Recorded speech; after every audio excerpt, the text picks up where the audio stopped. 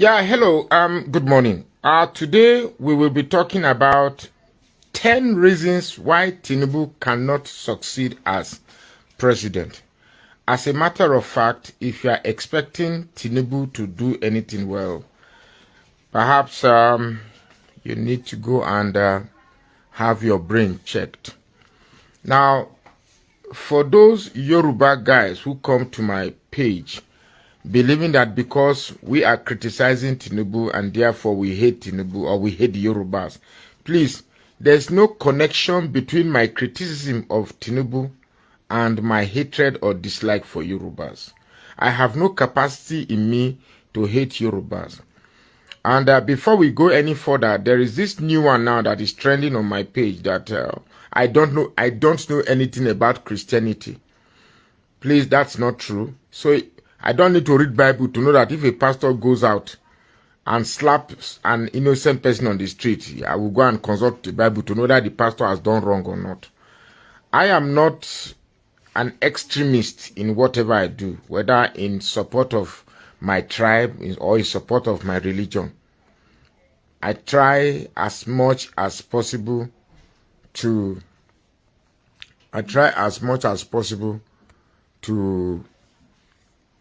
be objective in my analysis of what I see.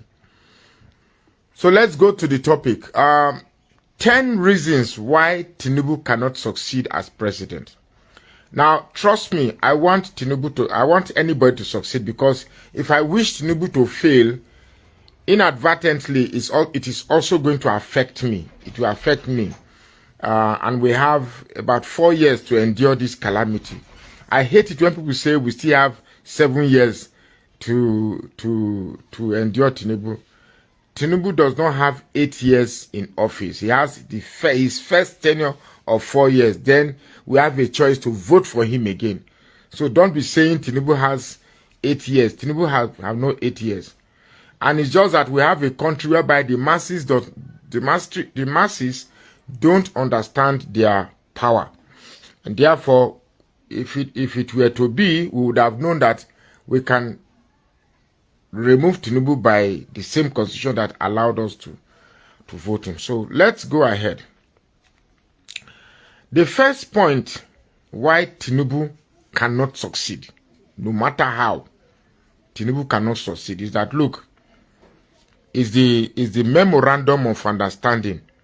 Tinubu, I wish this was a recorded video, but because I want to do a recorded video, but it's going to be very, very long, and usually people don't have a patient interest of both parties or more.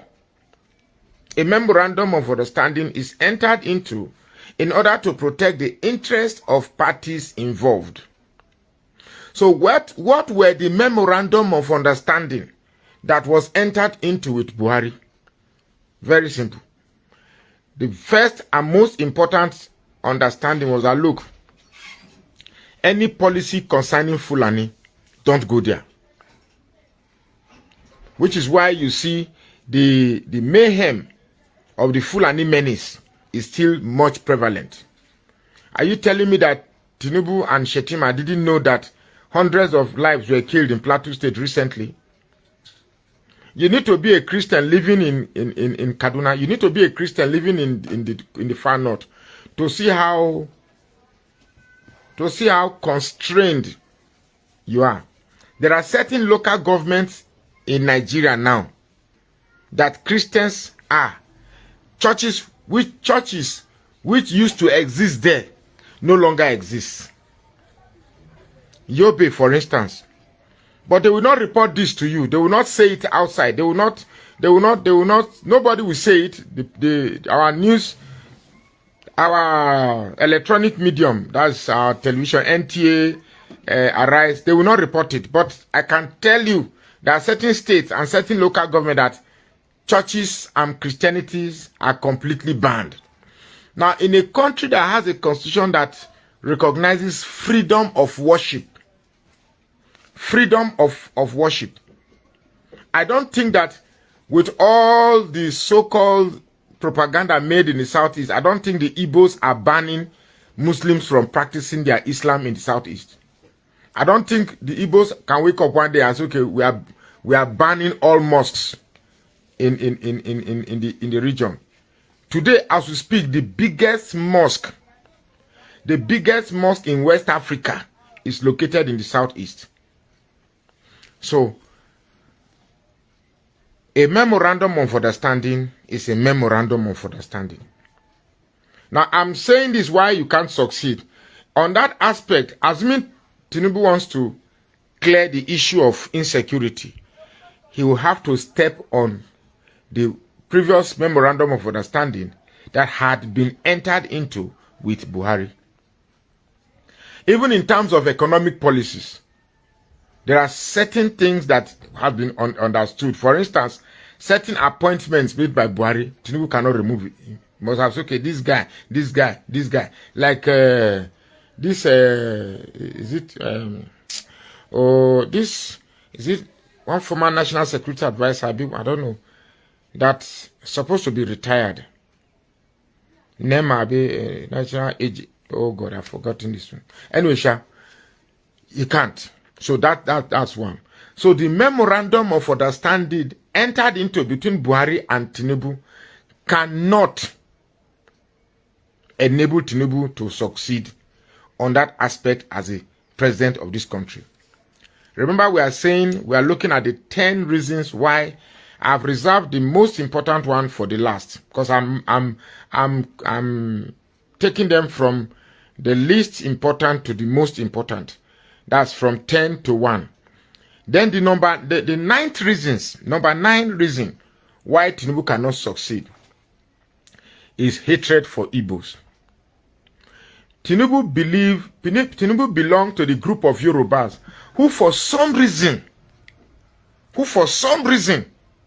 they have this very, very profound hatred for Igbos. They have this doctored fear that for some reason, if you don't check the Igbos will collect Lagos, Igbos will collect their land, Igbos will collect their businesses, Igbos will collect their wife. And for some reason, they have sold this idea to younger generation and made it look so real that it was something that was dug from history, and therefore it is transmissible to the younger generation. And for you to succeed as president, you must recognize the commercial importance of the Igbos. For you to succeed as president, you must recognize the commercial importance of the Igbos. So making efforts to think you want to frustrate them will only be an effort that will definitely boomerang. An example is this idea of this dollar increase or dollar rising. It is the Abokiman that has been benefiting from Binance through their black market. When it came to crying, no Igbo man came on the street and cried that they were hungry. And the reason why an Igbo man will never cry of hunger is simple. I said it in one of my videos. It's simple. And the Igbo man in Nigeria have taken businesses that has the potential of transferring the what's the financial term here? They are in businesses that transfer costs. If fuel increases and it affects products based on transportation or based on importation, it's very simple. You bring it to your shop and put the necessary, even the ones you bought at lower price, they begin to reflect the immediate price. So it will never affect them. You are the one that is buying. You are not the one that is trading. So you are going to buy. And don't forget that the Igbos sell things that are basic, that are necessary. So whichever way, it will not affect them because they will just simply transfer the cost to the increment in price, which is legal. But you that you are depending on your salary or you are depending on house rent, you can't just go increasing house rent indiscriminately because fuel prices have increased. So you find that your purchasing power will reduce while that of the Igbos, the purchasing power of the Igbo remains constant. It's a simple mathematics there. So there's no way you can say you want to make policies that affect the Igbo and not affect yourself. So if you must succeed, you must make policies that enhances the Igbos to thrive in their commercial businesses. That way, your taxation will increase, your revenue will increase. Let me tell you, people are saying, Abia State, where is he getting the money from? Where is he getting the money from? See, Alex Otti did not do anything special. It's just number one, create the enabling environment and investors will come in. I am currently in talks with some business partners who will come to, I think two people, they are of Igbo extraction. They are coming to Aba to invest in Aba, bringing millions of dollars to invest in Aba. I'm not talking tens of millions, I'm talking hundreds of millions to invest in Aba. Because the investors now have confidence in the leaders of where their monies are going to be kept. So when you you don't go begging investors or convincing investors to come and invest. Once investors have confidence in the leadership of where their investment is, they will automatically bring their money to that place. So I'm currently talking with people who are telling me their plans to invest in Abia State. So it's the same thing. Look, you don't know how much money the Igbos have. Forget that sometimes they don't understand their political strength and therefore they don't harness their political power. If Peter Obi had won, the secret of Peter Obi's success would have been the thousands of Igbo millionaires in dollars living abroad who will now troop into Nigeria to invest those millions, leading to increase in employment, increase in inflow of cash, increase in per capita, and increase in the general money circulation in the country, increase in the availability of dollar in Nigeria. That would have been his biggest secret to success. But with Tinubu and his anti-Igbo policies, tell me which Igbo man will bring his millions of dollars to come and invest.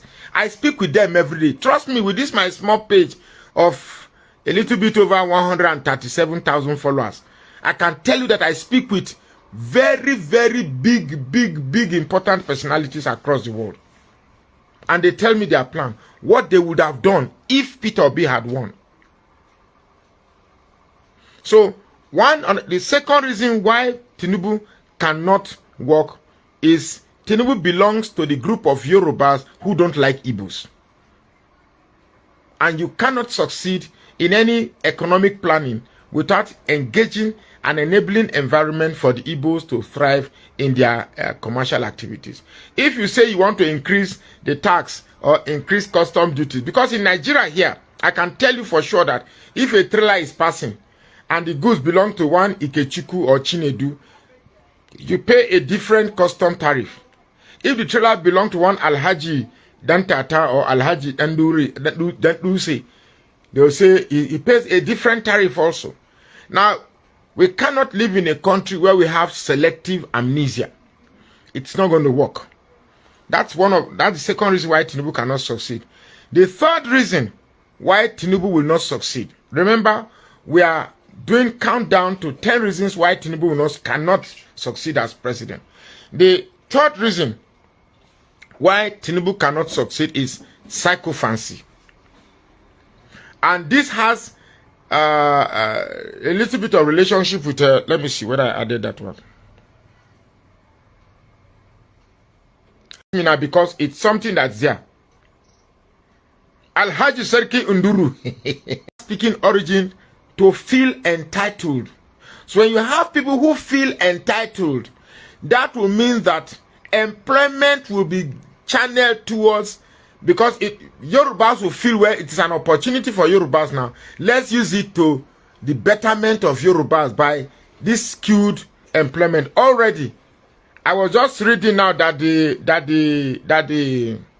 that the pastor, the director of ICT, who came to testify for Tinubu during the presidential campaign, is being rewarded by employment. And that ICT department, from the top from the first to the third, they're all Yorubas. They're all Yorubas. So when you have people who cannot reason outside their tribal proclivities, outside their tribal confinement, outside their tribal enclave, tendencies are that policies will be skewed towards favoring their tribal people. You can see Tinubu today. If you want to know how much Tinubu is biased on his tribal alliance, go to TVC. That I can't even sit and watch TVC. Just ride and bring the luggage to you. It's a brilliant idea.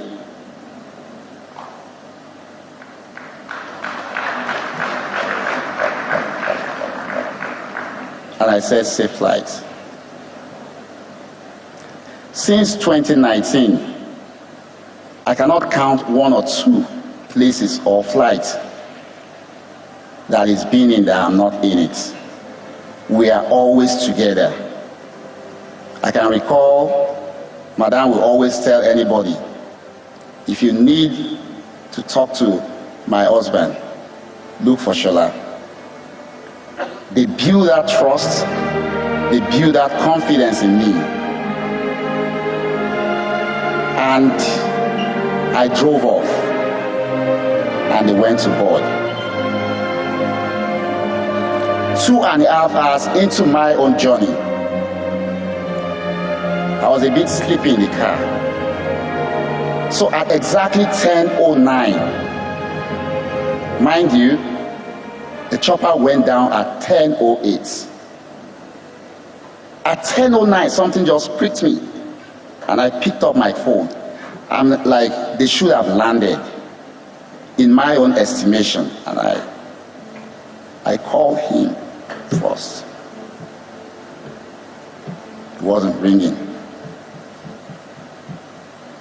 I called Madam. It didn't ring.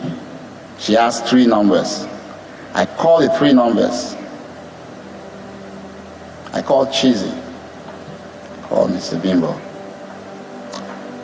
So I started sweating in the car. I was afraid. I was still on the road going to Vegas, and I tried to reach Mr. Ike. I guess, he just arrived. He arrived earlier than us, and he was sleeping. I kept calling. I couldn't reach him. And suddenly, I called the driver that was to pick us up when we land with the chopper.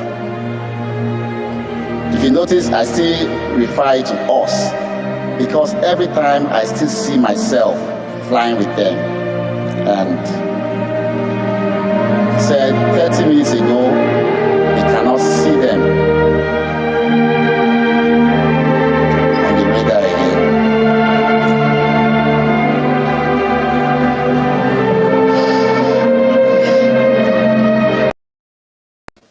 Your Excellencies,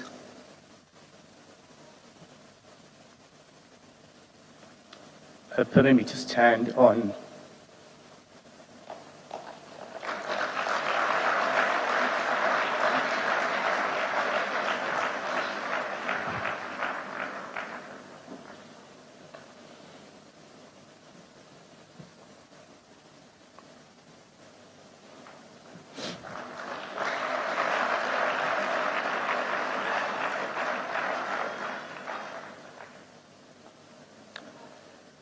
many of you will probably remember, as Derry said, 2021 August, in the same hall, a big ceremony celebrating my 60th birthday and launching my book. It was organized and paid for by Herbert.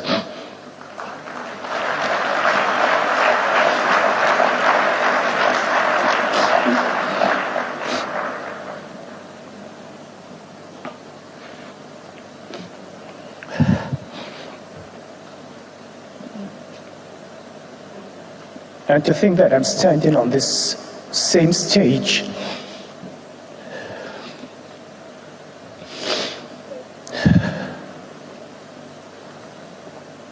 thanks, Alex.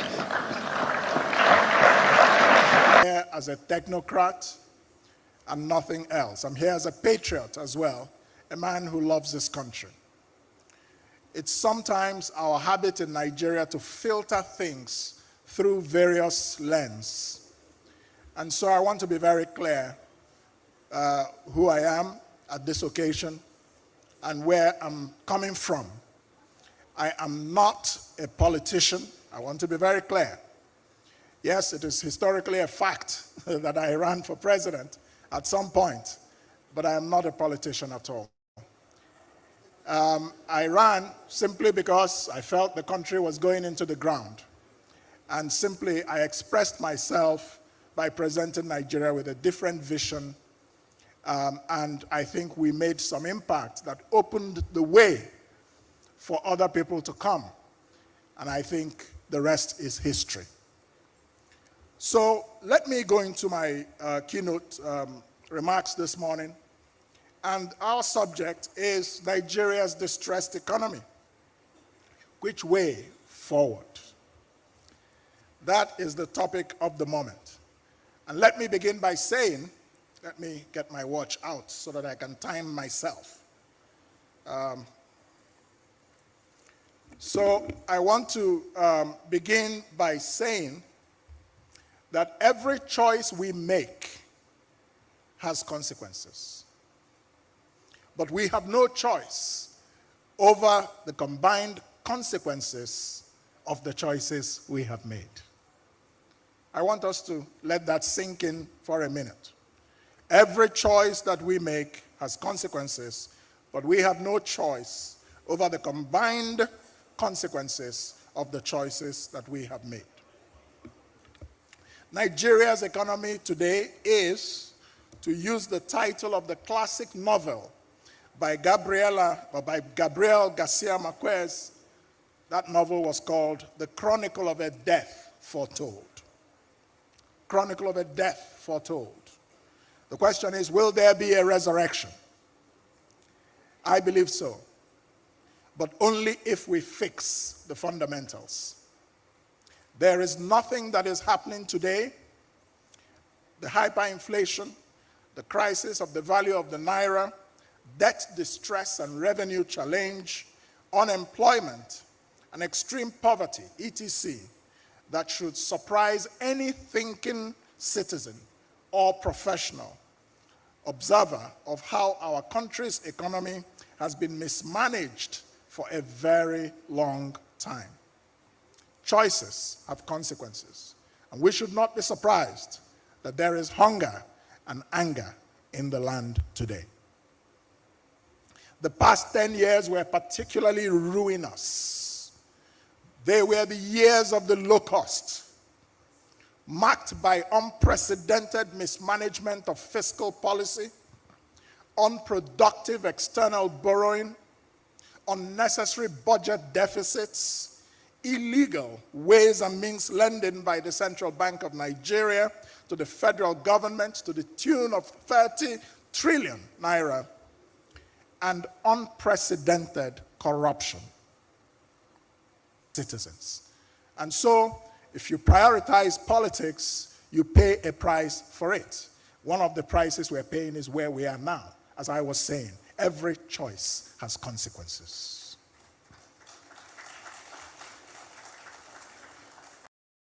House of Assembly on Wednesday don't start impeachment proceedings against the State Deputy Governor, Right Honorable Comrade Philip Shaibu. The majority leader, Charity Agwabaweyanwe, announced the impeachment notice during plenary. Contalk said the petition dated March 5th, they signed by 21 out of the 24 members against the deputy governor. People of that personal constituency And by God's grace, the majority leader Edo State has passed. Mr. Speaker, we have a petition brought pursuant to session 188, sub 1, 2A of the Federal Code of Nigeria. Mr. Speaker, the petition dated 5th day of March 2024 is addressed to the State Office. Mr. Speaker, the said petition is for an impeachment notice on the Deputy Governor of Edo State, Right Honorable Obaseki Shaibu. The said petition, sir, is sent by 21 members of the Edo State Assembly, which is by far above the 1/3 requirement as stipulated in the Constitution of the Federal Republic of Nigeria. The petition is based on two grounds, and we urge that Mr. Speaker cause the service of this petition on the resident. We thank you, Mr. Speaker. The Speaker of the House, Right Honorable Blessing Agbeba, could come receive the petition and come direct the Clerk of the House, Yaraya Omogbai, to serve Shaibu the impeachment notice. Agbeba could come also give the Deputy Governor 7 days to respond to the notice of impeachment. I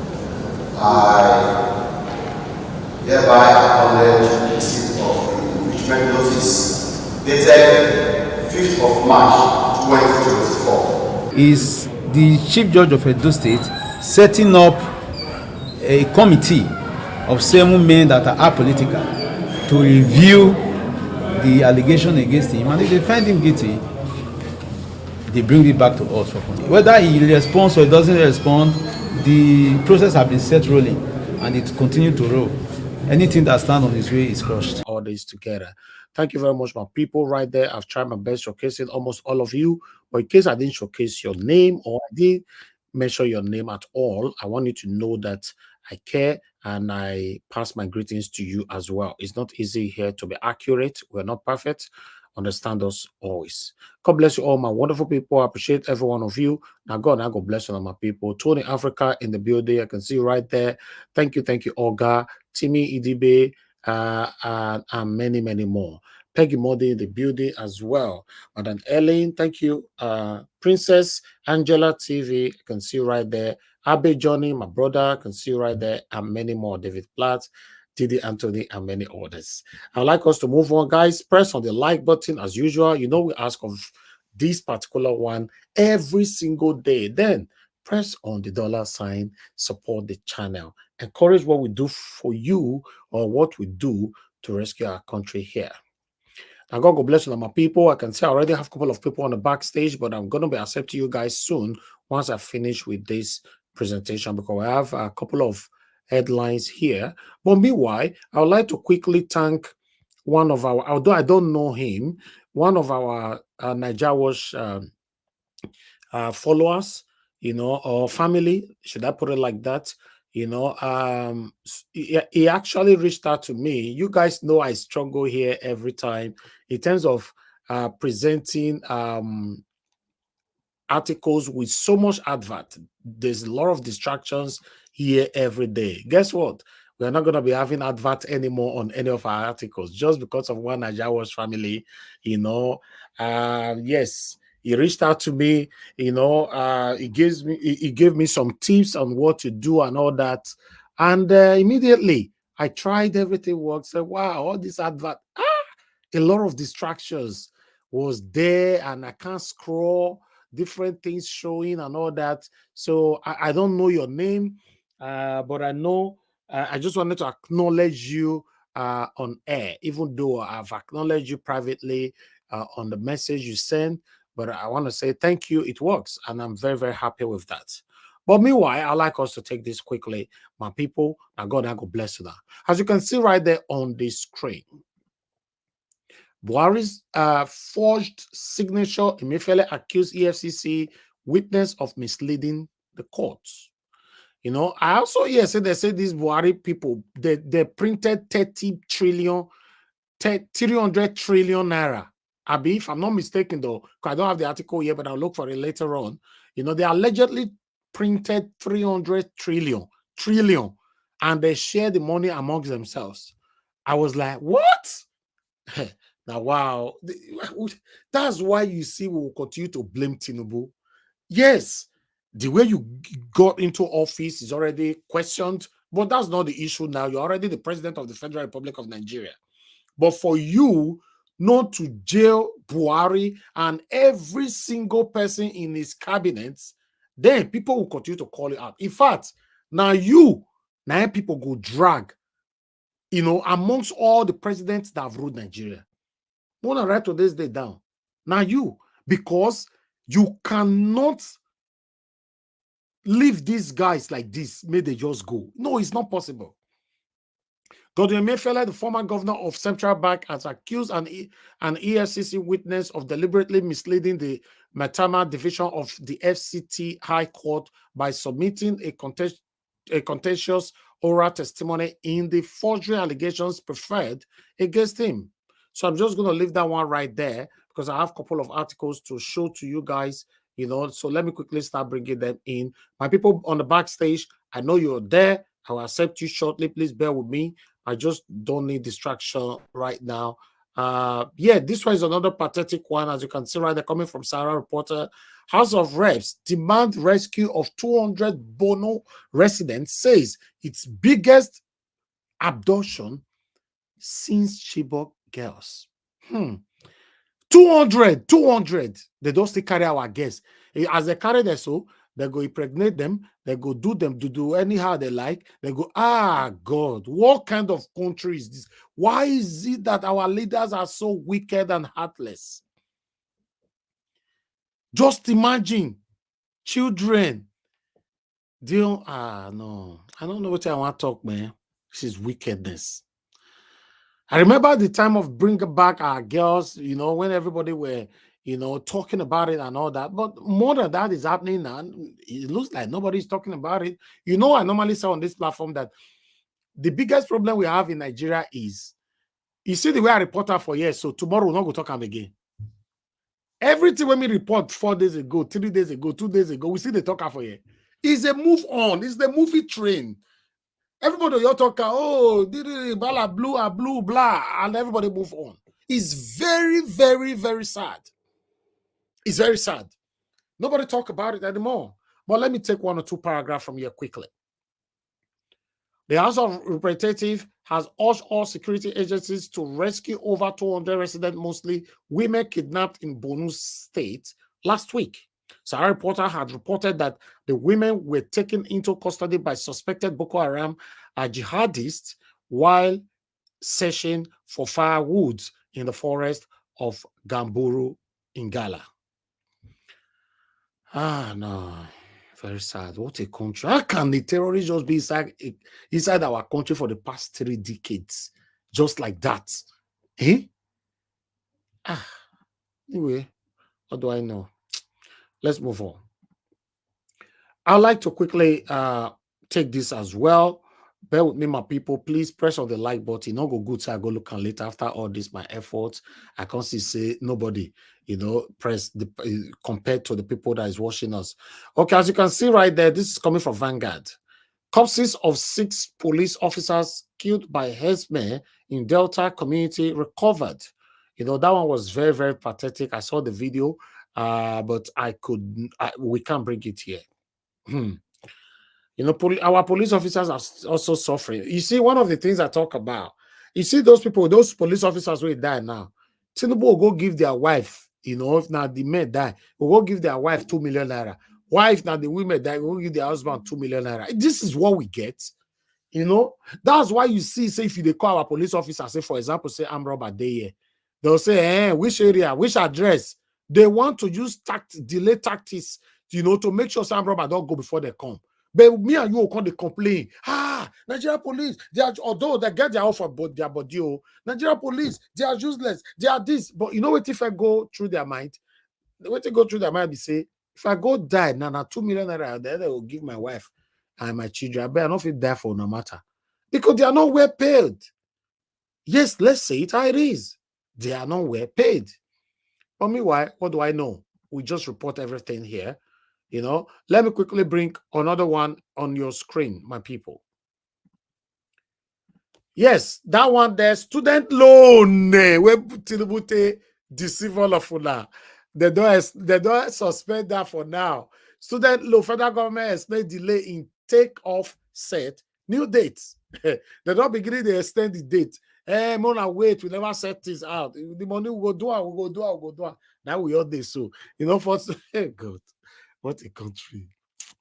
Oh, wow. No, normally we they blame Tinubu for everything, fine.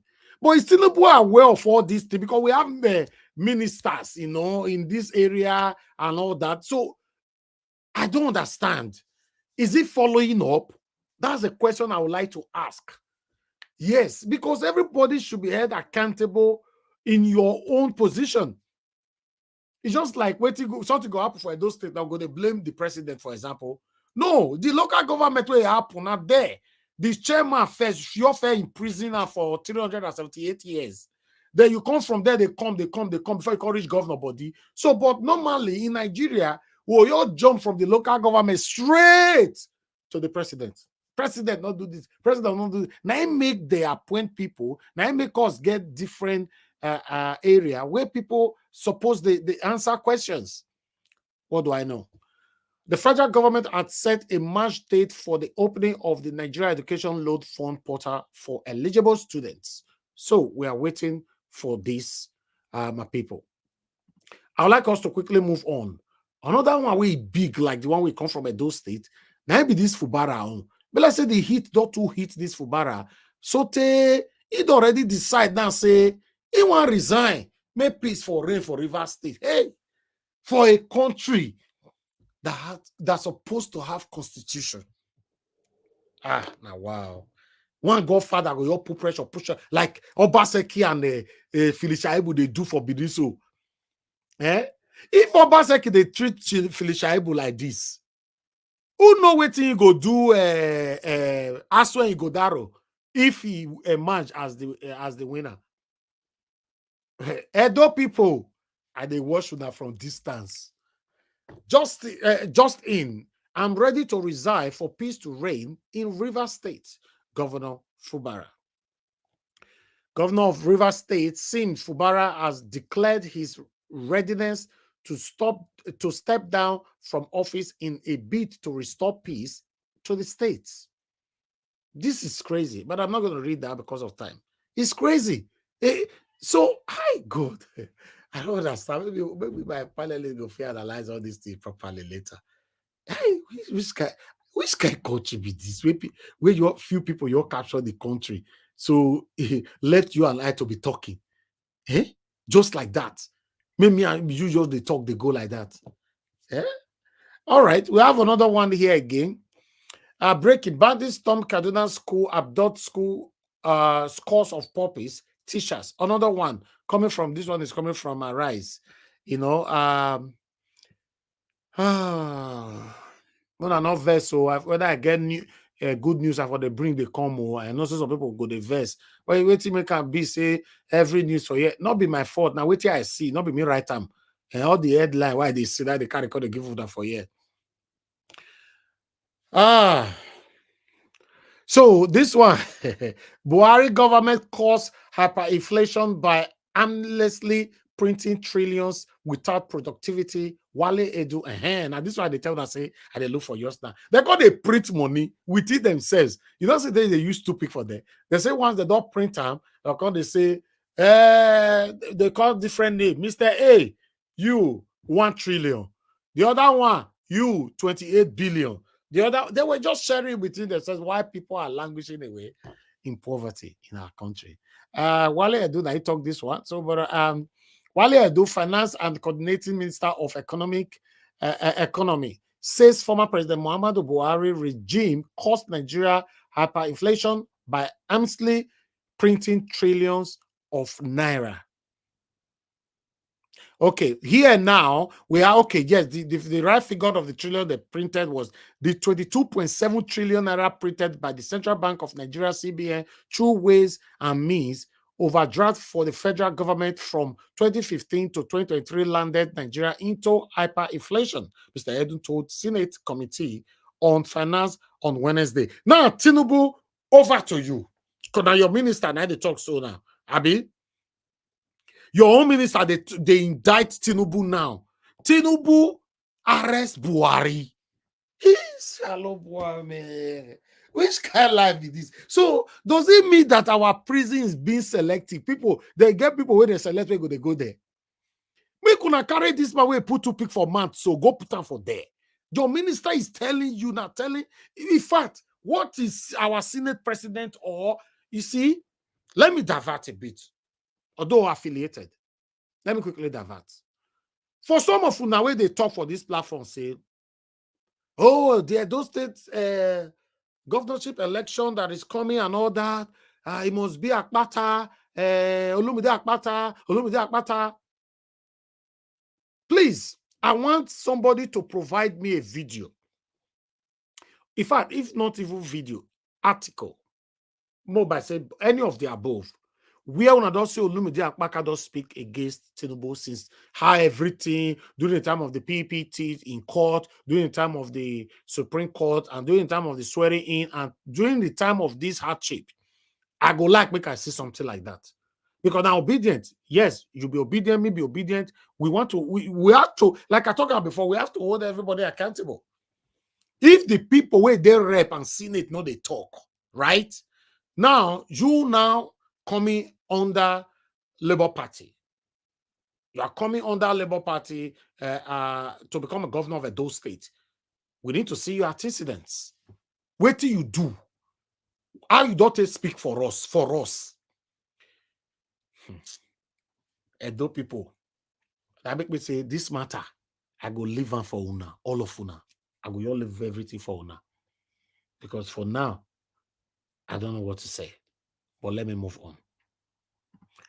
Thank you very much, my people. I think I have about 2 to go so that we can take it from here.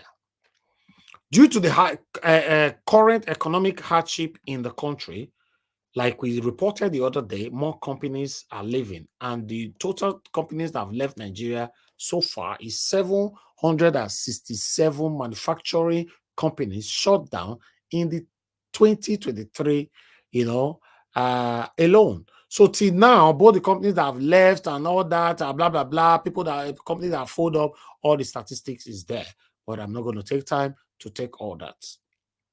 Just imagine when company is leaving or folding up, just imagine the numbers of people that will be losing their jobs. It's very unfortunate. But meanwhile, I asked of Better Edu the other day. Where is Better Edu? Eh? Somebody tell me the other day, say, if Better Edu fall, many people go follow her. Now make them not feel fall them. I don't know whether not true. Exclusive House suspended Nigerian Minister Better Edu wrote Accountant General wanted over 66 billion naira warehoused few days before 2023 financial year ending. Better a small girl where you're supposed to be there for us. Everybody they cry. Tinubu not good. Buhari not good. This one not good. Now they give you opportunity, make you still take rule. You if they do worse than these people, we don't cause the pains we all of us the face since God knows when. Now make me the talk. Say many of the people talking, they might likely do worse. Yeah. In case you doubt me, start your thinking from everybody that we elected or whatever that is right there in the House of Reps, senators from Labour Party. What are they doing? Over 30 House of Rep and senators. I can't remember. I don't have the statistic here. How many senators do we have it right there? What are they doing? So sometimes when you can't talk to me now, I'll also be thinking, I don't know what you would do if you get there. The latest exclusively obtained by the Sahara Reporter was dated December 20, 2023 and signed by Edu. Dr. Betta Edu, the suspended Minister of Humanitarian Affairs and Poverty Alleviation last December, asked the Accountant General of the Federation, Mrs. Oluwato Toyin Sakirat Madin, to warehouse over 66 billion naira or spent in 2023 for the ministry. A letter from the office of the Honorable Minister, Federal Ministry of Humanitarian Affairs and Poverty Alleviation to the Accountant General made the request less than 2 weeks before the end of the 2023 financial year. The letter exclusively obtained by the Sahara Reporter was dated December 20th, 2023 and signed by Betta Edu. It was titled Warehousing of or Spent Balance Fund from the Ministry of Humanitarian Affairs and Poverty Alleviation, NSIP, account NSIO for the year 2023 financial year. The letter reads, unquote, from 2020 to date, the Ministry of Humanitarian Affairs and Poverty Alleviation has in its budget line the National Social Investment Office, which run the National Social Investment Program, saddled with the responsibilities of ensuring social investment towards enhancing the livelihood of the people, which is in line with the Renew Hope agenda of the present administration. I'll leave it right there. Although it went on. So all the proof are there, but I'm just going to leave it right there. In case you want to read more, you can go to Sahara Reporter. You know what they happen for Nigeria right now, in case you guys are not aware. You do not happen to you. Make I still do not to go happen to me. Now be the situation what they so. Yeah. You do not happen to you. So if me do not to go happen to me. That's why you see some people sometimes when you call out Tinubu or anything, they'll be telling you that Buhari not do Buhari do now why Tinubu will come to something else. I highlighted this particular story last night. Economic hardship. Nigerian woman leaves 3 children at the Enugu police station and commits suicide. This one was very, very pathetic. It has come to a light that the woman whose identity remains undisclosed was reportedly struggling with depression due to the escalating cost of living. In a tragic turn of event, she left her 3 children at the Enugu police stations before taking her own life. So I'm going to leave that one right there. That one is coming from Parafat. So in case you want to read more, you can just run there and read more. But meanwhile, the governorship candidate of the People Democratic Party, Mr. Aswen Igodaro, he don't show his cooking skills. Don't say when election they come like this. He get plenty to what they see from all these people. So I'm gonna say anyway.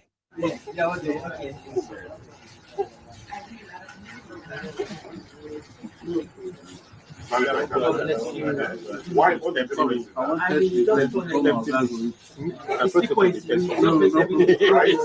Anyway, when you start like that, end it like that. Are you serious? Yeah. So why is it better that way? Then at least because of everything will be together. Everything will be flowing together. So it's better than going up and No, down. anyone, but just anyway you start, just continue like that. Are you serious? Yes. Try that. All right. How many of us have been cook? So at least, we get governorship candidate where cook pass so many of us. Cook pass good. Me, I know say this man cook pass give us a mandate. He cook pass Mr. Jonathan Kisley. He cook pass so many of us. So that's what we say, my people. I say we can carry everything. Can't give that for you. Thank you very much, my people. I'm done finally. But meanwhile, I have one article to quickly read, but I'm going to accept my people in, so we take it from there. Okay, let me read this article quickly first. As you can see there, over the controversies that is going on with the deputy governor of Edo State, reads, political miscalculations, the fall of a man by Honorable Comrade Eromisele Eyonsan, the President Esan Agenda Worldwide and Edo Coalition Movement. Now I talk this one. We have told them that anyone that goes against Asa and Jeddah is against equity, fairness, and justice. Therefore, the fall of of the person will come faster. We have never imposed the Esa and Jeddah on anyone. Rather, we have made appeals with all the gods of Esa land. Our traditional rulers left their thrones and went round Edo South and Edo North for the purpose of Esa producing the next governor of Edo States. Many listened and adhered to our appeal. Therefore, they joined the movement. God bless you all. But Comrade Philip Shaibu boys on one occasion wrote to discredit our traditional rulers. My team made a response to that and they withdrew. Some of them called me and apologized. Honorable Philip Shaibu, our deputy governor, was advised by his boss, Governor Obaseki, to relax and let the Esan people have it. But he insulted his boss and started displaying youthful rascality of different occasions. That he even discredited His Excellency in an event by coming late after the governor's arrival. It is an insult to the office of the governor because the deputy governor shouldn't have come after his boss. Rather, he should have seated waiting for the arrival of his boss. He's disrespected the party leadership on the 22nd February 2024 by conducting a primary election by himself and declared himself a winner. It is an offense to be expelled by the State Working Committee, SWC. Whereas the party's legitimate primary election, supervised by all statutory bodies, was conducted on that same day. We saw Dr. Aswa Ngodaro as the authentic and legitimate candidate of the People Democratic Party, PDP, to contest the September 21st governorship election. All aspirants were present in Samuel Ogbamudia Station for the primary election that Dr. Aswa Ngodaro emerged the winner, except the two that withdraw from the race. So people are already saying, you know, I'm not saying that they say that they want to impeach this guy now. So I believe say the next couple of days now, you know, according to the video that I played earlier on, they say make you go for another walk, make it they do, you know. So Philip Shaibu, I don't know what you will learn from this, though. What is happening to you right now, you know, because it looks like the two giants is fighting you at the same time. Oshomola is fighting you, Obaseki is fighting you. So, and you are not in the middle. So it's very serious, very, very serious. I'll go on this break. When I come back, then we'll start talking. I'll go on now. God bless you. No more bad government in Nigeria. Nigeria what? The only media that have been consistent speaking against the bad government and for the purpose for reformers. Nigeria what?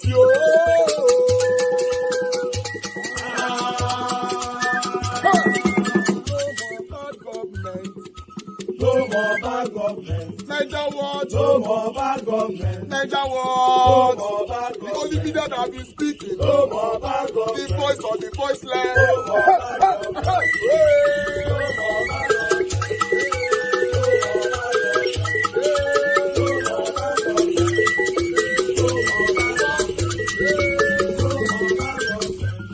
government. No more bad for the poor. No more bad government. Niger what? No more bad government. Niger what media? No more bad government. No more bad government. No more bad government. In Nigeria. No more bad government. No more bad government. No more bad government. The only media. No more bad government. The number one media in Nigeria. No more bad government. That have been speaking against government. No more bad government. Niger what? No more bad government.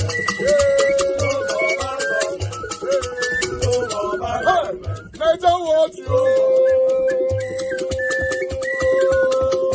The voice of the voiceless. The voice of the voiceless.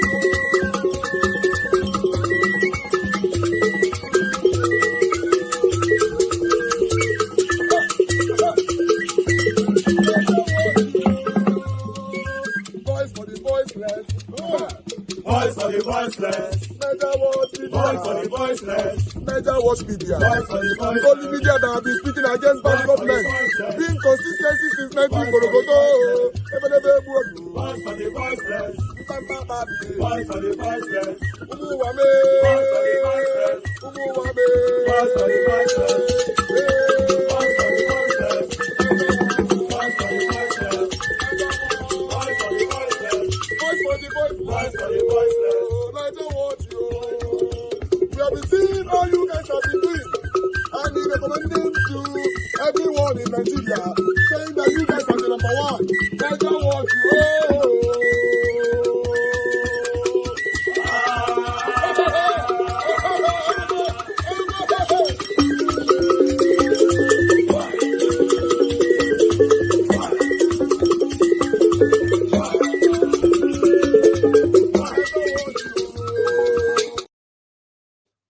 All right, guys. I appreciate you all. Thank you very much. Yes, we are back. We're back. Right. I'm going to take some calls first before we start talking. If I receive a call in the next 10 seconds, then I'll prioritize. If not, I'm just going to move straight to my panelists right now. I have a couple of people right here with us already. And thank you very much, my people. I appreciate you all. We are waiting for a caller to call in. 5 seconds to go. 5 seconds to go. Yes, let me check on these likes quickly. Okay, the likes that we have here is 179, and we have over 600 people watching us. Guys, press on the like button. It's now 180 right now. Please press on that like. It's very, very important. God bless you all. Thank you very much, Madam Origin, for calling in. Good evening to you, man. Please talk to us. Hello, everybody. Thank you, Mr. Niger Watch. Thank you, our panelists. Thank you, Mama Diaspora. Thank you, all the ninjas. Thank you. As we gather here, as always, as our civil service, serving our nation. Do not take anything you're doing here for granted. Don't take it lightly. I always like to remind myself why I'm here. I think that is very important to me, that we are here to educate ourselves, to speak truth to power, speak truth to ourselves, expose the lies, be a voice of conscience to those that have kept quiet to see the evil that is going on in our land and they are keeping quiet, and to be a voice to the voiceless. We are here also with our incredible panelists. As the People's Parliament, we are here to dialogue and see how we can make sense of these we can't understand. I think Nigeria is beyond human. You can't fathom it, that you can have a nation of 200 million people, and for the last 30 to 40 years, illiterates have been ruling. And we have intellectuals. We have people with that you can, I keep saying it. In America, let us use America as an example. That is where I live.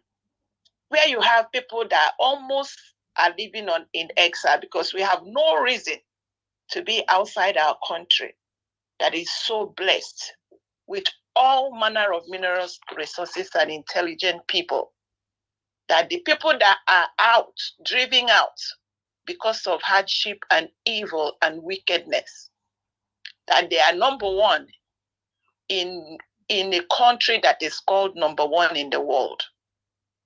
They are number one. They have the highest level of educated people among them. 70% of the Black doctors are Nigerians. Everything they are scaling through. And that brings me to the question. I'm going to kind of talk about, they call him Mr. or Professor Moghalu. You see, Mr. Niger Watch, when I am a little hard on the elders, pardon me, I want to keep speaking it, because I don't see why people like Moghalu and the rest of them are in Nigeria, are Nigerians, and this country is this dilapidated. And he has come.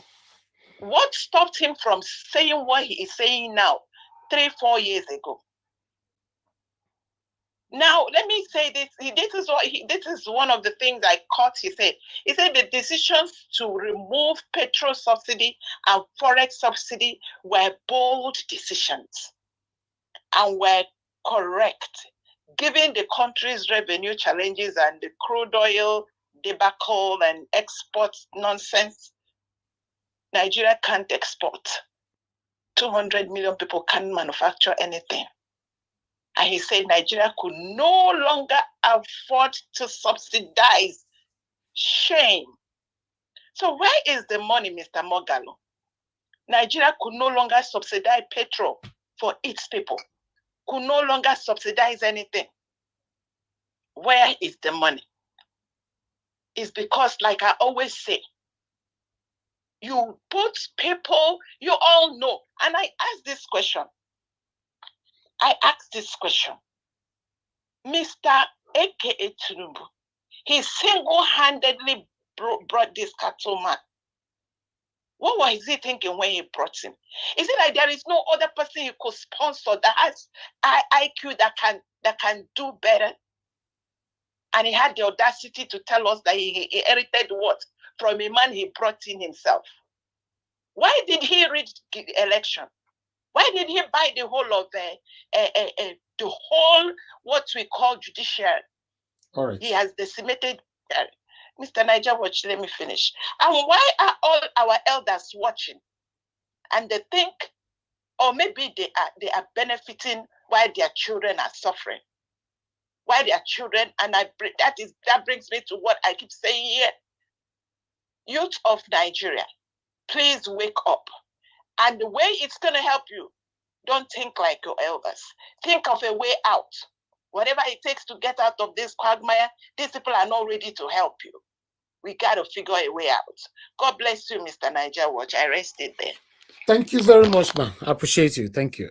All right, let me take one more call because a lot of people were calling in. Okay. It's just that on this channel, people don't know the right time to call. Mr. Shukun, also, thanks for calling in. Good evening to you. Please talk to us. Thank you. God will keep blessing you for what you are doing.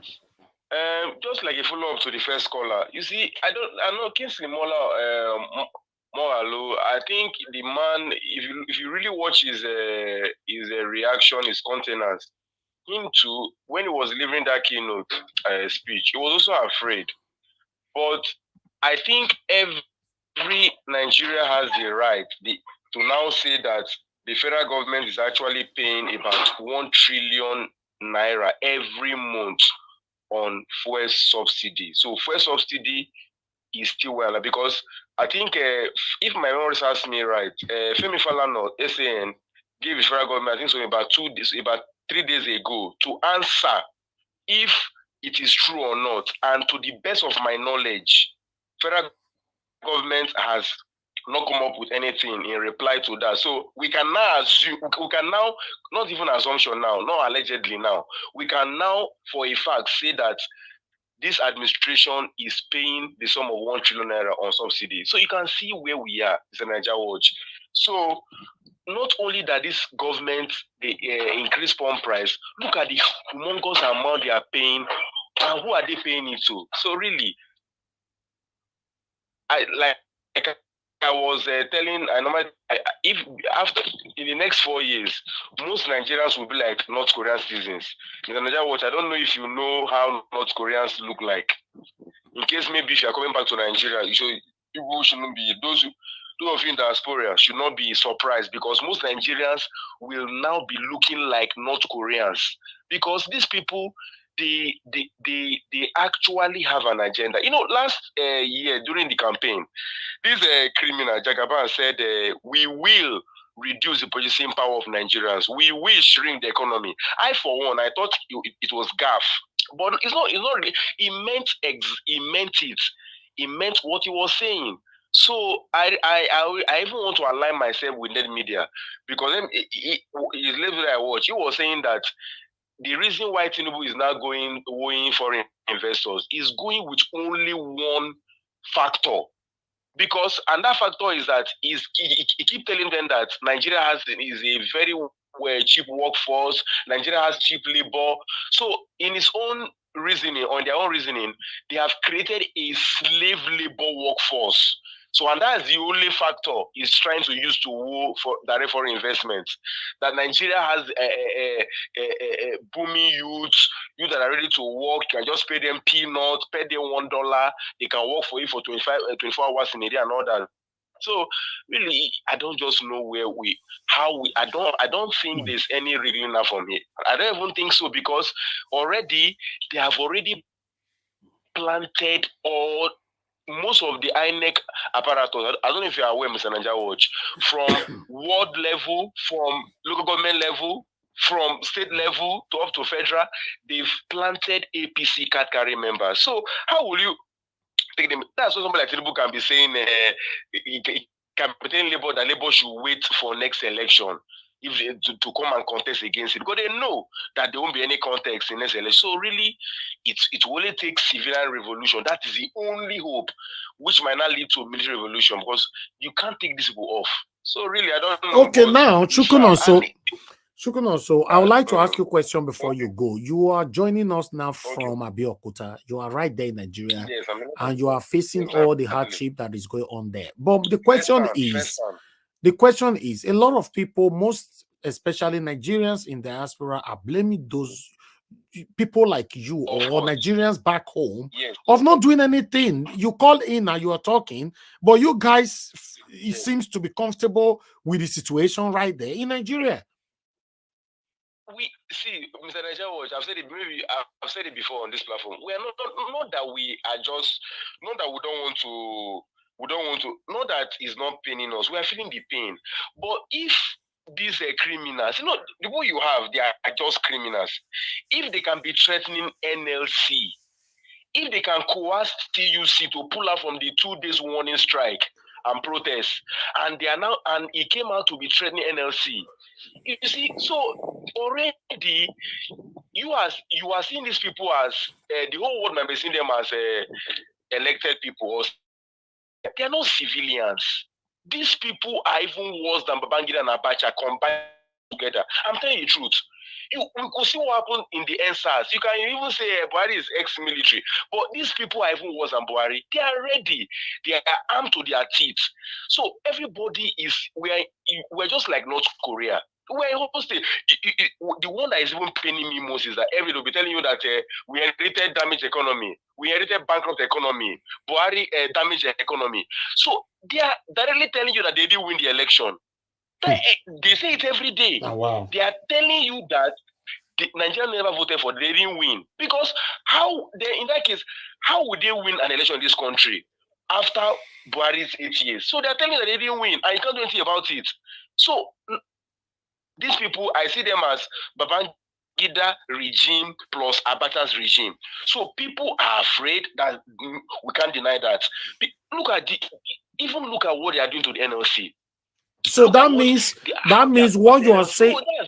What you are saying now is that there is no hope at all for Peter Obi in 2027. The only prayer I have is that, when the hunger bites, the only hope we have now is in northern Nigeria. And we are praying that the hunger will keep biting, because we can't deny that fact. The way they normally insult Peter Obi, they will say, are you saying that poverty is only in the north?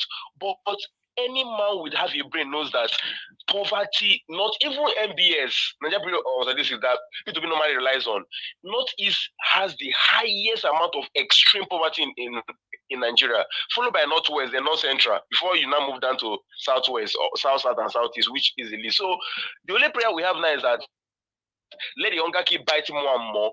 Let it start from the north. Before the south will join them, because we believe that it will be difficult to stop them in the north, to stop that revolution from the north. That is where we are banking on. But really, for me, I'm even praying that let the hunger keep biting more and more, because if it doesn't happen now, if this revolution doesn't happen now, Mr. Nigeria Watch, 2027, it will only take a God's miracle. So Okay, honestly, thank you. They have just captured everywhere. Thank you. Everywhere. That's just the truth. Thank you, Mr. Chukwuno. So God bless you. Thank you.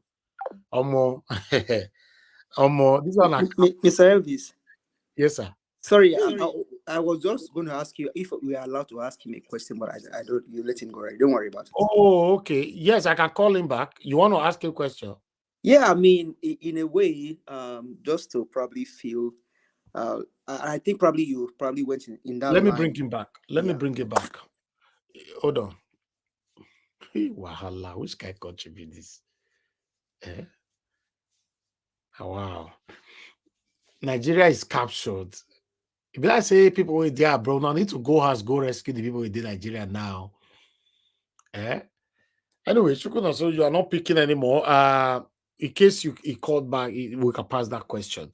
It's very unfortunate. First, we did Nigeria, and I call so they are Abeokuta there. Now they talk to us. So say, you know, like no hope. Una we don't they fight for 2027. Me don't fair ask for this platform. See, we do not they fight for. Eh? Peter, I'll be telling I say he get hope, he self get hope for the 2027. Where the same Mahmoud Yakubu is still there. The CJN is still there. Eh? Mr. Tony Africa, thanks for calling Inter. You have 2 minutes. Talk to us. Good evening to you. Hello, sir. Good evening, sir. Thank you very much. Yes. Go ahead. Thank you, sir. You see, that guy don't tell you, say, you want to rescue our country. You know, say, you don't know where to start now. At the year when they make it too much. You know, this is, sir. Good evening, sir. You know, so the chief don't tire man because, and then if it's a say at the year, give us our mandate for you go to party there where they cook. Now, your voice did I hear say they follow the man they cook rice. They look for trouble, lah. Now your voice, so we could check and now play back. Mr. Tony, So you know, sir, you like I just say hello, sir. Okay, bring your own banga. Thank you. We could look for plan B. That's your work, and you know, say you have done your best. You know, Nigeria can never work. It's a dead country. Thank you, sir. Thank you, Mr. Tony. Thank you very much. Hi, Nigeria. Which guy contributed? Okay, Shukun also was calling back. Okay, quickly pass your question so that we can move on, my people. Shukun also, I'm ringing you back again. Okay, Shukun also, I'm calling you back because somebody wants to ask you questions from the panel. Hold on. Go ahead with your question, sir. Thank you very much, Mr. Elvis. Mr. Chukun also, thank you very much for calling in. So now, basically, the summary of everything I heard you say is that even as it stands right now, Nigerians are not able to protest against this bad government, or because you feel that they are going to probably unleash their armies against Nigeria. Is that what I hear you say, sir? Yeah, I'm not mistaken about it. Exactly, because you could see what they are doing to Labour and TUC. So from there, you can draw your conclusion. But don't you think that Labour is the one? Labour is just playing politics with what they are doing, because this is not the first time Ajero is doing, and I said it on this program, Ajero cannot be taken serious. Do you think Ajero and the other TUC guys, do you think they are serious-minded people? Okay. They are not. They are not. Of course, they are not. No, they are not. But what of the civil societies? All of them are being coerced. That's the problem. The problem is that even from NAS, if you know what is happening, I think that is give us a mandate. Okay, let me just give you a scenario now. I don't know if you are aware that virtually all the federal universities in Nigeria, federal, not state now, their school fees has really skyrocketed. I don't know if you are aware. I'm aware about that. So, and NAS could not even do anything about it, though some school union in various schools tried to actually raise some resistance, but they were easily silenced as of that last year. So that is where we are. That is exactly where we are. So it's real. Okay, thank you. Thank you, Chukwunoso. Thank you. Thank you, sir. Yes, sir. All right. Mr. Innocent, thanks for calling in, sir. Good evening to you. Please talk to us. Good evening, dear, my dear brother, Elvis. Good evening. Thank you, sir. What I wanted to ask that Mr. Chukwunoso also is that, it's not only him. Now, everybody is saying, let the revolution start from the north. Now, why would the revolution start from the north? Do they believe that if the northerners start to rise, that the military will not go against them? Is that why they're saying that they're waiting for the northerners to start the rioting so that they can join later? Is that what they're saying, that, the northerners can start it, that the military, the DSS will not do anything, but if people down the south starts to riot, then they are at a risk that they'll be shot at? Is that what they are trying to say? Please, can you let somebody tell me who? It might not be him, it might be somebody on the panel or somebody who knows why everybody is saying, oh, let it start from the north. Let it start from the north. So the northerners will start it, and then nothing will happen to them. But if the southerners do anything, the same thing the northerners will do, then they will perish them. I want to know. Okay. Please. Thank you very much. Yes, Thank you. Thank you, sir. Yeah, people are listening. Anybody can answer that. For me, I don't know why people are saying let the northerners start it. So maybe there's a reason for that. But I don't know. But nevertheless, revolution, protest, or whatever it is, Nigerians constitutionally can occupy the street and tell the government their displeasure of the current economic hardship. But for everybody to stay inside the house and calling and typing behind our keyboard and all that, it looks like we are not going anywhere. It looks like none of us is ready. So we have another call from Enugu. Let me take this. Thank you, Mr. Ifeanyi, for calling in, sir. Good evening to you. Please talk to us. Hello, Elvis. Yes, Good sir. evening. Thank you, sir. My name is Ifeanyi. I thank the panelists and everybody on the platform. Elvis, thank you for all you do. What I want to say, somebody called in. I was asking about why we are clamoring for the North to start the revolution. It is true. Anything that happened down here, you will see Operation Python dance. You will see Operation this. You will see Operation this. All these people killing people in the North, have you seen any of them that has been killed or arrested or jailed or whatever? So it's better for them to start it because it seems they are like, what do you call it? Sacred cow that nobody can eat. Immediately it starts in the South, they roll out all the times. So let them start it. Because if you are really talking about poverty, it's not worse in the South. In fact, North is the capital of poverty. I'm telling you. So they should start. The Easterners have fought the war. They've done their own. Let the North do their own. And we can join. That's the way it is. Everybody is afraid. Just as last Chukun also said, these people are wicked. They are mean. They don't care. If you come out, they will roll out the tanks and they will deal with you. You can imagine where the civil societies cannot talk. But during Jonathan, all of them came out and shut down the nation for how many days? Now everybody is quiet. I don't think we have hope. Even Peter winning 2027 election is a mirage. Wahala. Let's be sincere with ourselves. Because these people are, Mahmoud is still there. All those judges are still there. So how will he win? But so Mr. Kola, can salvage this country is that revolution. But the problem is who will start the revolution, because people of the South are afraid. I have to be sincere with you. But okay, Mr. Kola, somebody want to ask you a question, sir. Don't you think that with what you are saying, sir, there are, even though, and thank you for calling in and saying this, but don't you think that the South, down the South, people are also ready to protest? But them hearing you saying this is like creating fear, because I know people are also ready to protest down the South. They just want people that can actually probably kick the whole thing started and then they'll go for it. But what you are saying now, don't you think it's like... Yes, that's what I'm telling you. You know, civil societies normally are the anchor of some of these kind of things. The moment the civil society, you know, there are plenty of them in Nigeria.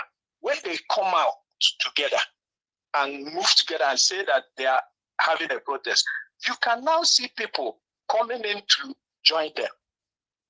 NLC, people are not joining them because nobody trusts them. Because they go today, they back down tomorrow. They go today, they back down within the next 2 hours. So people need people to galvanize them. Unless God just does it, that we will have a spontaneous reaction all over the country. Okay, thank you, sir. That's the only way. Thank you, Mr. Ifeanyi. God bless you, Yes, sir. sir. Thanks for calling in. Thank you, sir. Thank you. You see, the problem now in Nigeria is that NSC came out. Even the NSC themselves, even though you guys are saying they are tired and all that, or me might say, I don't trust these people. But nevertheless, when NSC came out, the common Nigerians did not support them. That was the opportunity for you to come out with them so that the whole street will be occupied. But they didn't come out. All of them, they are on Instagram. They did wash rubbish. Mr. Elvis. Mr. Elvis. Yes, sir. The Nigerian youth. The Nigerian youth. That's the way Yeah, you use and clear. okay. Let me leave it for now. Maybe when I come in, I will say what I want to say. Okay, it's better now. Better. I'll come back to you.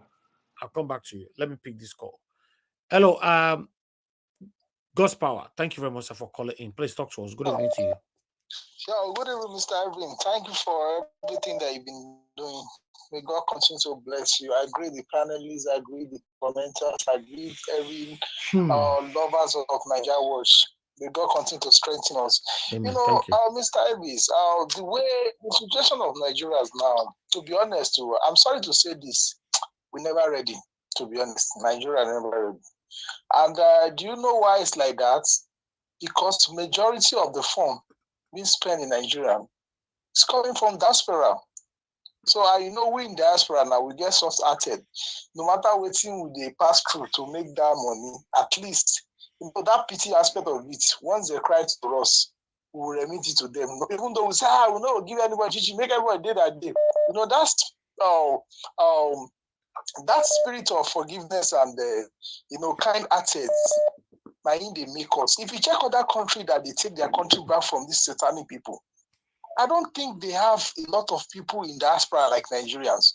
I must say in the whole Africa, let me just use the word Africans. Now Nigerians, plenty for diaspora past. That is why. Check country like Niger and Burkina Faso. How many of those of their people are there? That is why when the hunger hooked them to the neck, this will not be protest, they turn into revolutions.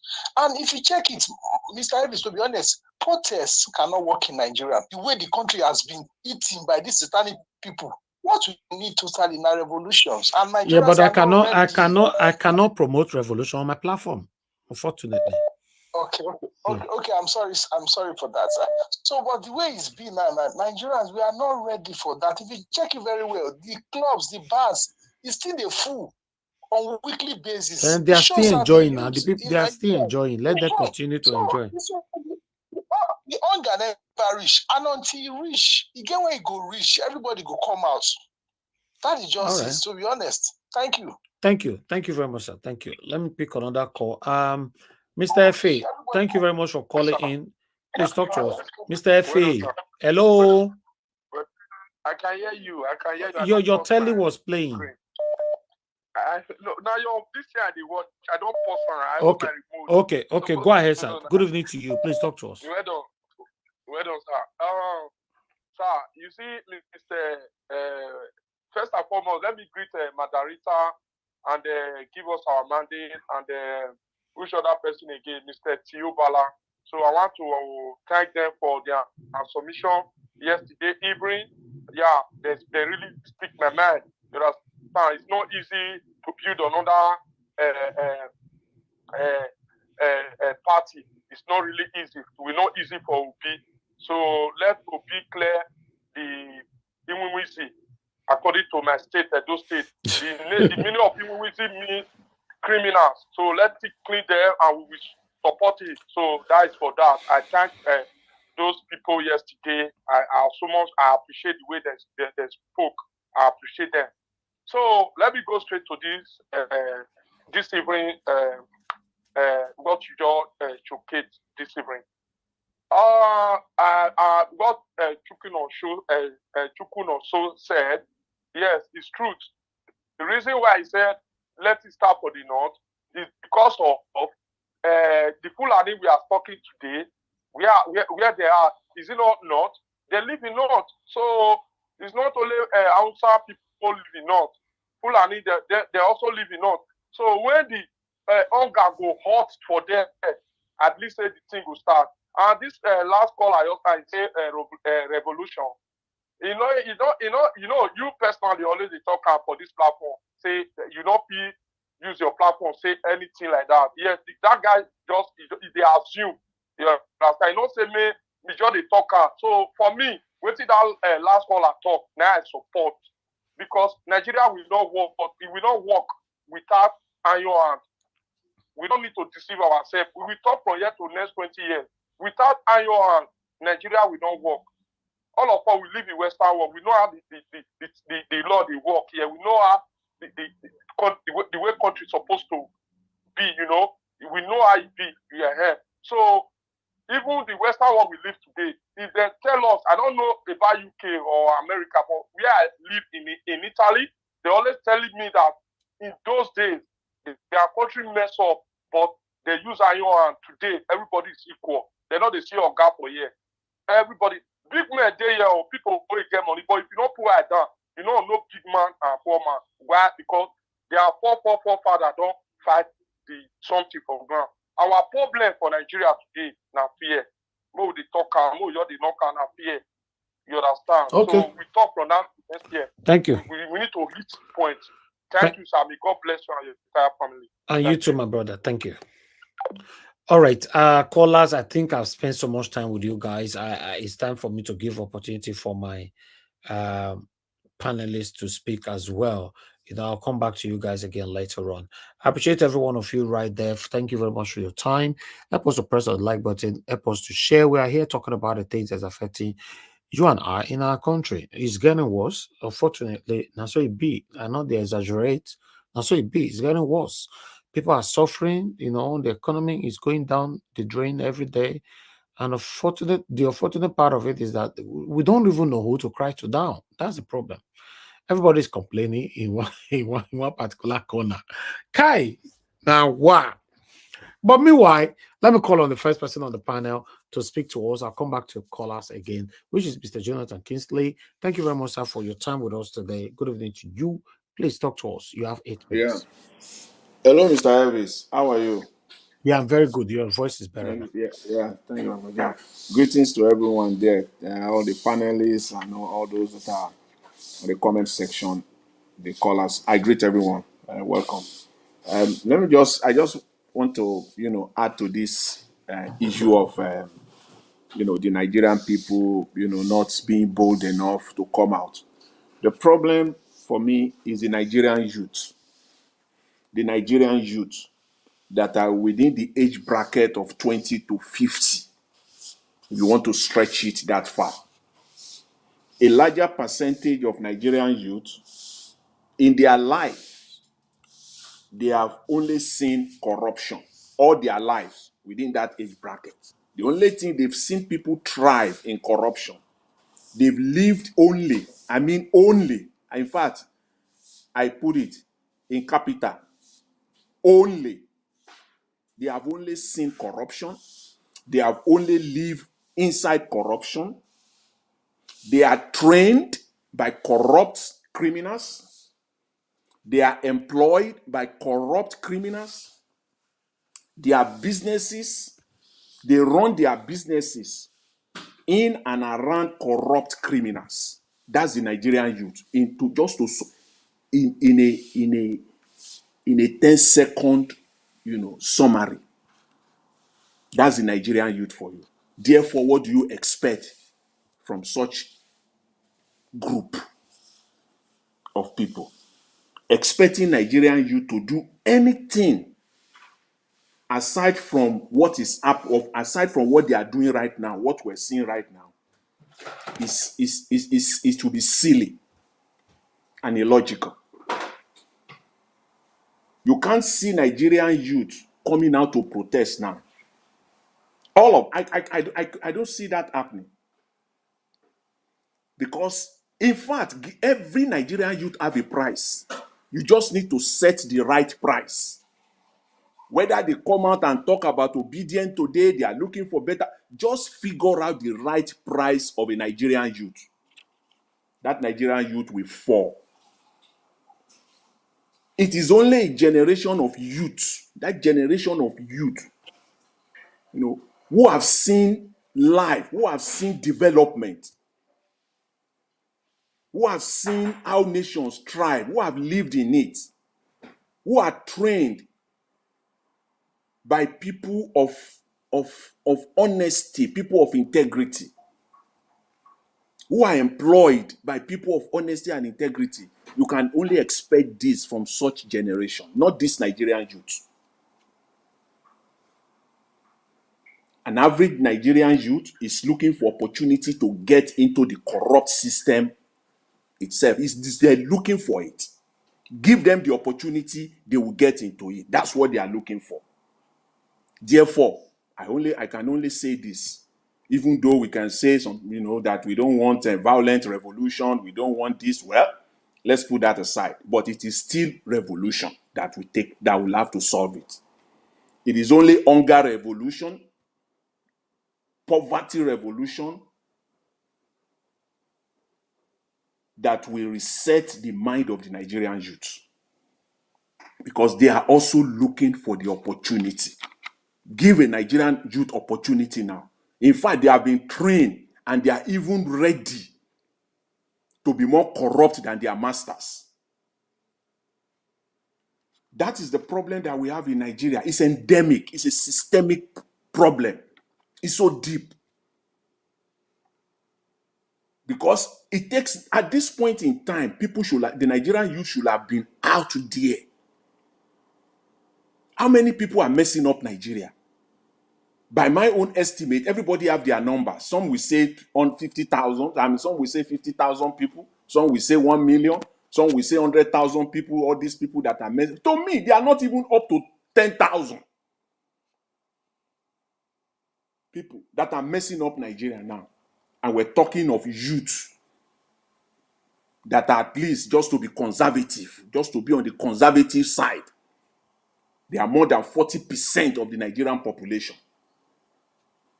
So you are talking of about 80 million to 100 million if you want to go by their population number of 200 million. So what is 10,000 people, 20,000 people? How can they curtail, even take 5% of the 100 million? So it is not essentially fear. I respectfully disagree with that notion that it is fear. No, it is not. It is not fear.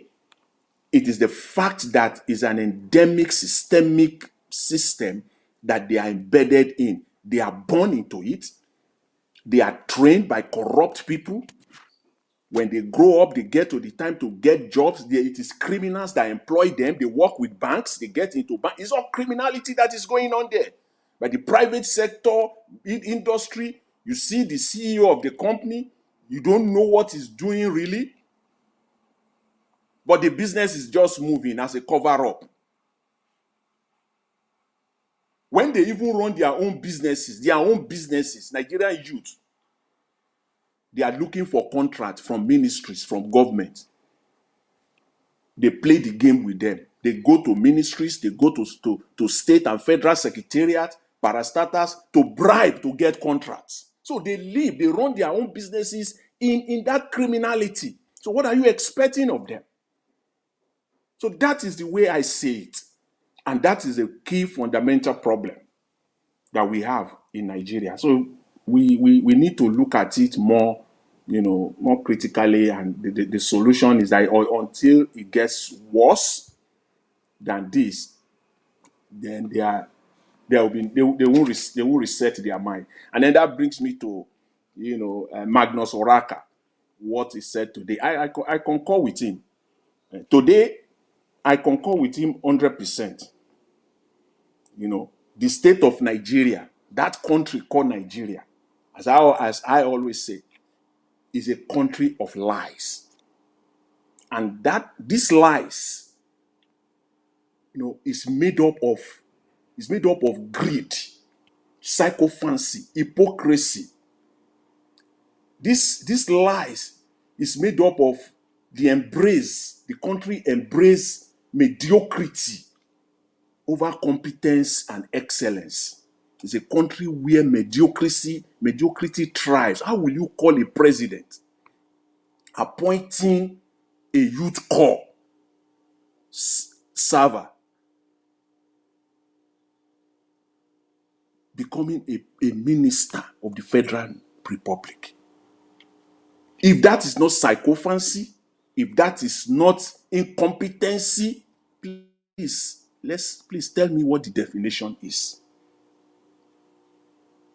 Yes, you can give him or her a job, to learn, to be trained, prepare him or her to become a better citizen, a better nationalist, a better patriotic citizen. That's what the National Youth Service is all about. That is the primary objective. To now appoint a youth corps member to be a member of the sitting down with ministers in the chamber is then tell me what we're getting, what we deserve as a nation. That's what we're getting. The hypocrisy, the sycophancy. You are talking about a cabinet, and all the people there, it's all political cabinet, and then you are talking of turning the country around. See, let me say this: the whole world is aware. In fact, the world knows more than an average Nigeria about Nigeria. The world knows what is happening in Nigeria more than what an average Nigerian knows about Nigeria. The world knows that Mr. Tinubu is not a legitimate president, that he rigged the election. They know, they are aware. The world knows that the Nigerian judiciary is corrupt. They know. The entire world. I'm not even minusing anything. The entire world knows that Nigeria did not vote for Mr. Tinubu. They know that Nigeria is a systemically corrupt country. Therefore, going to them asking for investment is a waste of time. The best they can do is to play diplomacy. The attention and the courtesy they are giving you is just diplomacy, because that's what diplomacy is all about. It can be their own turn tomorrow, so they got to play the game well. So we'll give you the attention. It's all diplomacy. They know what is going on in Nigeria.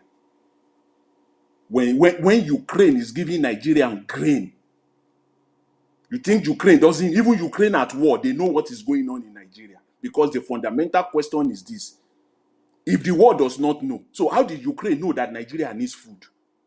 One or two things must have happened. Either Ukraine knows directly, or Nigeria directly wrote to Ukraine that, please, we need help. It is one of the two. We're not stupid. It is either Ukraine knows that, oh, Nigerians are suffering, which I believe they know. We need to help them. They are our brothers. Let's help them. Or Nigerian government directly, through the Foreign Affairs Ministry or through the United Nations representative, wrote to Ukraine seeking for help. So that's why I said the world knows. They know what is happening in Nigeria. So let's make no mistake about that. In fact, Mr. Tinubu going around is a disgrace, first of all, himself, and overall to Nigeria as a country and to Nigerians. It's a colossal disgrace to that nation, Nigeria, going around as if the world does not know. You think they are stupid, they are naive? They know everything. What Nigerians does not know, even the Nigerian youth. The world knows. If you go, they will tell you, they know what is. They don't have foreign ministries. They don't have ambassadors in Nigeria. They know what is happening in Nigeria. Even before we Nigeria know, they already know. They pass it on to their own country. So all this nonsense they are doing, the Beta Edu saga, you think the world does not know? That is why countries put themselves in order. That is why nations don't act recklessly. You think the world does not know the printing of close to 30 trillion naira? You think they don't know the mess created by Emefiele? The world knows. So I will just leave it at that for now, Mr. Elvis, and then I will take it up, given the opportunity again. Thank you very much. I really appreciate it. Thanks to everyone. Thank you, Mr. Jonathan. God bless you, sir. So that was a wonderful submission. So to be honest, if we're just you and I here, I'll let you continue. Thank you very much. But let me pick this call because I have somebody on the phone. Thank you very much, sir, for calling in. Good evening to you. Please talk to us. You have 3 minutes. Hello, good evening, Mr. Niger Watch, and thank you. Happy New Month. Thank you, I sir. want to thank you for this opportunity and thank everybody there. I greet the entire panel, Mami Diaspora, and as many as are listening. I don't have much to say this time, but honestly, with a heavy heart, I'm calling. With all these things I'm hearing about, this number had been kidnapped here, this number had been killed, 6 policemen, that's 6 families they have deprived of breadwinners. And this and that happening. Niger, what I want to say this, in each of these states where these things are happening, we have the police, we have the military, we have a sitting governor, and we have the federal system. Nobody is standing up to say, who are these people doing this thing? Which is just to give you only one message, that this is organized, and the government knows everything about what is going on and who is doing it. I tell you, a few days ago, not quite 2-3 days ago, information reaching me, even from Imo State, in a local government area called Ngopala, certain area, that the Fulanis were in the bush there, they had killed some people there, quiet people, and they are now into confrontation with the youth around there. These things are not being carried by the media. I think we have gotten to a point, it is clear. These people have shared themselves. What they want to do is gradually, from one place to the other, take over any part of Nigeria until they are fully settled, then they will launch a full war against the people. I think Niger Watch have been supporting this issue of one Nigeria.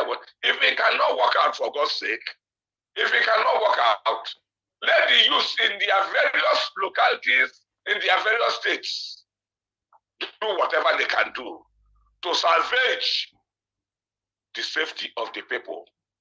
How can they carry 200 people in Borno, of all places, and the vice president is there? Nobody say he's not saying anything. It's a shame. In fact, there are a lot of things you say this morning that I need to get involved in, but in the way my head is just packing, I cannot even get involved. Please, this is what I want to tell about. I want to use just maybe if I have a minute or 30 seconds remaining to say something to the Igbos. Because the Igbo,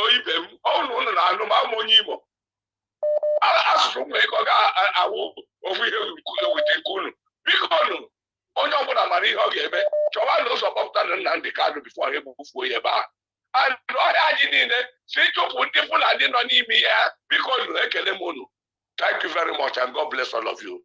Thank you, sir. Mr. Niger Watch. God bless you, God bless Nigeria. Thank you very much. Yes, sir. Thank you. Okay, Mr. Okpara, you are calling back again. You only have 1 minute. You have 1 minute, sir. 1 minute. 1 minute. Mr. Elvis, it's me again. Sorry to be calling back. You have 1 minute. Go ahead. Yes, 1 minute. 1 minute is fine. Now, the guy that first guy on your panel, he hits that on the nail. You see, the youths of today will never ever come up to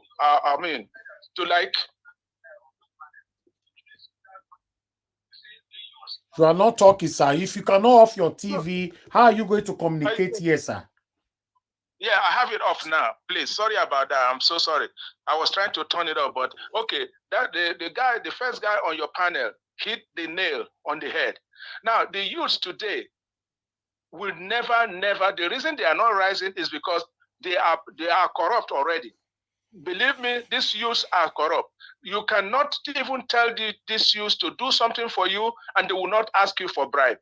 This is the only thing they know about bribery. Like the guy said, they were trained, they were born during bribery when corruption is now endemic in Nigeria. Nigeria, and they're going through that. So for these things that, we are saying that the youth should rise, they will not rise. They will not rise, no matter what. Even if the Northerners rise, the youth in the South will never rise. Thank you, sir. Thank you. I just want to support the guy. What he said is super, super correct. Thank you very much, my dear. Thank you. Yes, sir. All right. Let me come back to give us a mandate. Thank you very much for your patience. Good evening to you once again. Please talk to us, my brother. Thank you very much. Hopefully, I'm coming out clearly. Yes. Thank you very much for the time. To the Nigerians, to the panelists, comment session, greetings from the diaspora. We greet you. Thank you for all that you do, for the support and everything. Greetings to everyone. Well, thank you very much, Mr. Chukwunoso and the others that called in. Although we may say that Nigeria is different from other countries of the world, but when hunger eats a man, it's the same hunger everywhere all over the world. The same way black.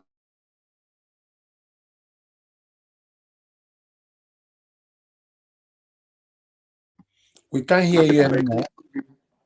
Can you hear me now? We lost you for a few seconds. Okay, you said what I'm saying is, yeah, hunger is constant everywhere all over the world. The same way a man in UK is hungry, the same way a man in America will feel hungry if they are hungry. Now, I know that we can say that, oh, Nigeria is different from some countries of the world because of how we run our things. But if you look at Sri Lankans, right, they all came out when they could not bear it anymore with their government. They stood against their government, went to the government house. People were frying stuff, eating stuff. Some were jumping into the pool, they took over the city, took over the nation. Now, I don't know if the hunger level of Nigerians have not actually get to a point where they need to eat the streets, not minding what comes their way. Because as it stands right now, you showed a video, a news earlier, Mr. Helvis, of a woman that took her children to the police station, 3 kids, left them there, and then went back home and pied herself because she couldn't bear it anymore.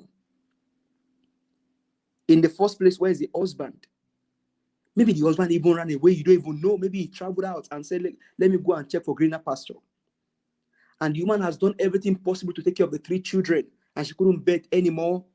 And I wish such person would have just reached out on this kind of platform instead of taking her own life. I wish such a woman can even reach out to her neighbor instead of ending her life, because she still have more. Those children are going to become parentless. They don't have parents anymore.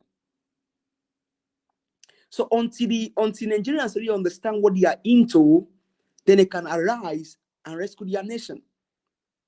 Because every excuse that you want to give, oh, they have security, they have this. Mr. Ebi just told us, it is your constitutional right to eat the streets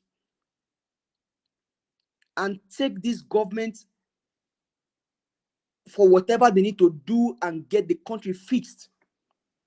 The country, you know what Qatar just said about Nigeria, about the visit of the in quotes president to Qatar? They said they know that the corruption of Nigeria has eaten so deep. That's what Qatar said about Nigeria.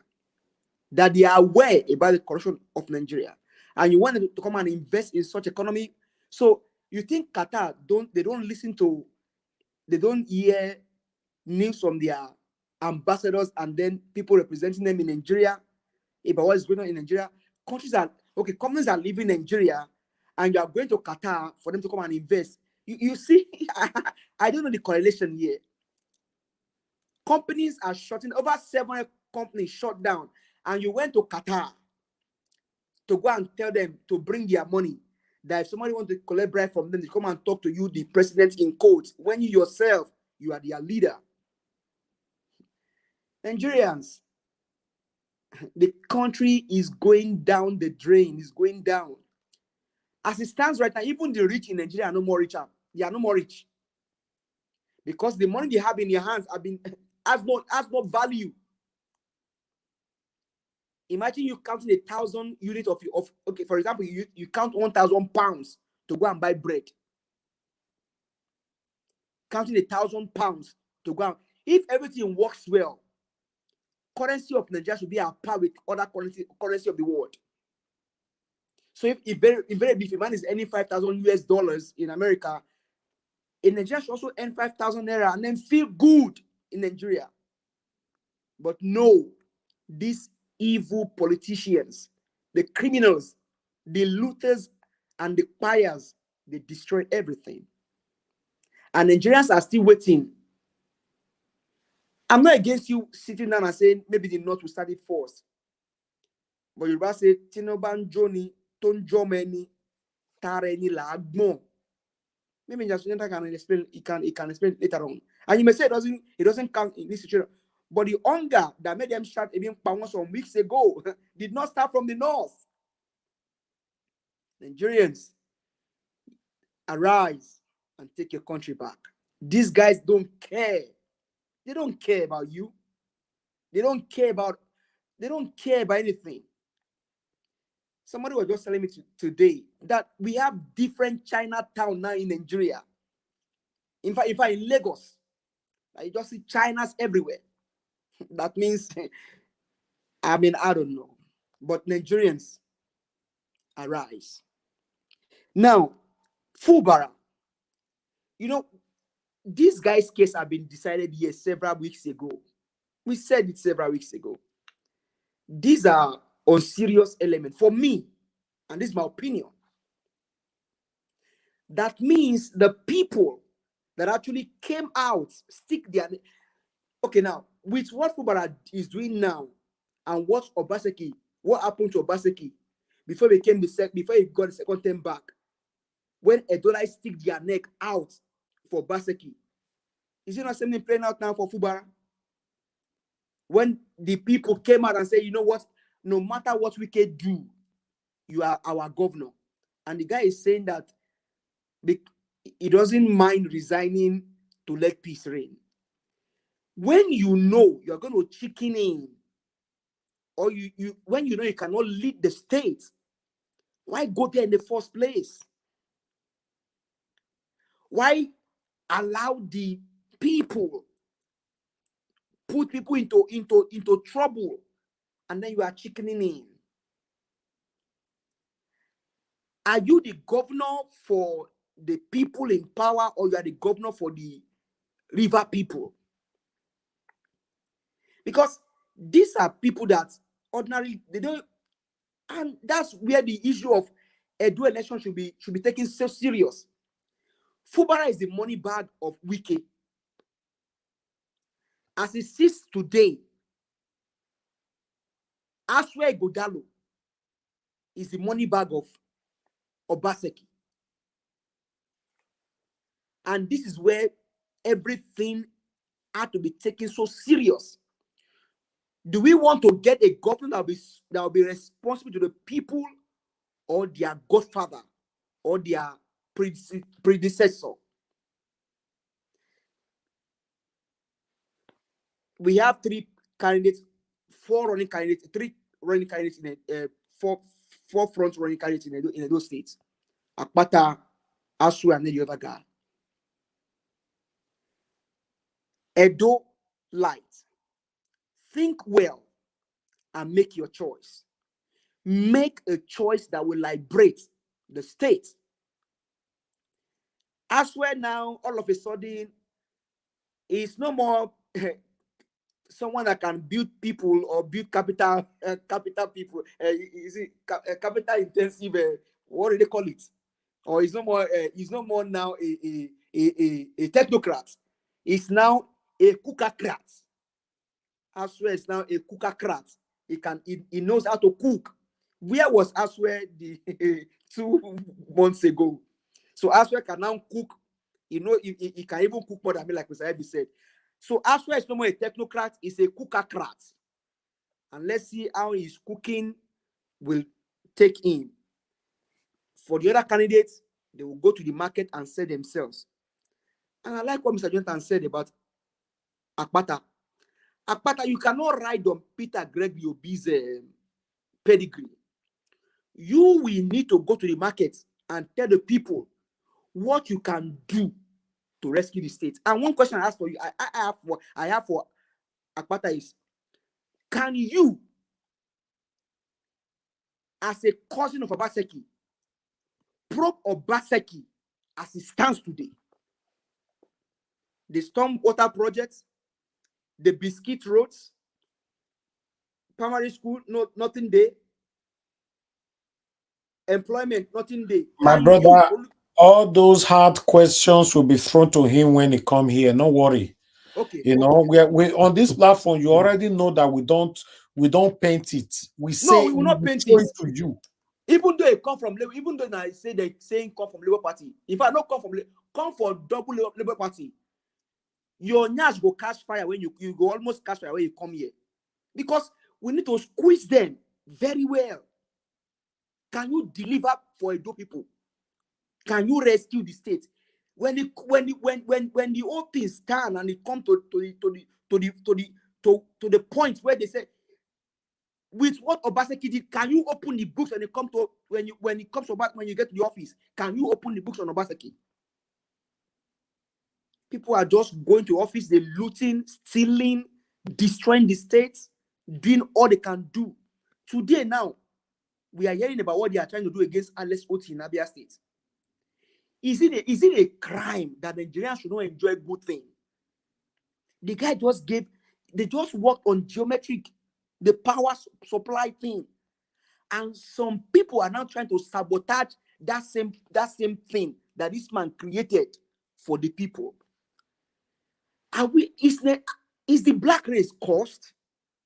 And Nigerians cost that you must not enjoy good thing until you leave the country? Dubai is a country. Nigeria is a country. UK is a country. America is a country. Americans, they don't have two heads. Dubai, they only have one head. Qatar, Mr. One of our patrons that called in earlier, is in Qatar. Shit, they swear for black race that they must not enjoy a good thing. Somebody is giving power, and some people are saying they want to sabotage the process. What kind of wickedness is this? What wickedness? Now Obaseki against Shaibu. Well, I don't know if Shaibu is reaping the consequence of his wickedness or what they did, but Obaseki, Shaibu, there is court. Go to court against Obaseki and PDP in Edo State. Because until yesterday, they know you were the deputy governor. They didn't remove you.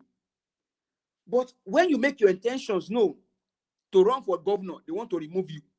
Everybody's entitled to their own opinion, to their ambition, to their purpose, to their desire.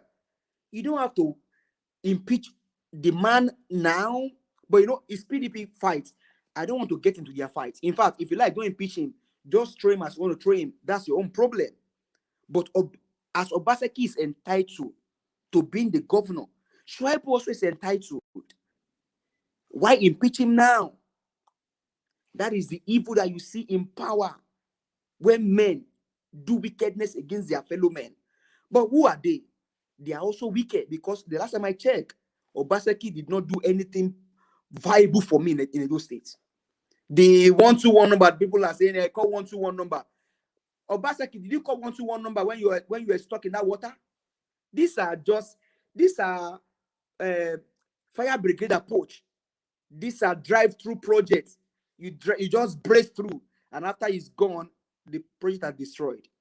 My brother, thank you very much for all that you do. We'll come back and speak in the second round. But I mean, the guy that passed on, Wigwe, it was an emotional time when I watched that driver speaking, and then his children. All we can pray is that God comfort his family and then help Nigeria. Thank you very much, sir. Thank you, my brother. I appreciate you. Thank you very much. All right. Let me quickly come to Mr. Alex. Mr. Alex, thank you very much for your time with us. Good evening to you. Please, I'd like you to talk to us. Yes, thank you, Mr. Najawash. Thank you for your revelation intervention. Thank you for not making your platform Roman Locuta Kotaf X Capital X. Sorry for the noise. I'm sorry. I'm a bit.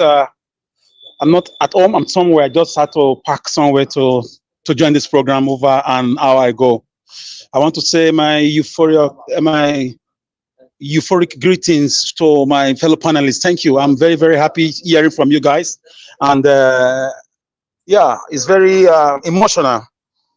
For me, I just feel that we should know that what happened to Wigwe, as far as I'm concerned, nobody is happy when anybody dies, but I just feel, why is everybody crying suddenly? Why is Dangote, why are the elite crying? Is Wigwe more important than Deborah? Where were these people? May the soul of the departed rest in peace. The millions of Nigerians that lose their lives due to insecurity, is Wigwe more Nigerian than them?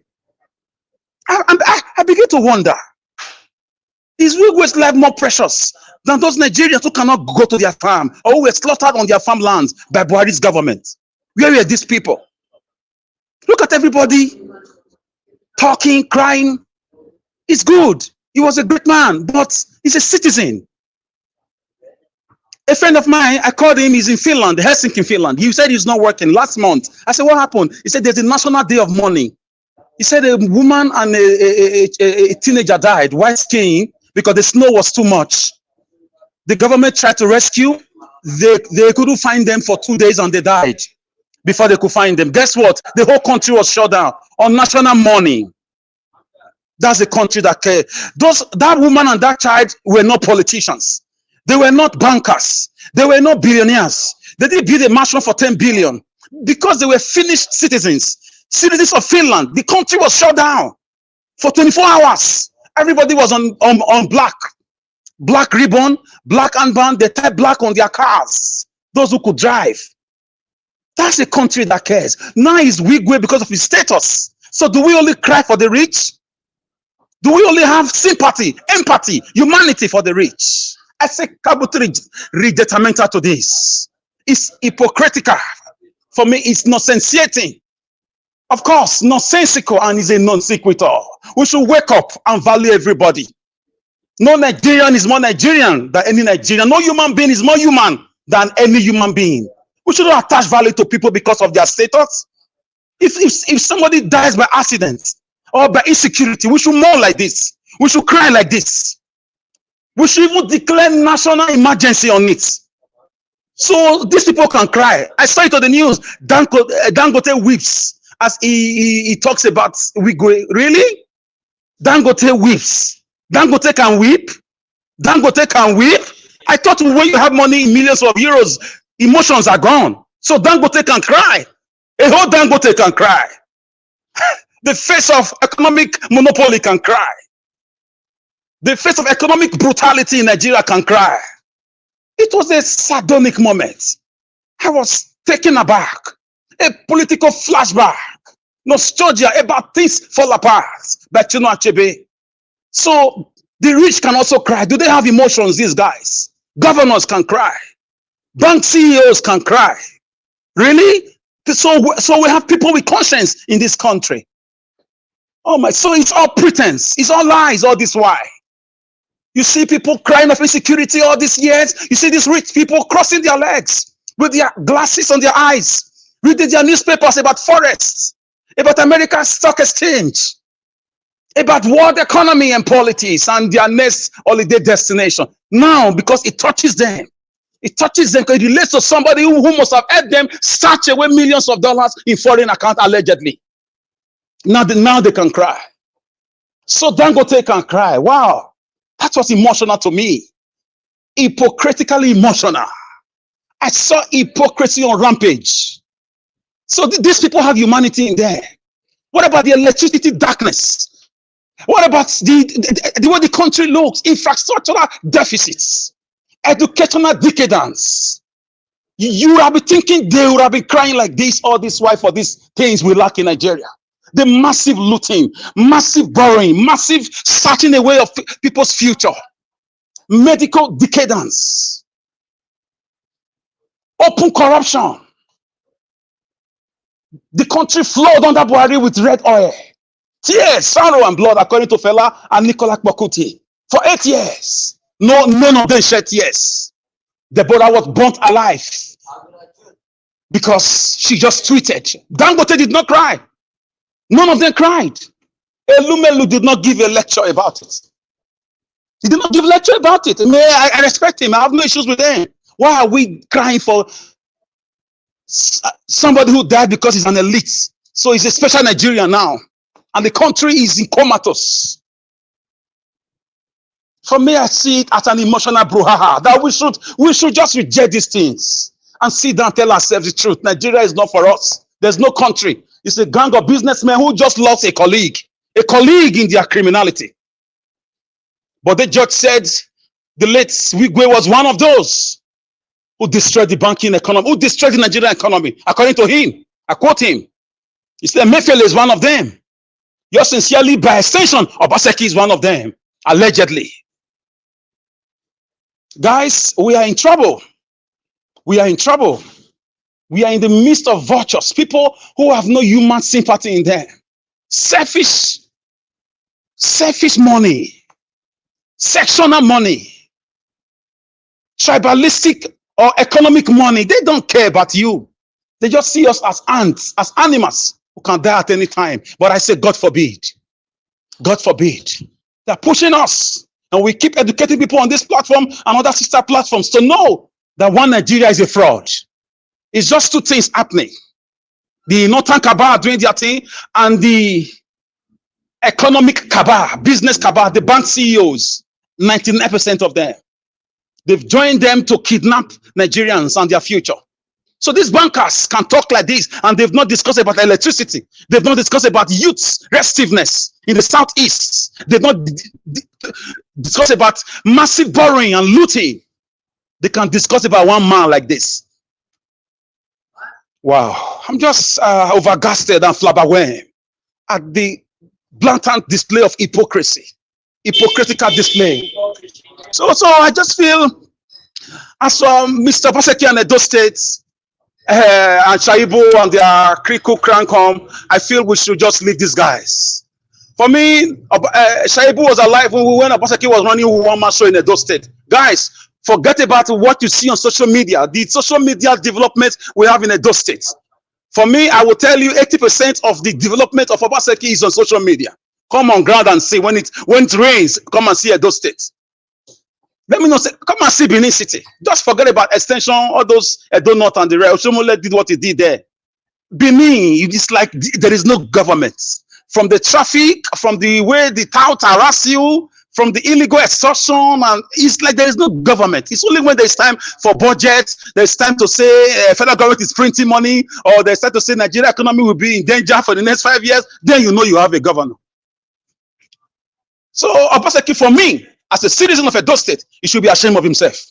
He should have his head is in shame right now, because he has entered the bad books of the worst political history of Edo State.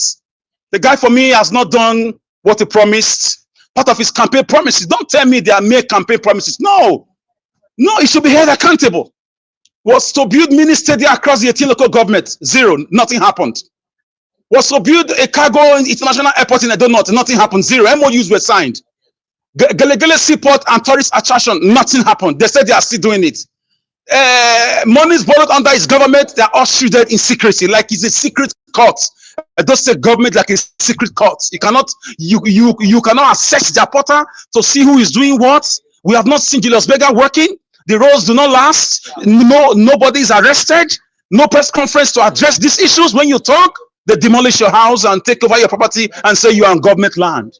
This is the Obaseki style of governance. So for me, he brings somebody or him endorses somebody, for me, it's shameful. It's shameful. He should apologize to the people and hand himself over. The day his government is expiring, he should hand himself over for investigation and possible imprisonments. If he's the first governor in Edo State to peacefully hand over himself to the EFCC and go to jail, it will be a good thing. It will be a good way to round up or to redeem himself, because he has just been, for me, a shadow of himself. The wake and see team was a fraud. Most of those roles have disappeared. So I just feel, as for this, the three candidates, for me, I feel like the people should open their eyes and go for somebody that will truly represent them. Somebody who has value for culture. Somebody who will not distort or disrespect the royal house. Somebody who will not sell us to Ruga and Fulani herdsmen. Somebody who will not always be around when there's protest or when people are being kidnapped and killed in those state express roads. So we should be very careful this time around.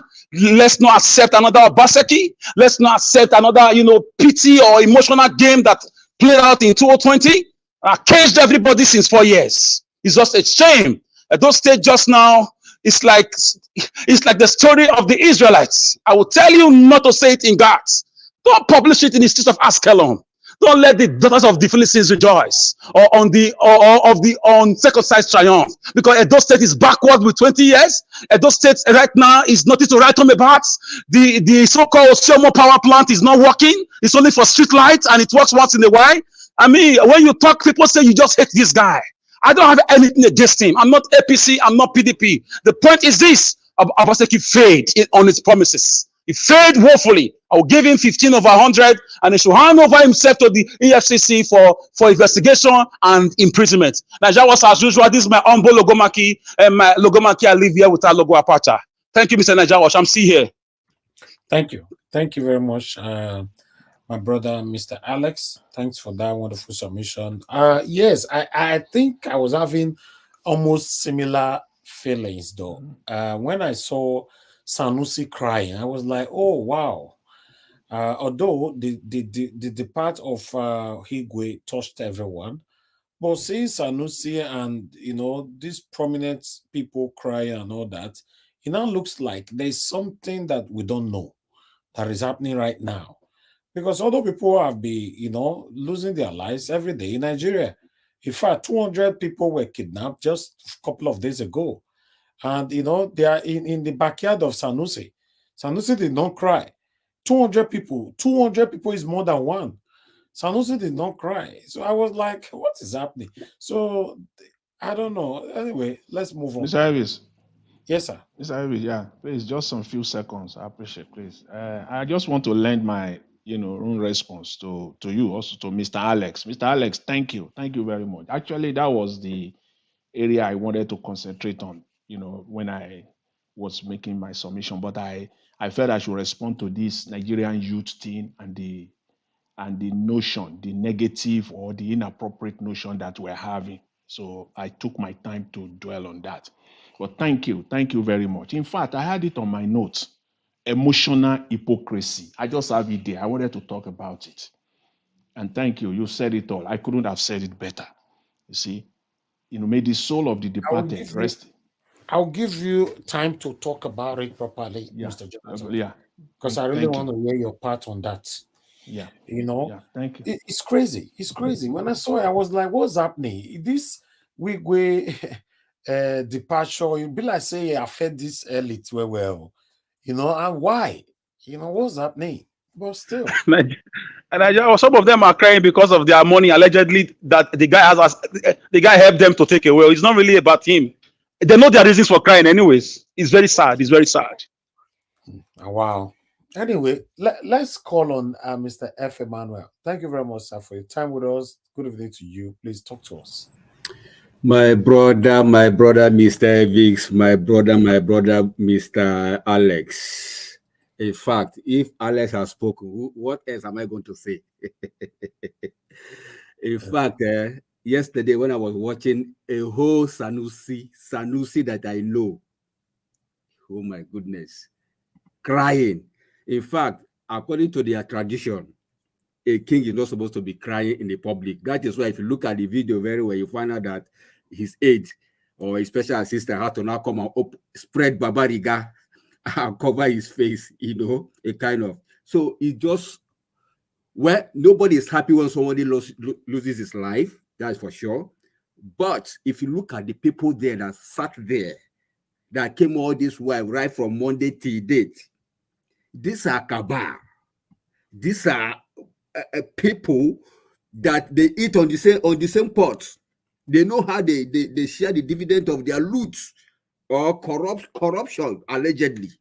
Because most of them, you see them, they are the reason why our economy is crumbling, not only the politicians. They wine and dine with the powers that be.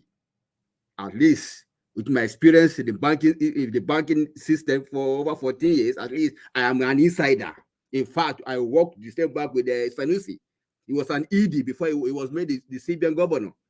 Even Alex Ochi too was also an executive director in First Bank before was made the what's it called, Diamond Bank. So I know. Who's talking, please? Okay. No, let him speak now. Who is that? Nobody. No, okay. Go ahead, sir. Okay, so what I'm saying is that all these bankers, they have deal, we call it deal upon deal upon deal upon deal. You understand? So if you check very well, how many low class person or how many poor man that you see there in that what's it called? What's it called? They had. You can't see anyone. Even even longer. I even saw Osibanjo, but I saw him there. My wife was saying, where has this guy been since? But he was there. You know, so these are the powers that be. They are all in the same boat. You know, it's like a kind of a secret court that maybe one of them is not demised, so they're all crying. You know, I'm not happy that what happened to the guy happened. I'm not happy at all. He's a human being like me. But then things happen for other people to learn, so that we know that this life we live is just like a vapor. You are in today, you are out tomorrow. You cannot guarantee. You know, so that is for that. I don't want to spend my time on that. Obaseki versus Shaibu. Well, right from time I know that this guy, their relationship is not going to end well. The way I'm perceiving Shaibu, this guy might be impeached before the end of their tenure. I'm just assuming that's what I think. Because the guy was not just loyal at all to his boss. That's what I've deduced. He's not a loyal person to his boss. I'm not saying his boss is good, but then, if you want to be a king, if you want to be on the top, you have to be a foolish man first. Before you ascend, you have to behave, you have to be loyal. You have to be a servant before you become a king. You know, but it's unfortunate he didn't have that wisdom. You know, so they will sort out themselves. I don't want to, you know, kill myself in their war. That is for that. Fubara, I'm ready to resign for peace to reign in Rivers State. In fact, before I even signed on myself, I was trying this number. It was switched off because I want to ask personally. I don't want to hear say. I wanted to ask him myself personally, what is happening? Why the change of mind? Who is putting fire on your bomb? That you cannot stay true, that you no longer have staying power, you know. So don't just take decision because somebody is disturbing you or maybe somebody is putting fire on your bomb. You have to stay through, fight all through, fight through. That makes you a man. It doesn't matter what the threat is coming. That cannot even restore peace in Rivers State in the first place. Cannot. Even if you resign today, people will still fight for that power. So why not stay true and see to the end of it? That makes you a man. Yeah, then what again am I going to say here? Well, I want to thank Mr. Evans. Also want to thank you because I know that your media has been in existence since 19 Porogodom, and I know it's still going to exist as long as we are here. Mr. Alex, thank you so much. You have taken some of my words. Thank you for that wonderful submission. Thank you for calling them out. Thank you and thank you again. God bless you. Mr. Evans, I did here. Thank you very much, sir. Mr. F. Emmanuel, I appreciate you always. Thanks for your submission. Thanks for your time with us today as well. Okay, let's come to Black Panther. Oga Black Panther, please talk to us, then I'll go to Oga CN. Okay, can you hear me? I didn't hear you, sir. Okay, thank God. I want to thank you. I want to thank everyone. And I want to say this. May God bless every one of us. May God continue to open our insight of what is happening. And may God continue to give us the truth behind what is happening in Nigeria. And I want to thank our mommy. God bless you. God bless you and God bless you. All the protocols observed. I want to say one thing here that might go contrary to what everybody is saying. You see, when we call for an impeachment of a deputy governor, and you don't have a concrete evidence, and you are impeaching it when it's getting to the end of your tenure, I think that is an aberration against the Constitution of Nigeria. You see why I'm saying this? There are some things that you don't need to go that far, but allow this thing to continue, allow peace to reign, and let your government stay true to the end. You are approaching an election. Why all this?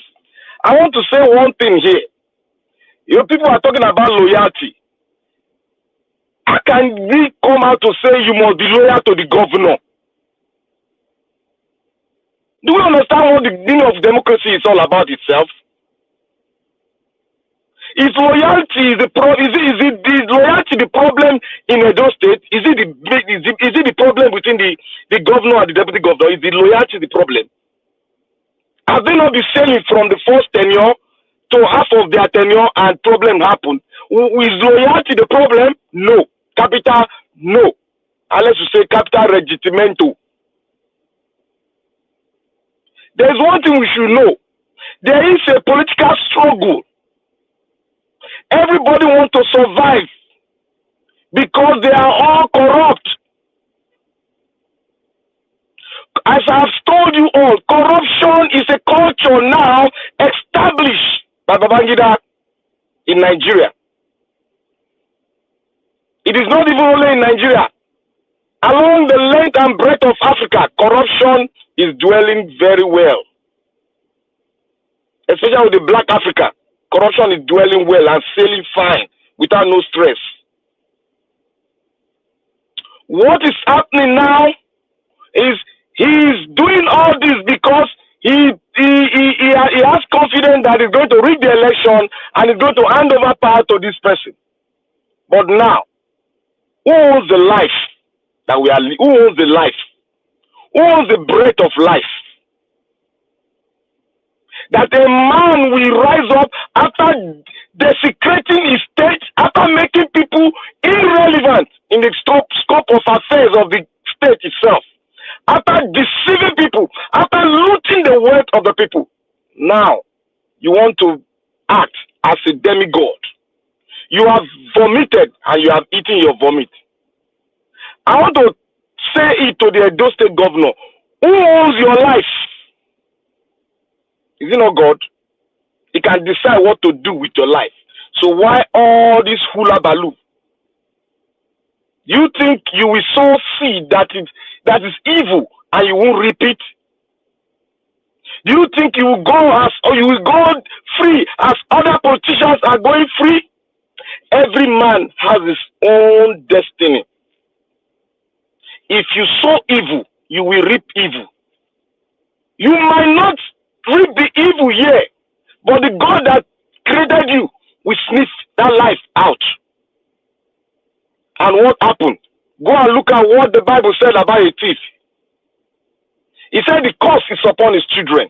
The curse will be transferred to your children. Why fight this man who said he wants to vie for a governor? It is constitutional right. Why lock him out in his office? Why all those disgrace? Do you think you are disgracing the deputy governor? You are disgracing yourself and you are disgracing Edo State House. It is not anybody's father's house. It's a Edo State house. You are disgracing the entire state. When you finish your government, you will go out as a civilian. Hope you are not coming to the US.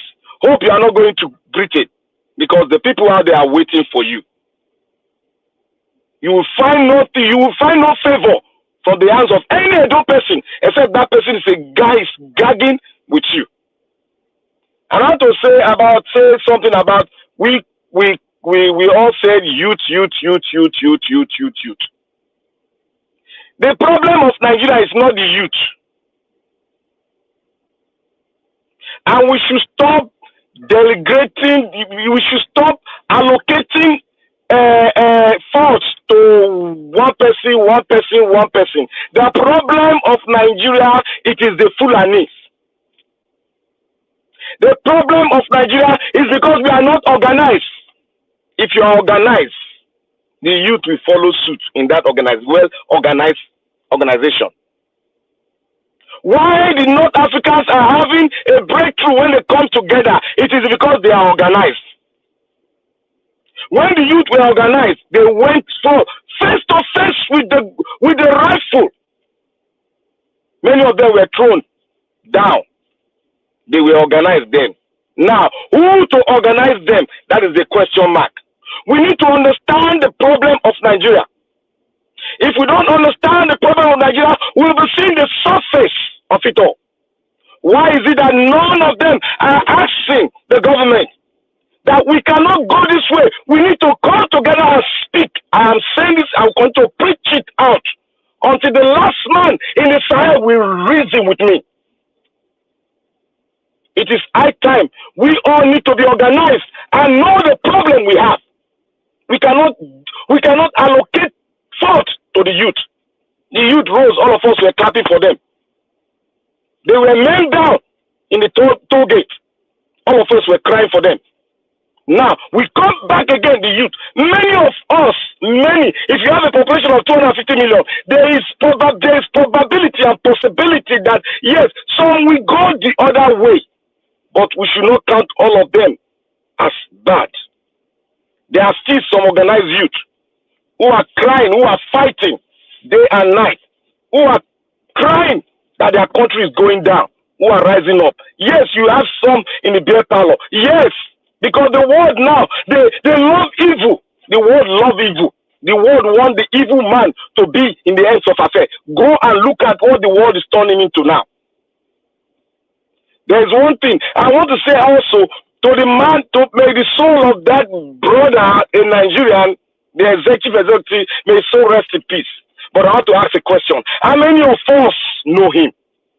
How many Nigerians, out of 250 million Nigeria, I want to put that, how many of them know him? Why are the elite crying? It is because they are affected by the death of that brother in one way or the other. So many Nigerians, we have lost great Nigerians. We have lost the one that it was even men and was born into ashes. The great, who knows if that lady would have been the first from the north, that the Northern, they burnt him because he tweeted. Who knows? That would have been the first female president of Nigeria. Who knows? And yet, we are crying. They are crying for just one man that they know, but we don't know. I can only read his antecedents. I can read his history. I can read about him, his CV. That is what I know about him. That's how I can know about him. But we should mind the way we allocate blame to the youth. We should not force it too much. We should learn, we should organize ourselves. It is only by organizing ourselves that we can see this through. And I want to say one thing. Manarita said it. We need a benevolent dictator to take all this mess down. I want to tell you people, when Shawari was going into this mess, when the Second Republic, when it was in a mess, what happened? A dictator came in, but there were no Bolivians enough. But what we need now is somebody like Jerry Rollins that will come, because we are not organized. We have not come to the realization that we need a point. We need a point to fight ahead. We don't need to be scattered like corn scattered around everywhere. We need to have two agendas that we can pursue as a group, as an organization, so that when we table it out there, because we need external forces that will look into it. When we table it out there, they will look into it. We cannot continue to allocate. People are laughing at us because we are allocating blame, because every one of us has contributed to it. Despite some of them are in the beer parlor. Yes, that is the level of understanding and information they got.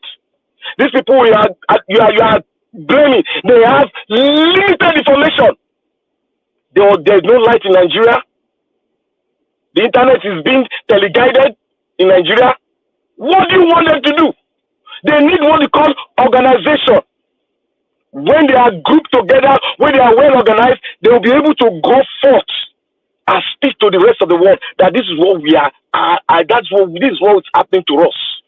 There is genocide in Nigeria. None of us is even looking at that. The genocide is in Nigeria.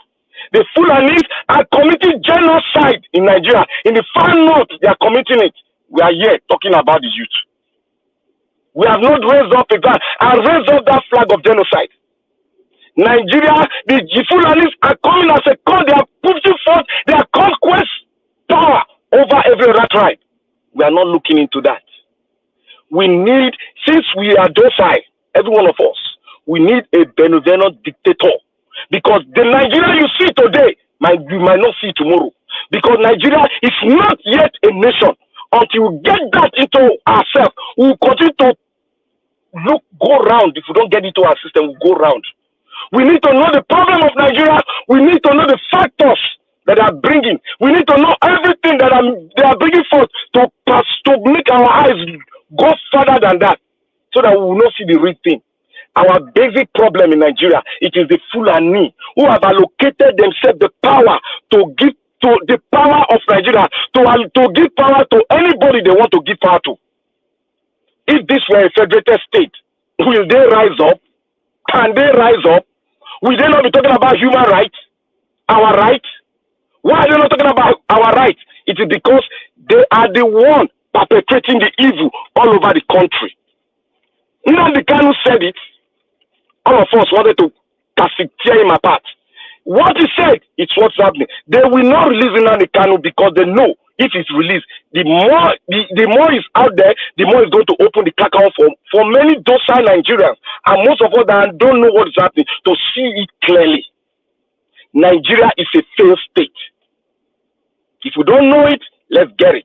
Nigeria is a failed state, and I will end it up with this. We need a benevolent, a man that has a vision, a dictator, whether it's in the military, I don't care. Let him come in and dissolve this democracy that we have. Everybody will go to his father's house and the man will start to work and put on a law, establish a law that if you do this, if you spin Nigerian weight, you are facing death penalty. We need a benevolent dictator who will come. All these people will run out of Nigeria. It happens when the military came the other time, the Second Republic. They all ran to every corner of the earth. They will run and we'll go there and pick them. That benevolent dictator will go there and pick them. The way the Mossad are picking all the dangerous terrorists in Hamas. That is the way Nigeria will pick them all over the country, all over the world. We should understand what is happening in Nigeria. Please, I beg every one of us, let's organize. If we are not organized, we allocate blame. We are not going to see this Nigeria anymore. The pain will continue. Tears will continue to roll out of our mouth, and we begin to ask ourselves, what is happening with me? Why am I not seeing the unseen that these people are trying to cover? Mr. Alex, may God bless you. Stand firm for your country. Stand firm for your state. In your standing firm, God will release wisdom into you, and you will expose this evil going on. Stand firm, Mr. Alex. And I promise you, Alex, Mr. Alex, I'm going to get that book for you. I promise you, I have ordered it, and when it comes, I'll look for a way to send it to Nigeria so that I get to your hand. God bless Nigeria. God bless every one of you. Thank you. I appreciate you. Thank you very much, Black Panther, for that wonderful submission. Guys, help us to press on the like button and help us to share. I would like to call on Oga CM. Oga CM, you're the last on the panel. Please talk to us, sir. Good evening to you. Yeah, good evening, Niger Watch. Good evening, everybody. Please, all protocols duly observed. Actually, today, I missed quite a lot of what you were showing, but I know I just seen the two highlighted headlines. So you don't watch the video where Sanusi they cry. The rich also cry now. That is a typical example. Dangote also cried. You know, Elmer, let me start with that. You know, sometimes people cry for different reasons. So, do you understand? Particularly during funeral. Some may be crying because of a business deal where the deceased no handover. You know, but you won't know. Everybody go carry a placard for a mind.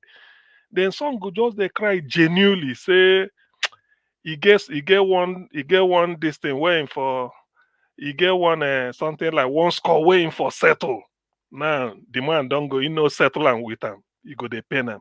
Some are crying genuinely because of the loss of the person that died and what it means either to him and to the people he left around, or even to the community because of his patriotism to his community, his family, to its country. There are reasons why people cry, but it's all in what William Shakespeare said that, using Wigwe's case as a case study, that is that certified what William Shakespeare said, when beggars die, there are no comet scenes. But heavens blaze forth themselves at the death of a princess. You know, when a beggar die now, comet means people welcome. No, we not go see anybody welcome. But the death of a princess, no be just the princess die. Hey, it go be who's who. So that is exactly what is happening. And with respect to Nigeria's case, there are a lot of things hidden. People cry. Let me just narrow it to apply it to Wigwe's case. It's not that people, we be like Alex said, very eloquent, because all death, according to John Donne, he said, I'm involved in mankind. Every man's death diminishes me, and that's why because I'm involved, something like that. Because he's involved in mankind, it doesn't mean whether a madman die. People where they do anatomy will tell you the same anatomical structure, the same physiology, everybody they carry out before God. But when a rich man die, in Nigeria, things change. So in this case, a lot of all these people, crying. This kind of death, if not protracted illness, I'm trying to make analysis without being mischievous about it. If it were to be all this kind cancer where then go they carry person since 5 years, if they struggle, it could on the hand over certain deals. But this one, just like in those days when they take light, maybe in Nigeria go they in January January 2000, I did Nigeria Cameroon final or something like that. Nations Cup. Everybody done ready. All the beer where they cook agoda, they don't freeze them. Nigeria they play final for National Stadium Sulere. They sing national anthem finish. Ball there at the center of the circle. Everybody just they say make referee blow now. National Stadium don't full since 8 o'clock. 9 NEPA make pam light don't go. That kind of thing. I know they give time. So that is the type of death they are witnessing. So it's a lot of things. They are not Dangote, like Alex said. What is the name? Deborah died. Nobody cry. Even Atiku withdraw in tweet. But this one, people are jumping above themselves to know who will cry pass. And in the full glare, you can cry in your house or bedroom since you had it, but to come and cry in that kind cozy environment, that one, even that one, one kind of that one, na special cry, and then for all the royal fathers or royal fathers for them to cry again without minding their regal position. So that is to tell you the criminality that is involved in Nigeria. We will never know the deal that was not handed over. Do you understand? We will never know the deal. That's why most people, just quote me, that's why most people are crying.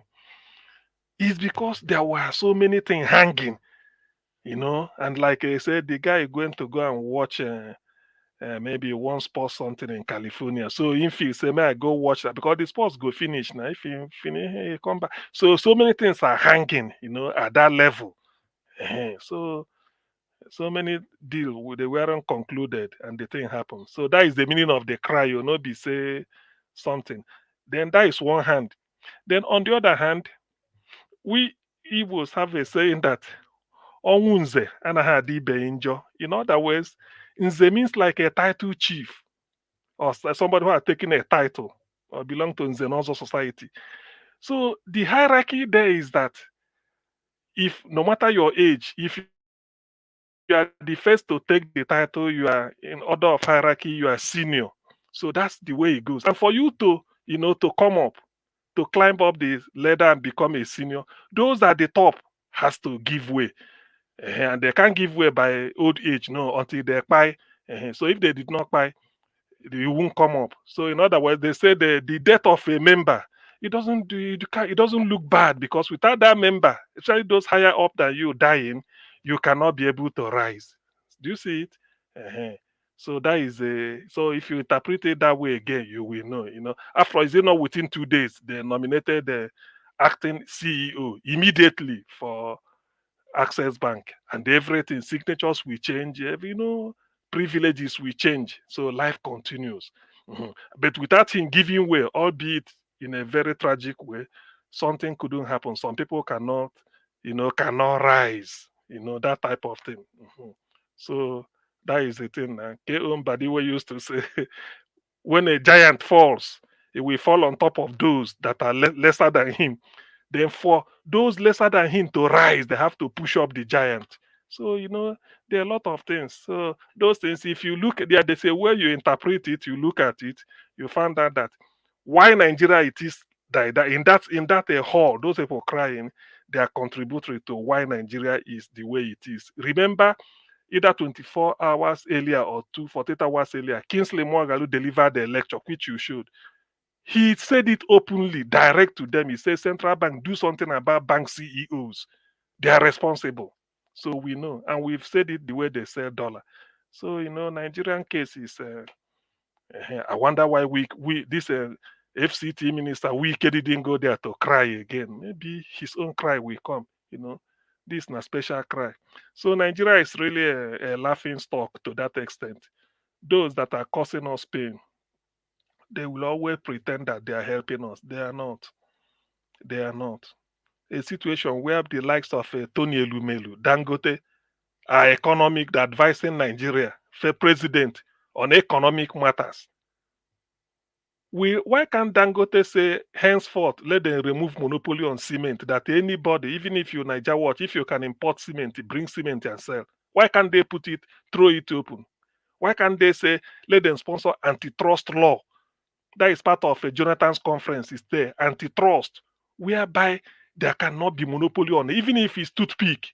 As long as it's open, anybody can, just like fresh air. But in Nigeria, they won't do it. That's why they will tell you cement will just be rising 1,000 from 5,000, 6,000. Within a week, it don't reach 11, 12. Why? Because anybody can make money, and then later they will bring it down. See, Nigeria. That's what serious nation does.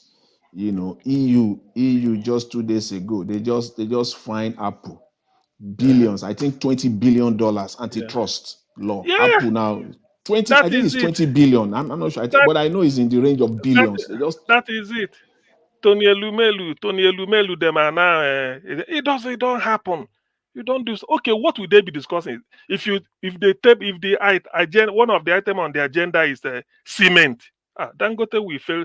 Maybe we phone sick that day, say he didn't attend, or you will because that is you see an average Nigerian billionaire they don't they don't work harder. They are not more industrious or they don't work harder than the person that is cleaning what is it called public toilet in London. They don't. They wake up maybe 5 a.m. to go to work, start cleaning till maybe 12, and then go home and sleep. They are not. It's just that they know, quid pro quo. If I buy dollar for 100 naira from central bank, they keep it for me. I will go and resell.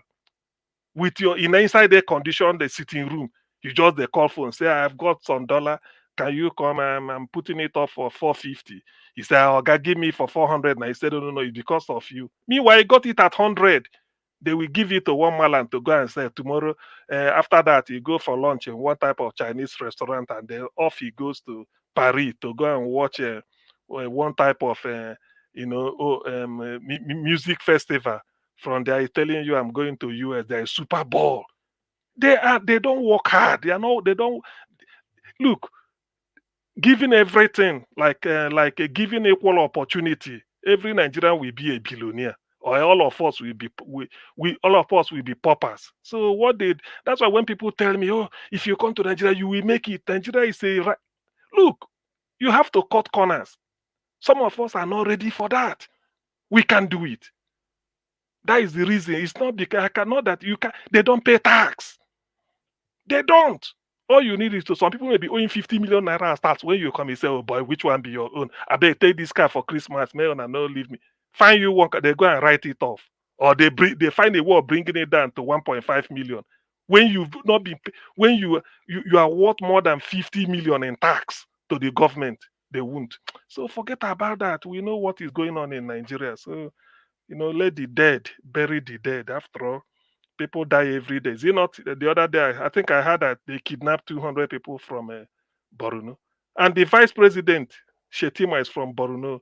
You see, I won't believe that story again because this Chibok, from Chibok to Dapchi, from Dap, this is what you hear. In the end, nobody's is everything is open ended.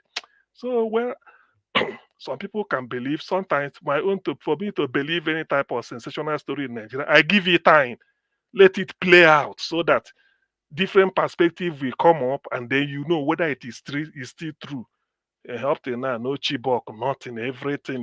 We are still living. Before Dapchi, another one. They say they kidnap students at one federal school of technology in Kaduna. You hearing all this? You don't know who is negotiating for terror. Oh, guy. Those things don't really bother me much. Then as per this one that says Fubara is ready to resign to let peace reign. I don't so much believe all these headlines, so, but like I used to say, eyes on, hey, eyes on, hey, eyes on, hey. Izoki memie, emie, Izoki memie, emie, Asawana, wana. Asawana wana. Asawana wana. So, they know what that means and they know what time is it. I don't believe it. I believe in this greeting that I said. Nobody can come and bamboozle us again. All those things are just a waste of time. The people of Rivers State should be on their guard. Maybe it's one. Here. Huh? Can I interject you for a second? Okay. Who is speaking? Okay. That is Black Panther. Okay. That information, nobody should believe it is false. I know that. They are playing game on everybody's mind. Do you think it's easy? All of us have been saying it. Yeah.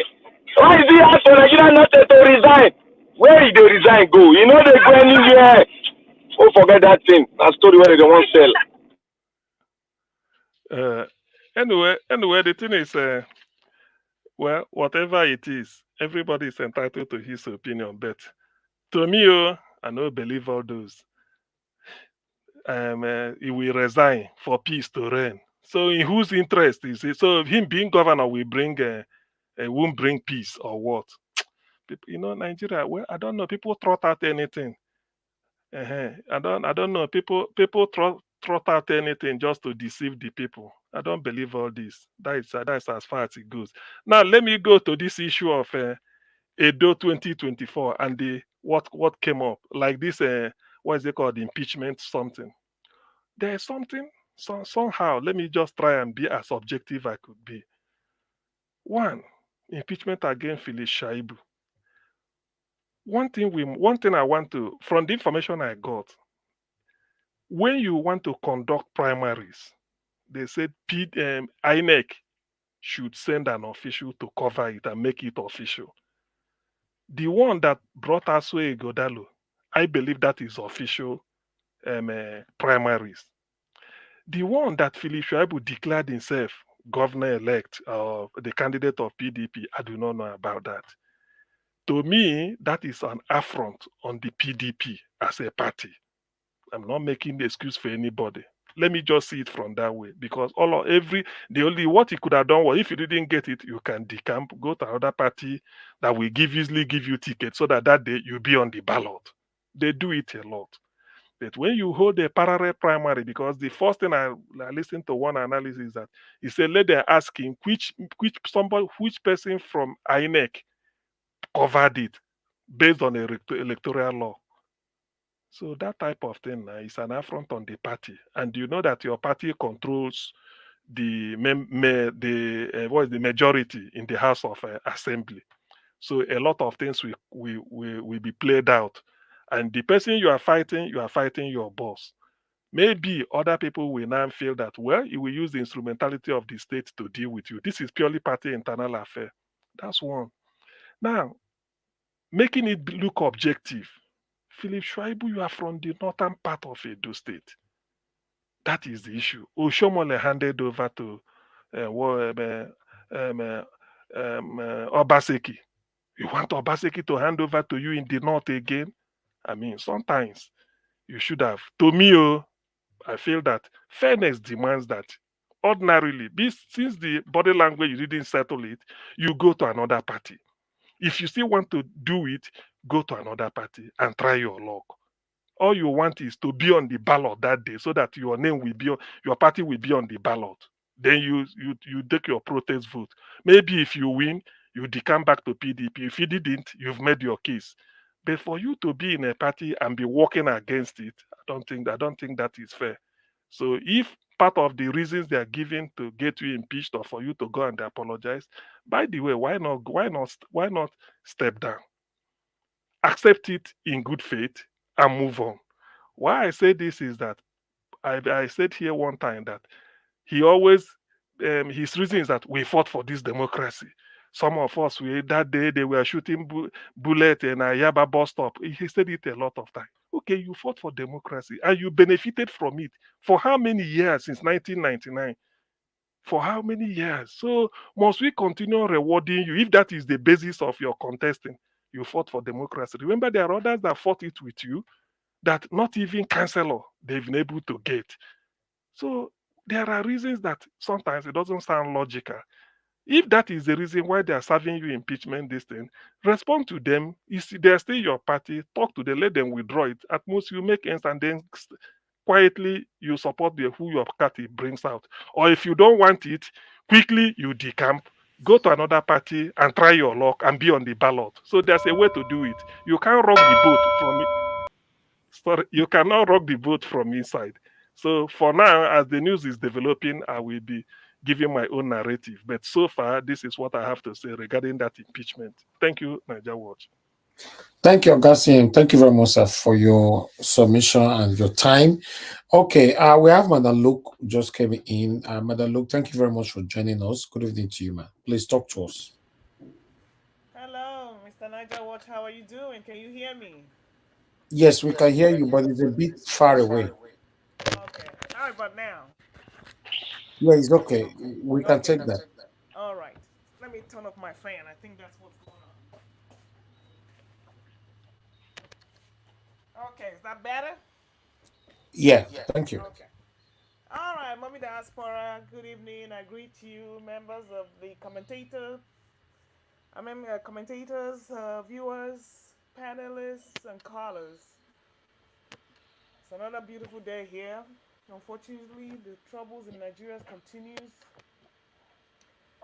Magna Saraka is always on point, so I'm not even going to below that. We've heard of the kidnappings in the north. And isn't that funny that the borders of the north are left unprotected? And we continue to have the same menace. And that is the reason why Nigeria will remain captured, because as long as you stay on your lane and Tinubu allows them to do whatever they are doing, they will not come to his territory until they finally take over the whole of Nigeria. I mean, it's just so, like Mr. Naja Watch said, the same thing that happened Chibok 200 years ago. These people are just kidnapping and re-kidnapping themselves, because I do not know how the borders, the governors in the north can sleep with themselves at night. I was looking at a video how the residents in the north, they are paying thousands and millions of naira as taxes to people in the north, the terrorists in the north.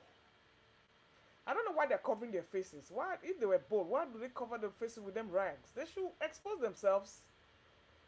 Each time you see them, they're carrying guns, but they have all this stuff all over their faces, like the cowards they are. But that is what we have signed up for, and that is what Tinubu signed up for when he put Buhari there to capture the country. And listen to Mogalu. If somebody said he was scared, I mean, when big men are scared, then you can imagine what you think the likes of Ajero, Osifo, and all the rest are doing. Look at this one here, Fubara and Wike. Look at what they are going through. Wike said it, when the time comes, you will know who is in charge. When the time comes, you will know who is in charge. And now Shaibu is going through the impeachment saga and all that stuff. What did he expect? But I praise his courage. He that is down needs no fear of any fall. For a fellow man to intimidate you and tell you cannot be a governor. The same thing Tinubu and the North, or the oligarchs, or Wike tells Obi that he cannot be a president.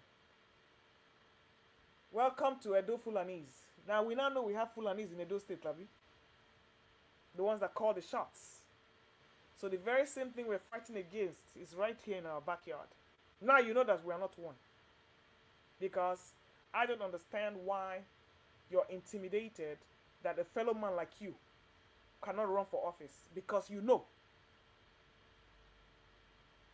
it is not going to be a fair fight.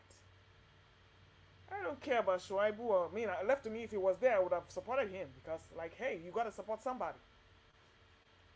And like I said, there's nobody that is going to come up there that has the credentials. In fact, Edo is not, Edo, you see, even though from that state, it's a very pitiful kind of place, because you cannot find any shining star. You cannot find any shining star. It's all dull. Even like when the guy was talking about impeachment, look at the way he was talking, like a tout. Like one of those Bobizwa touts that you have in the Motor Park region. They just act like, I mean, there's no finesse, there's no class, there's nothing. The place is just rustic. These are the best people that can come out of there. But wait, well, if you have people like Tinubu from Guinea or wherever can rule Nigeria, excuse me. These are the kind of things giving this kind of people hope, because these are people with no pedigree. These are people who rough themselves up through criminality and then found their way to the top. And guess where every other person is? Like you and I, outside the country. Because who can stand these roughnecks? Look at them in suits, all wearing suits and wearing fedora hats and everything. But they all look like criminals. Look at the Aswa Egodalo face. I mean, you can't find anybody that is worthy of his name. They all look rugged. They all look rough. Barely educated. Just a monumental disgrace. The same thing Obasanjo did with Atiku. It's just that Osibanjo was Tinubu's lawyer, and you know those ones, they know how to play themselves, so they know how to stay in their lane. And so that no matter how they fight, uh, Tinubu versus Fayemi and all of them, they all find a way to double to each other. But in the southeast, we'll be killing ourselves. So you see, the thing is just a big mess. I don't know where we're going with all this, but from the little I've heard today, there's just no resolution to all this nonsense. I wish Shaibu well. He should take it like a man and just like whatever. If they pitch him, fine. If that's the way he's gonna go down, that's the way he's gonna go down. Somebody's still gonna rule Edo State. Unfortunately, it's not gonna be the best of us. It's gonna be the worst of us, or the best of the worst. That's what we're gonna have. So the way is partly paved for a total state capture. And he was saying something that subsidy was removed. Magalu was saying subsidy was removed, and then the free fall of the naira, the double whammy. Was subsidy ever removed? No, it wasn't.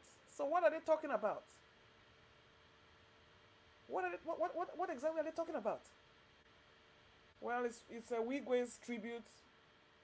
Like everybody said, those that are going to be genuinely sorry, those that they are owing mega, many of them that are owing him big time. They will be shedding tears of joy instead of tears of sorrow. Especially that GCRR or whatever, that Redeemed Church, where that woman was celebrating birthday. It was said that those people owe him a lot of money and they didn't pay that loan until when that man had died. So, well, that's what happens. Vanity upon vanity, all is vanity. This is where people go and carry trillions. You borrow trillions, print trillions of naira, and change it to dollar, and your country is starving. And then people from war-torn area are giving you rice to eat. It's unfortunate. I really don't have much to say because I joined in half and half. I just picked from the pieces I could get. But it's not looking good. Look at your giants are falling. Shaibu and Fubara. You can imagine what they've done to Fubara within closed doors. I'm sure they didn't even pass one budget. The man is probably strangulated. If these ones cannot even talk. Tinubu, when Obasanjo did the same thing to him in Lagos, he called Obasanjo's bluff up and he used Lagos resources to do what he got to do. But here in the south, do or die affair. But I'm happy they are paying for what they did to Peter Obi. Now Shamala is laughing at both Shaibu and Obaseki. And now everyone is trying to cater to the APC. So it's just a big merry-go-round mess. Now you talked about your 2 billion, your 5 billion loan. How far? That one is not going to happen. They push the date. That one is like a goalpost. They keep shifting it. 5 billion is what they are struggling for. And who is to get the loan? The students that are not. I hear that the university is going to shut down. They're going to shut down real soon. So where are we going in this country? It's just totally depressing all around. So my dear people, we'll keep talking. I will be coming in at the second session at this time, and I will give whatever I can give. I have listened, but it's not looking good. We wish Nigeria well. Thank you.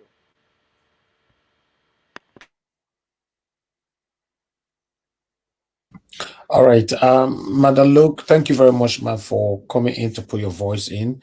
Yes, we'll continue to wish Nigeria well. That's why we're here. We want a better country. But I don't know when this is going to happen. Yeah, but you heard what was it? Was it Mr. Jonathan or was it Mr. Give us a mandate? He says, you think it was Mr. Jonathan? He said the youth that were brought up with criminality, that's the only life they ever knew. Yeah. How are they gonna protest? Very When you have sad. some of us here that come to give submissions here, they will boldly tell you that's how it goes. I'm not calling any names. That's how it goes. So they will even support the criminality, even if they're living abroad. So how do you expect these kind of people to protest? And some people say they're looking up to the North to protest. The North will only protest for their own self-interest. And they're not protesting against the Boko Haram that is killing them there. And they think they will protest for Nigeria. We are a failure. Sorry for that extra. Thank you. Thank you, Madam Luke. All right, guys. Everyone on the panel, I've given the submission. We've crossed with about 4 hours already. So I would like us to have our final submission. We're doing our part here every day, seeing how we can have a better Nigeria in our time. But unfortunately, what we are seeing now, it looks like it's going to be a long journey, for every one of us. Because every day the headlines are not encouraging at all. None of them is encouraging. The government, doesn't seem to be doing anything to change this at all. Because if you check what is happening now, all the previous people that have caused where we are today, plus the current people, nobody is being sentenced, nobody go to prison, nobody, that's my main concern. You don't arrest anybody. People do things and just get away with it just because they have one or two connection with you. And it's crazy because that is going to give other people reason to do the same thing. After all, Mr. Peter get away with it, so I can get away with it as well. What do we know? Let's continue to do our part and stand for what is right. Let me call on Mr. Jonathan for final submission. Mr. Jonathan, thank you very much. I'd like you to give us a final submission. I promised you a few minutes earlier on. So 4 minutes, your final submission, plus additional 3 minutes for you to address that area. Thank you. Thank you. Thank you very much, Mr. Elvis. I really appreciate it. Thanks to all the panelists and those that have called in. I really appreciate it. Just two things that I want to touch on. I want to touch on this, the Wigwe, memorial, service, and then the Kingsley Mogalu, is the submission that he gave or the paper that he presented. First, I agree with Mr. Alex. It was an emotional hypocrisy. First, let me say this, first of all, upfront, that, I respect the dead, the families also. I may the soul of the departed rest in peace. I have utmost respect, and I respect the family, and I wish them the strength, the fortitude to bear this loss. But I'm also concerned about Nigeria as a country. I'm concerned about Nigeria as a country. These problems that we have in Nigeria, the bankers, they call themselves investment bankers. In fact, they are the major problem economically. They are the centerpiece. They work with corrupt politicians to perpetrate the looting of the Nigerian Commonwealth. That's what they do. And that's how they thrive. So today I won't go so deep because some people may, it is an expose. But I won't go so deep into it. But at least I will bring it out so that some people will not start coming after. We want to be safe. See, the money that they are siphoning out of the country, you will ask the simple question: how are they moving this money out of Nigeria? After all, they don't have Naira accounts in the UK. They don't have Naira accounts in US or in Zurich or in the Cayman Islands. They don't. So the process goes, this is how the process goes. This is how, so those people that you see them crying there, Dr. CM stated it. So when you see them cry, they cry for a reason. Not entirely the cry of the bereaved. It is not the cry of the bereaved. Mostly, it is the cry of a business loss. I guarantee you that it is the cry of a business loss. It is the cry of an exponential increase of business risk. Their risk has been increased exponentially. That is the cry. It's not the cry of the bereaved. The damage they are causing to Nigeria is treasonable. I say that it is treasonable. First, they convert the naira to dollars. That's elementary. That's simple. They convert the currency to naira. By doing that, they change Nigeria, the economy of Nigeria. because this naira are simply converted without any productive activity. And we're not talking of $100,000, $200,000 or $500,000 or even $1 million. We're talking of money running to billions of dollars overall without any productive activity. They just convert it, and they do it through the Nigerian commercial banks. That's the first step. The second thing they do right after that, the commercial banks now use their Swift wire system. They have the Swift wire. When you want to wire, there's something they call the Swift code. Everybody knows that. They use their Swift wire system as a bank to wire these converted dollars to accounts in the UK, the US, to Zurich, Luxembourg, and the offshore accounts in Cayman Islands and Belize. That's the second, that's what they do. So you can see the damage that these banks are doing to the Nigerian economy. When this money now gets to the designated account or the nominated account in the UK, in Zurich, the Cayman Islands, they then move it to the politician designated account, wherever now the politician now wants them to move it to. So you can see how complicated it is. I'm saying this as a matter of fact. They now move it to their own to the politician designated account. And this is where the damage to the Nigerian economy now comes. This is the devastating blow that they now put on the Nigerian economy. This same money that is now at the designated politician account, it is this same money that the central bank will be telling Nigerians that they are getting foreign investment. When they have moved the money, the politician will now move the money back. The central bank will be telling us that they got direct foreign investment. Who? They move it now to the Nigerian commercial banks.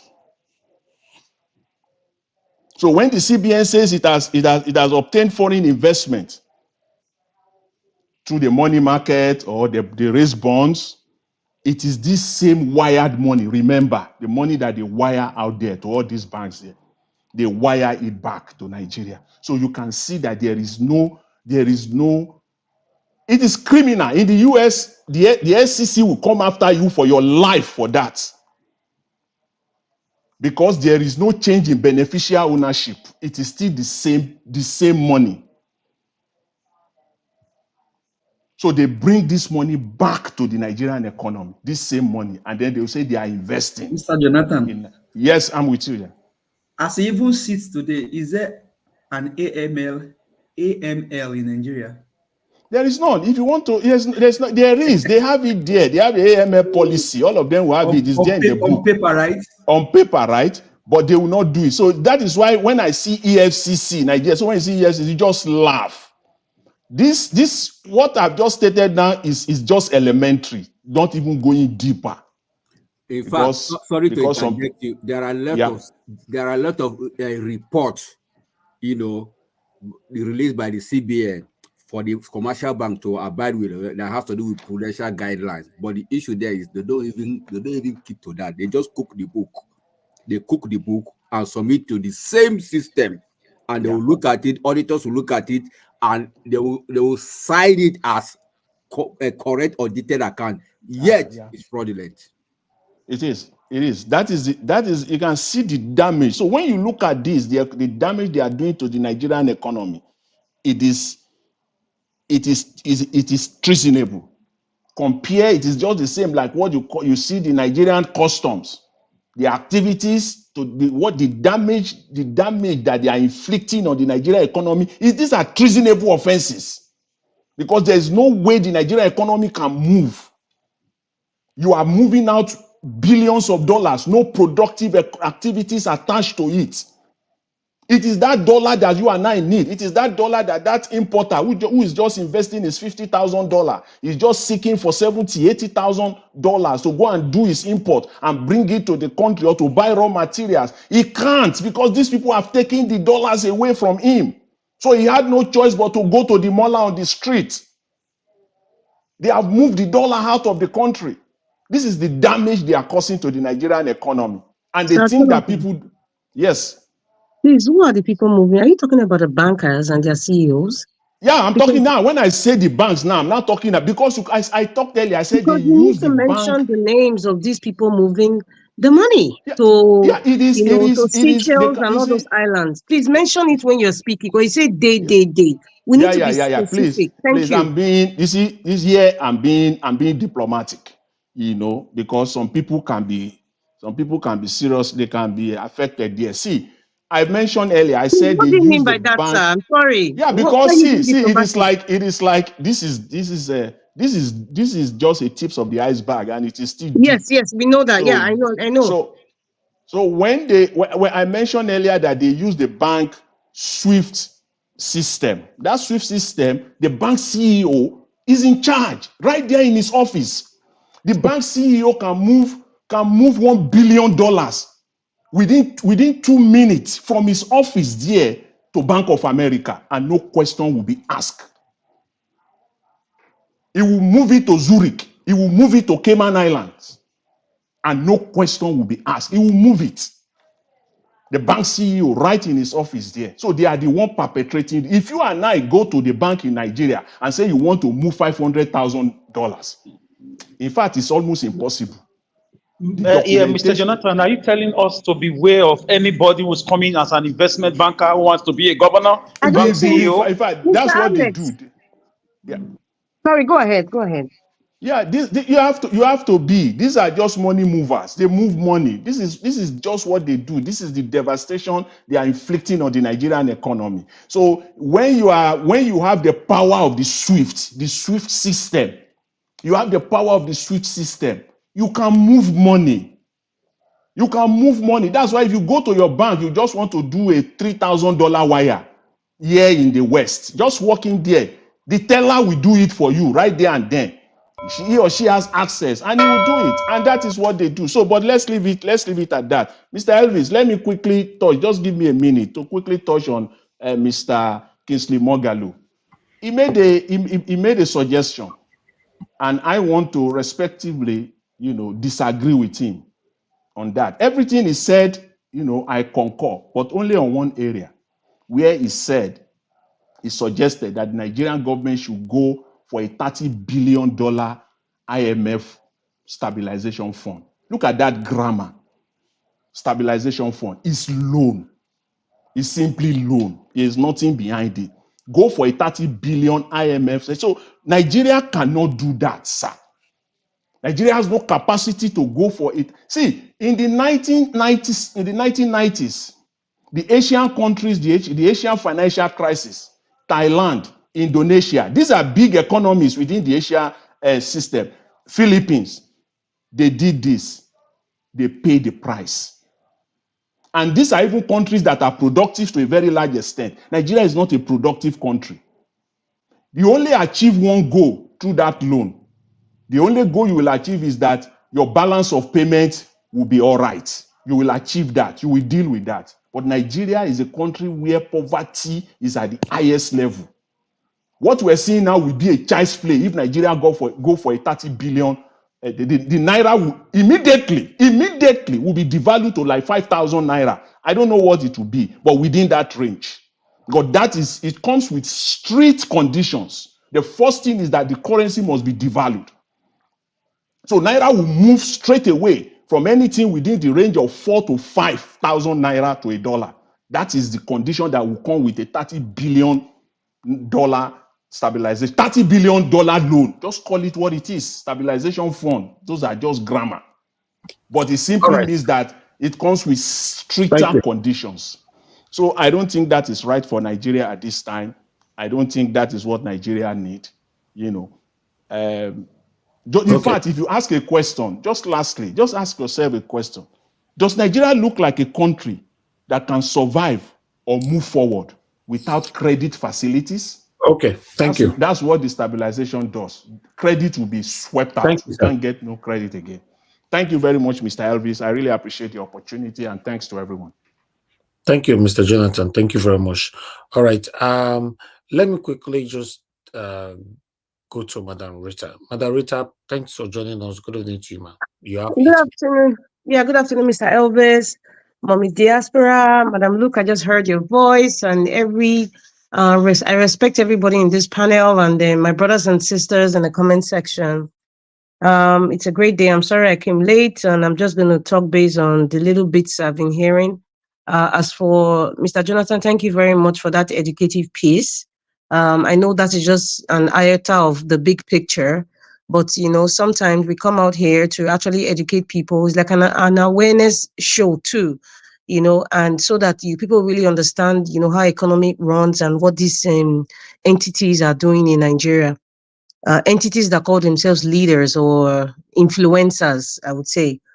As for Kingsley Moghalu, I don't know. It's a person that, I don't know. I just see that man as, with all due respect to him, it's just somebody who is like a slime. You know, I'm trying to use the right words because we have rules here. What did I say? That from the time he wanted to be president, during the campaign and after the campaign, he has not shown that he genuinely, he has not given me reasons ever to show that, okay, perhaps this man can transform Nigeria, or perhaps he understands the problem of Nigeria, or maybe, perhaps he knows the solution to Nigeria, the real solution. It's only Peter Obi, you know, my president, Peter Obi, that has told us it's straight up production. There's no need for paying and reduce the cost of governance, straight up. So this 30 billion, using all those big words, thank you, Mr. Jonathan, $30 billion is a loan, man. It's a loan. And that's sinking us more into the abyss of debt that we're already in anyway.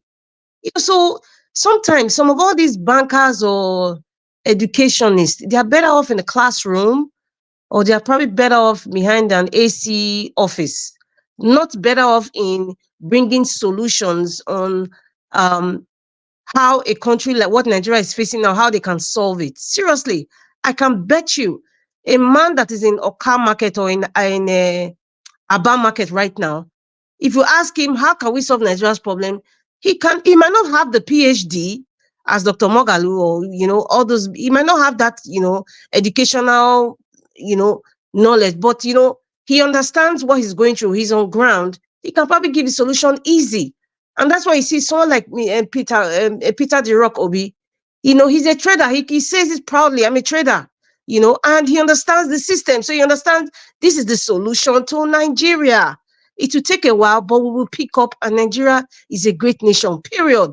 All these numbers, you know, men in suit and tie, it's just, they talk about loan, they talk about uplifting, just big words in economics. And, you know, Nigerians, they know Nigerians don't read, they don't research. Nigerians are very, very gullible when they see somebody has maybe a doctorate. With all due respect to all the doctors, it's not easy, but when Nigerians just say he's Dr. this, oh, he's an MD of this, he's MD of that, they just buy into it easily.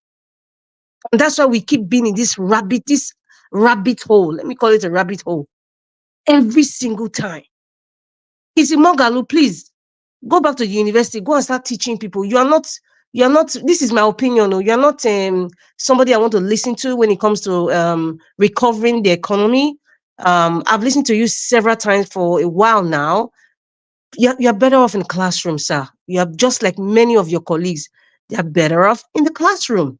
And Mr. Najawat, based on your title on the screen, was saying that about Captain Philip Shaibu, you know, getting the notice from the Edo State House of Assembly in terms of they want to like impeach him. First of all, we have an incomplete House of Assembly. So therefore, whoever came out to tell us or disturb Edo people, let me use the word, because they're disturbing us. They're not giving us solution to how Edo State will be better. They're actually disturbing us. First of all, that is a kangaroo House of Assembly. And second of all, they are all errand boys. If there's a girl or two there, errand boys and girls.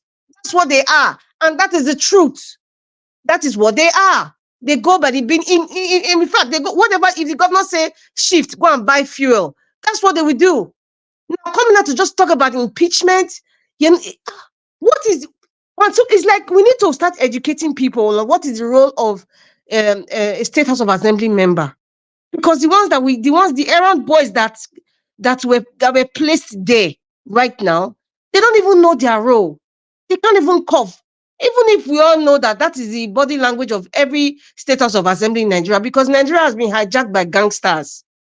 So the likes of Shaibu, Captain Philip Shaibu coming out, to talk, they're just disturbing us. Mr. Elvis, Nigeria Watch, my people, they are disturbing us. They're trying to distract us. Let's just forget that. If they like, they impeach. If they like, they go and settle somewhere in Harrods in London, or they'll go to Seychelles, or maybe enter private jet and make their deal. We don't care, because these people, you just come out, you make noise, divide the people. The people don't even know what they want anymore. They're just looking at, oh, they fight, forgetting that they fight, but those ones can eat. You cannot eat. So please, they should stop disturbing Edo people.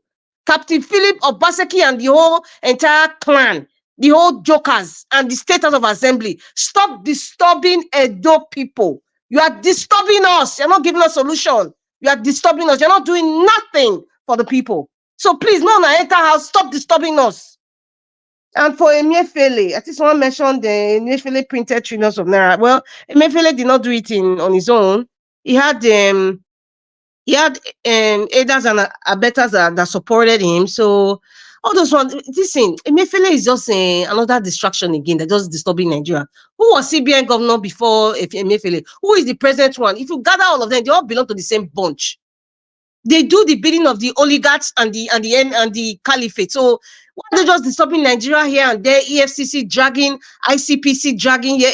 They're just disturbing us. Mr. Nigeria, I think somebody said something yesterday about there's a young lady in somewhere in the east, in the southeast, and she took her children to the police station, and then she just went to take her, she went to meet God or judgment. That is painful to even hear. What does that tell you? It's almost similar to what happened in is it Tahrir Square in Egypt when they started this Arab Spring, when a man he poured something on his body and he lit himself up because economy was so hard. There was an uprising. That's just a typical example. Now, those children, we don't even know how they're going to survive. They'll end up, God forbid, where they're not supposed to end up.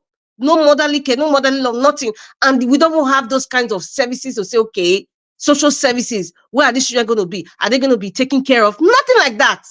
So everybody is just on their own. It's sad. It's even depressing to even think about it. As for Fubara saying that he wants to, for peace to reign, please, I beg, Fubara presenter house, you are equally disturbing the people of Rivers State, because all these shenanigans and all this emotional talk of, I want peace, I stand for peace, please, I beg. It's quite nauseating to even hear him say that, because number one, nobody resigns in Nigeria. That's why I keep saying they're disturbing us. They're not giving us solution. They're having their cat fight, their family quarrel. These squabbles is unnecessary. None of them are even talking about, this is the ideas I'm bringing. Rivers State, what can we do in Rivers State? What can we do in Edo State? They're all talking about political fight, greedy men, greedy set of entities. They're not even men, because real men find real solutions. They're not even men. And I'm not saying it with all due respect. They're not even men. Mr. Elvis, with all due respect to your channel, these men disturbing us, they're not real men. Because real men like Peter Obi bring out solutions. Real men like Dr. CM, Mr. Jonathan, even Mr. Elvis, they bring out solutions to our issues. Real men will bring channels like this to educate people to understand how the economy is being run. Those are real men, not real men fighting like little cats. I'm really, really pissed off because people are bleeding. People are suffering. And lastly, I think from what Mr.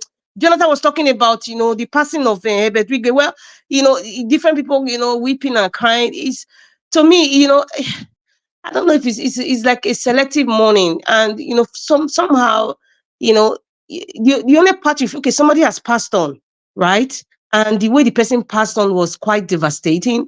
But it's almost the same thing, like a young woman in village in Kaduna, in southern Kaduna, pregnant, or a woman would have children, and a farmer just sleeping in their hut, not even a bit in their hut, with their animals, simple farmers. And all of a sudden, we have animals coming from wherever they are coming from, whether it's the Sahel or the Janjaweed people, and then they slaughter them like they're slaughtering cow. That is even devastating in their sleep.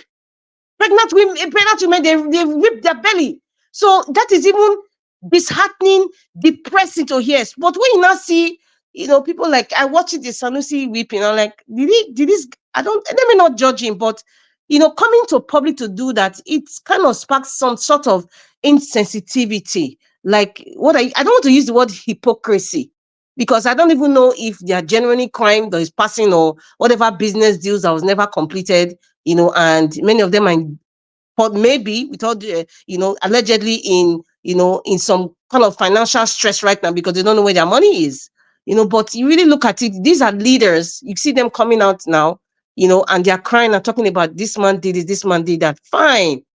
But however, this is the kind of display I need to see leaders in every industry, come out when you talk about the killings in Kaduna, what happened in Owo, what's happening in the forest. I need to see big men like this weeping and crying, not just coming to Channels TV or Arise and they just talk. There's only one general, one retired general, I've forgotten his name now, whether it's Ibrahim or something, that came out. I was like, what is wrong with this country? The man was emotional. He's a retired general, but hey, he doesn't have any authority now. He's collecting retirement money and it ends there. You have new service chiefs over there. But at least the man came out and he's crying and he's talking that we can do something. But however, people who are part of the system, part of the government, creating these policies, one of their elites passed on in a very tragic way, and they're all coming out and they're all bawling. But Nigerians need to see this same attitude displayed when we hear in Southern Kaduna, a lot of people passed on due to these criminals. We need to see that. So it's kind of it's sitting on the fence. Let me call it that way. Thank you, Mr. Elvis. All right. Thank you very much, Madam Rita, for that submission. Late submission, I should call it. God bless you, man. Thank you. Okay, let's move on with our final submission. You're also going to have your final submission. That's fine. Mr. F. Emmanuel, if you're still with us, sir, you have 4 minutes final submission, sir. My brother, what else to say again if Madam Rita has spoken? The mama in the house, the firebrand, the only one that shakes the shakeable environment has spoken. I beg me, I'm just a very simple Nigerian because I love my country. All these titles you're giving me, give it to Madam Luko. I don't have energy for all this. All these titles you're giving me, I beg. My name is just Rita Adams. Full stop. Nothing. There's no title. There's no honorable or anything like that. Madam Rita. I'm not even reading Bobo Abel Alaho. It's not Rita Adams, I beg. Who's not going to read the for inside? It's just Rita Adams, I beg. The other part of Madam Rita, Madam Luke, when you people are but today we are crowning you as the already Bobo of Mr. Naija Watch platform. I don't need any crown. I already have a crown. I don't. My name is Rita Adams, and that's my crown. Your frankness just brings some laughter. I will just be laughing as we are talking. I don't know. You are very frank. Like it sounds to me, it's a serious matter you are addressing. But I will just be laughing because the way you say it sounds funny, but very, very, very serious matter. So even if you are sad, you will just be laughing. You don't know where the throughout. So thanks for bringing that. Yeah, I think if one thing I also want to look at is this guy's death is. I did mean this guy didn't buy right now. Some of the things we are hearing now among these microscopic current bankers and ex-bankers, we wouldn't have known. So it's like an expose to some of us. The dealings, the helping hands, the collaboration, the scratch my back, I scratch your back. What they are doing, what they did in time past, with what has happened so far, an average man like you and I has the privilege to hear or to know. So you can see that sometimes, I'm not saying I'm happy that he died, say all things work for good to them that love God and are called according to his purpose. So Nigerians, shine your eye. All these bankers, though I'm sorry, though I was one of them, but I wasn't on that level yet anyway. So the truth is, the banking system is fantastically corrupt. Underline that word, fantastically corrupt. Politicians of Nigeria are also fantastically corrupt. So both if of you them are saying something is corrupt, how then can you add fantastic to something that is bad? when we say I'm just kidding fantastically, now. fantastic, I don't even know how to qualify it. That's the only word that came to my mind. Because it's done seamlessly. The Exactly. corruption is carried out seamlessly, and in most cases, foolproof. Exactly. You will need the likes of FBI and CIA. You will have to line them up. You know, Effortless corruption, right? Yeah. So that is for that.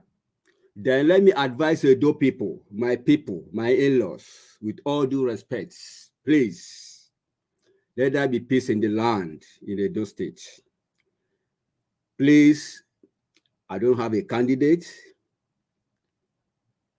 you know, but you guys know who you think that will bring about the dividends of democracy to your state. I beg you, shine your eye and select the right person that you think can do the job. That is for that. I rest my case. Then for who again? Sim, sit up. If it is true that you want to resign, for me, that does not show that you're a man. Man up and do the needful. You are a man. That's what I can say. Don't allow any fire to just wave you off where you are. Just stay there. Fight through. Don't chicken out. Remember, getting on that seat could be by the help of your boss. Okay. But then God still wants you to be there somehow. So please sit tight and fight through. Thank you. Mr. Elvis, for you, more grace to your elbow. Keep on the good work. You are the only shining light right now that we can, connect with. Mommy Luke, I greet you. Mommy Rita, I greet you. The men in the house, I hail you. God bless you all. God bless you too, sir. Oga F. Emmanuel, your words are very strong. Thanks for the encouragement, your prayers, your support, and your voice. Thank you. It's a collective effort here. One person off will do this job. All of us are doing it together. Let's continue to do what we can to see how we can have that better Nigeria. So we thank God for the postmodern technology that gave us the opportunity to do this. If you look back to a couple of years ago, you have to wait for NTA and watch, and you cannot even leave your opinion. So, life is changing, but it's only the Nigerian government that refused to change along. Everybody is moving on. Everybody is moving forward. Everybody is progressing. It's only in our country you see only the elites are the one progressing, while the people are languishing away. It's very sad. Very, very sad. But meanwhile, let me come to the next person to quickly. Give us Amade, give us your final submission, sir. 4 minutes. Okay, you are not Thank you very much. I think so you don't sleep. Oh, really? Maybe the time here, it just break morning here, so we see have now 5, not be 5, 6 p.m. on a day, so Abi. Oh no, I say morning just break. 4:12, Oga. 4:12. Now you say morning don't break. Now Australia, you there? Be Japan, now you there? Your nights don't. You won't go sleep now. We still get long hour to go now. You won't go sleep now. Queen picking now. Queen. So what will happen? What will happen if I decide to just move to Canada or America tomorrow? Now, so I wanted to do all these broadcasts. I got to start in the morning. Now you can't decide that one. If you move to Canada, If you move to Canada, the only one thing that will happen, let me tell you, Madam Rita's black soup and starch will suffer. Cannot move to Canada. Go drive and go back to London. I bet please go to what's his name? My brother that just spoke, Black Panther. I think that's where it will fit Mr. Elvis. You know, if I want to move out of UK, the only place I want to move to is Australia. No, you be one day ahead of us now. You know, walk, Mr. Elvis. You don't go walk there. You don't go feel sleep. No walk. I bet just stay in the UK or you go to Nigeria. Either is UK or Nigeria, either of those places. Make it come US. Come US. I person go come off for abroad because go another abroad again. That what even makes sense. People are doing it to people they do it from America to Canada now. They go to Canada. Canada they better for them. If you come off for abroad, go Nigeria, my friend. You come off for abroad, go another abroad. Just go Nigeria. I believe that after many years, you don't spend 10 years for abroad, you can still move to another abroad again. Go follow Sanusi, they cry. I beg, you don't discourage me. Papa, don't go cry, you just sit down where you did, so sit down, put where you do. I beg, why you dey discourage person like this, Black Panther? It's not there. Now Kane, they go flog you. That's why I respect Mr. Alex. I don't know how he's doing it, but Mr. Alex, God bless you for being with us every day. But not be everybody they cry for Nigeria Black Panther. Forget that. People still they live with there. You go cry, you because the thing they make tears. You know that you cannot receive dollar in Nigeria again. If you send money, go to give her in naira, and they don't give you cash, they'll send them to your account. That's what they are doing now.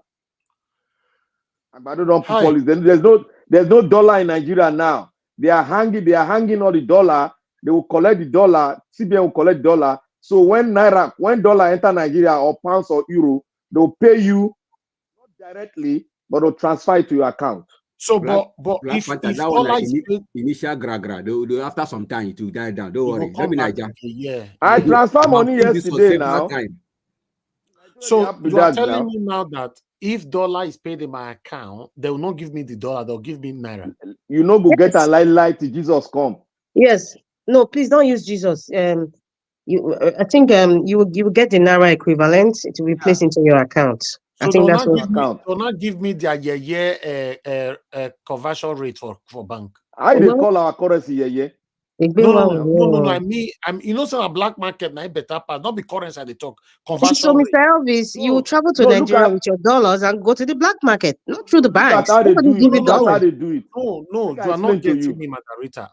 I mean, if dollar is paid in your account, you know, traveling is a different thing. What about dollar is paid into your account in Nigeria? When I reach Nigeria, I don't fit take come.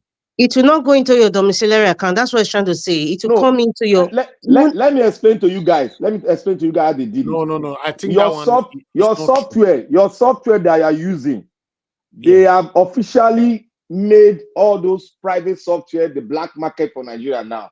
When you put your money into that system, the system will now generate the price that they are going to sell. They are going to buy your dollar in naira.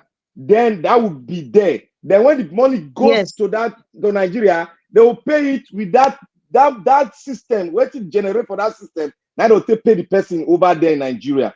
The rate, yes. Yeah, the rate. They don't use from what I know, they didn't touch the domiciliary account.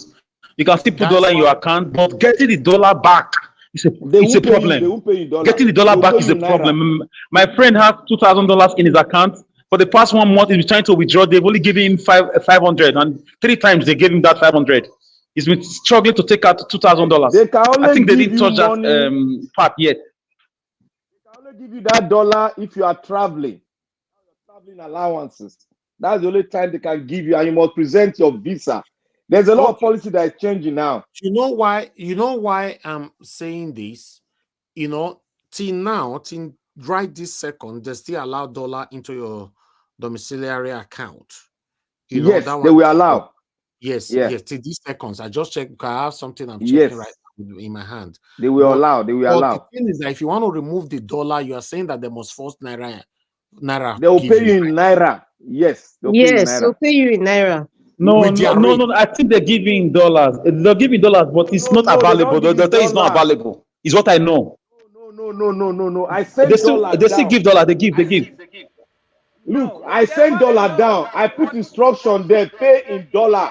They won't give you. But they gave him naira. Send is different. We mean domiciliary account. The domiciliary account is different. No, wait. No dollar to give you. Hold on, my brother. Hold on. We are here to learn. I think I can call with Alex. Mr. Alex, listen, sending is different. If you check all the apps where they take they send money now, they tell you, say, if you send dollar in a naira, they will give you. But my question is, for me, if I want to send money to my domiciliary account now, they work again because they don't stop them. They not credit you dollar for there. That is the area I also concur with Oga Black Panther. But there's automatic dollar credited into your account from maybe from a company or every other place. Not be you send them. That dollar will be given to you. Yes, not be you send them. It's, that dollar will be given to you. You know what is happening naira now? What?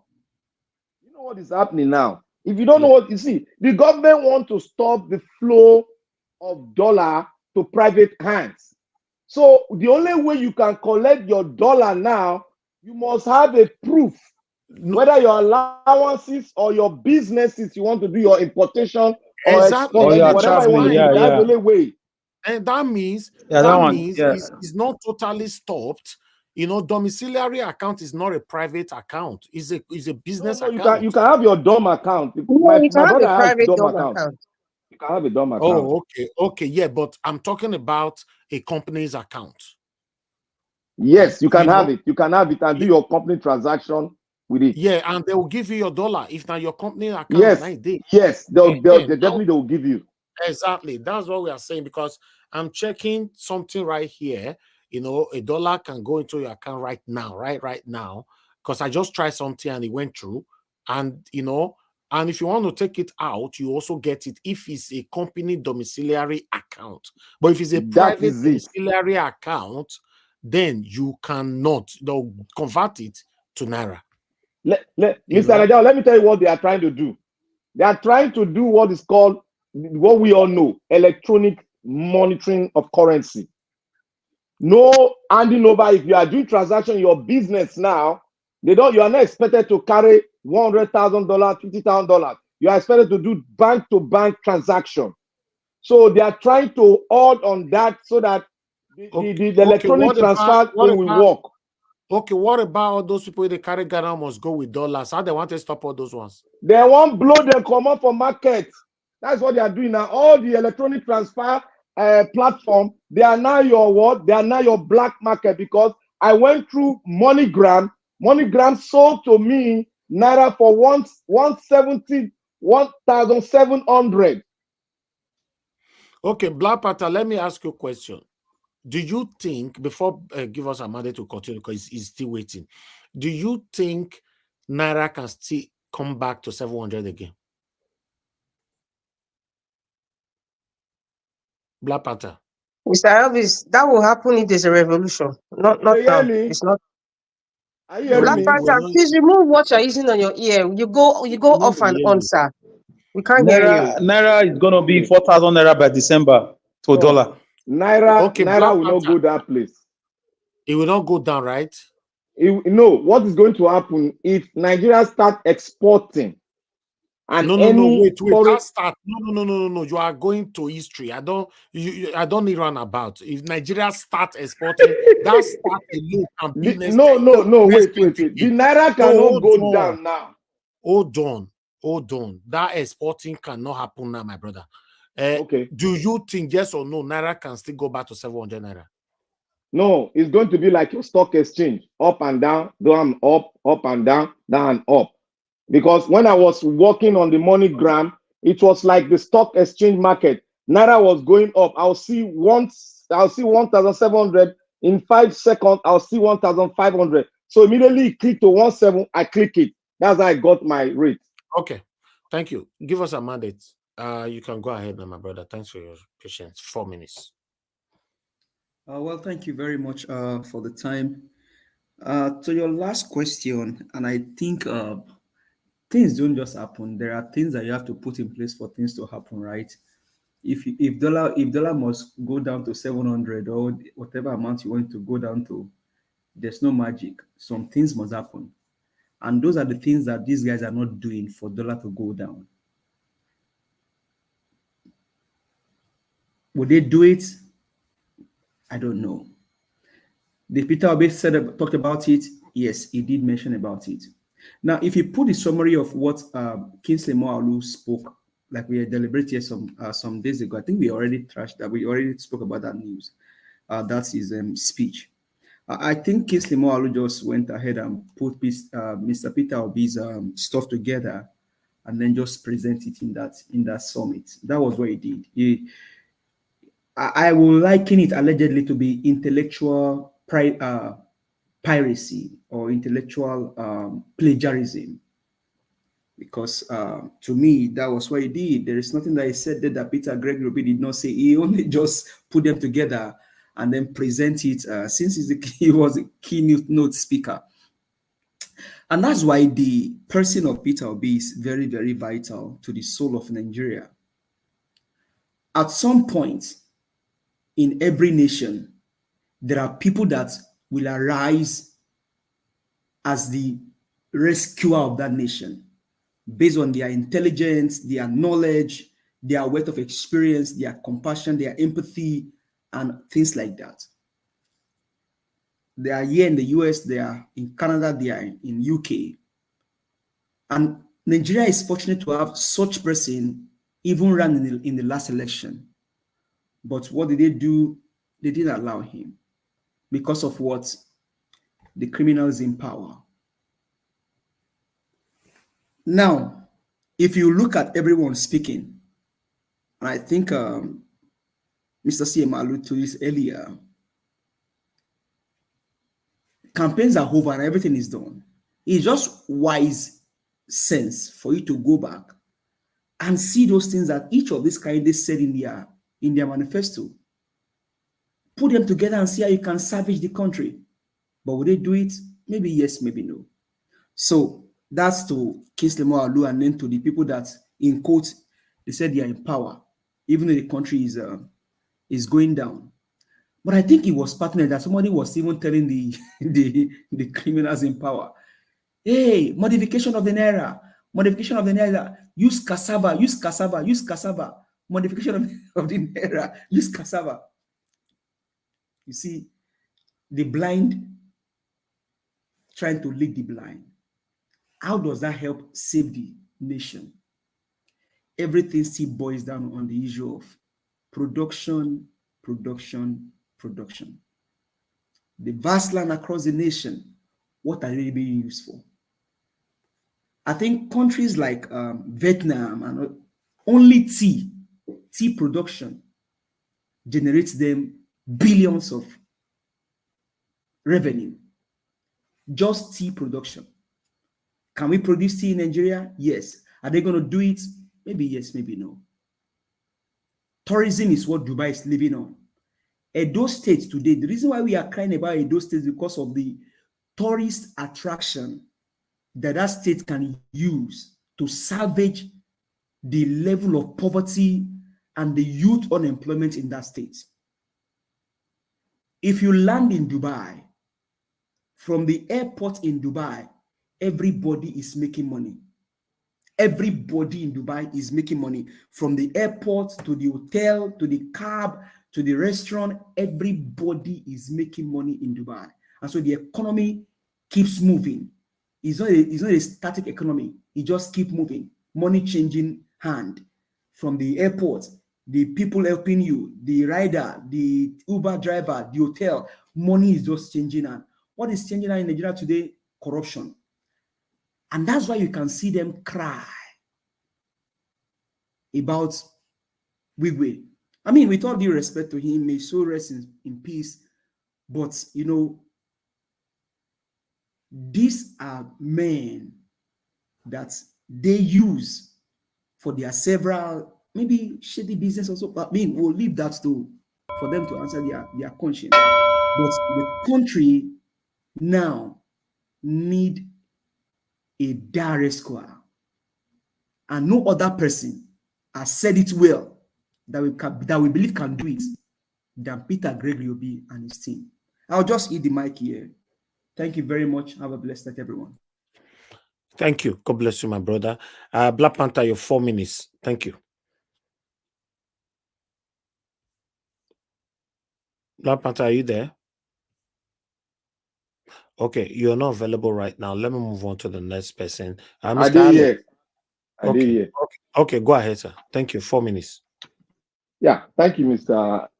Elvis. And I thank everyone again. Manarita, thank you. I want to say something here is that one thing I want to say here is that I will continue to hear out my voice as every one of us are doing too. And I will continue to say this, whether anybody like it or not.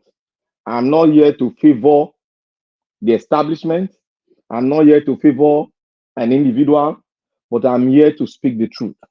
Nigeria is not a country.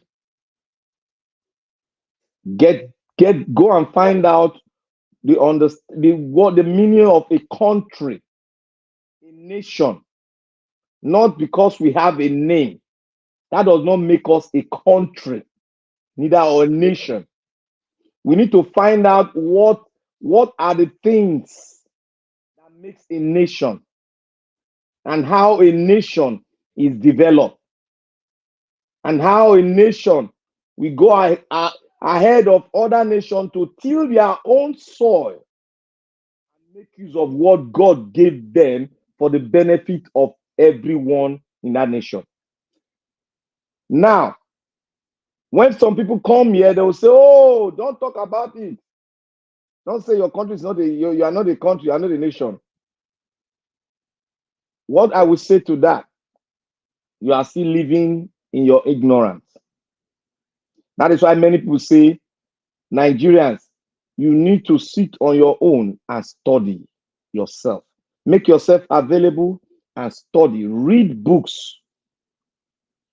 The people that wrote the books, they saw something before they wrote the books. And when you study and when you make yourself available and study, you begin to reason with like minds. That what is the definition of a nation? You now ask yourself, is Nigeria a nation? Then from there, you start flowing and answers will start coming in. And you start forming your own hypothesis. You start bringing your own ideas. Now, Nigeria is already captured by the Fulanis. Not in totality, but the mechanism of the country as a whole has been captured by the Fulanis. The only way out is for us to be organized. Organize and speak with one voice. Let us have something we'll bring to the table. Then from there, we'll start talking, because what we are going to bring on the table, we apply pressure on that establishment that refuse to let Nigeria go. If we don't do this, in the next 20, 30 years, let God die. By that time, I'm an elderly man, my gray head. I will still come here and tell you people, Nigeria is not yet a nation.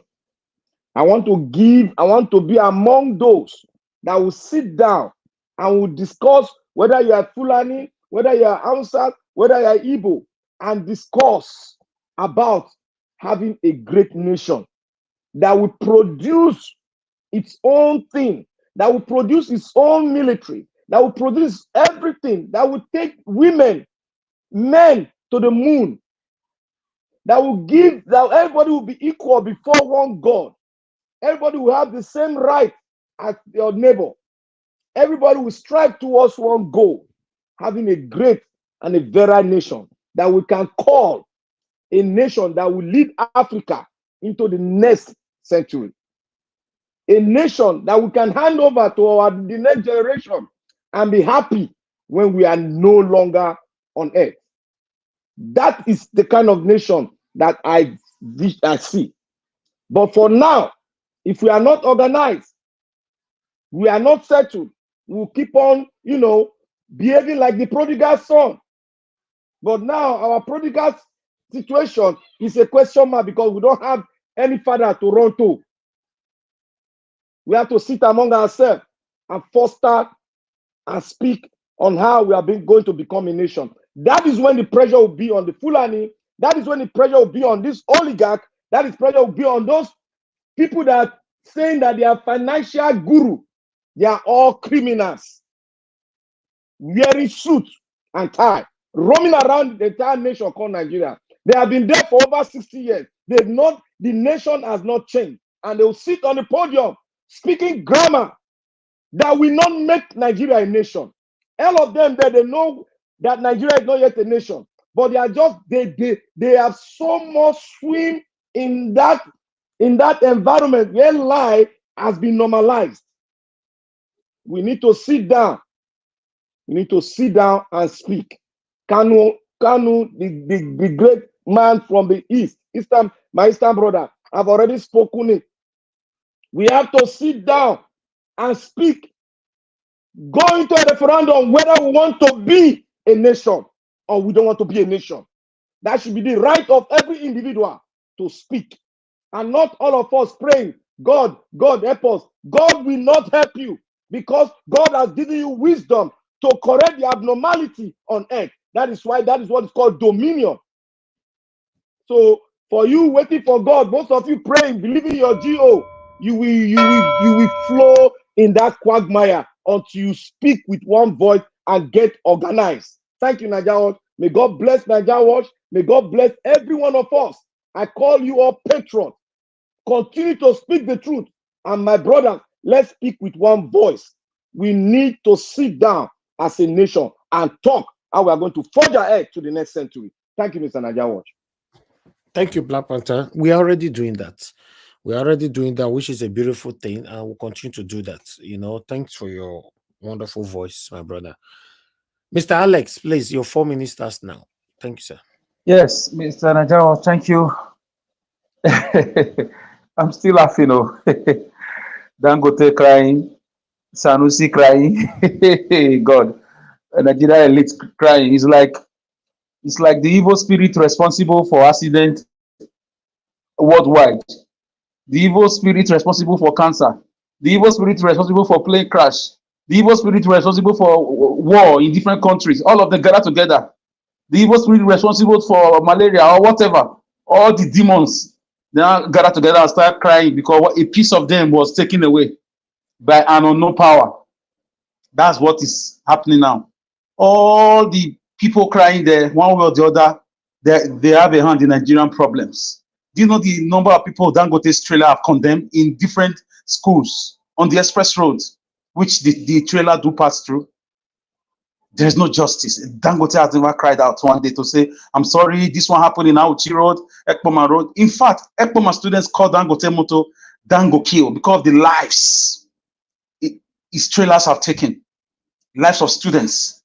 Dango Kill, Dango Kill. That trailer is coming, Dango Kill. And nothing happens. The driver just jumps away, vanishes, or disappears into the bush, and the next day, call come from Abuja and the trailer is released. Dangote can cry. Sanusi can cry. Governors can cry.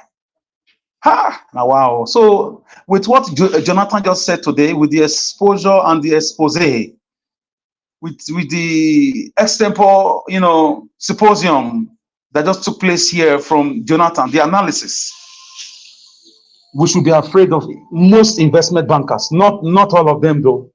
Most investment, anybody that comes to say, I'm an investment banker, I'm an investment banker, I'm an investment banker, you got to be afraid of them. So I just feel it's a big mess. It's a big mess that some Nigerians are more special than some Nigerians. And all these men were all alive under Buhari when everybody was crying, and they are alive now. People are crying across the country, crying for economic problems, crying for insecurity, crying for lack of education, quality education, crying. Young people are migrating in drones. They've not come out to gather together to organize a press conference to address the issues bedeviling Nigerians, the ordinary Nigerians. My goodness. The evil-heartedness of these so-called rich people is appalling. It's appalling. Indeed, according to Nigeria, they are really satanic. Look at them, they cut across party. Now they put party aside because it concerns one of them. APC, PDP, all of them came together now to cry because one of them was affected.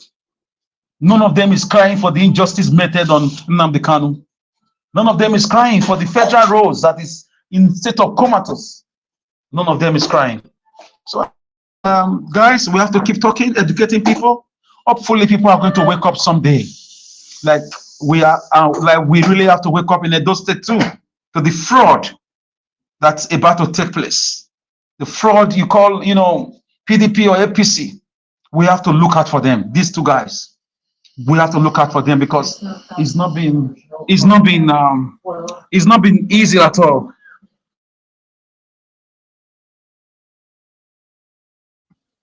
All right, thank Yes. you, Mr. Can you hear me now? Can you hear me? There's so much noise on your background, Yeah, can you hear me now? Yeah, go ahead. Round up. You have 1 minute. Yeah, let me just round up with this, guys. For me, I feel like those state people should wake up.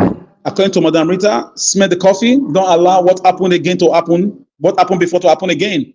The disrespect on our royal palace, the massive looting, the dictatorial activity that took place under Obaseki government should never happen again. In fact, anything PDP should be cancelled.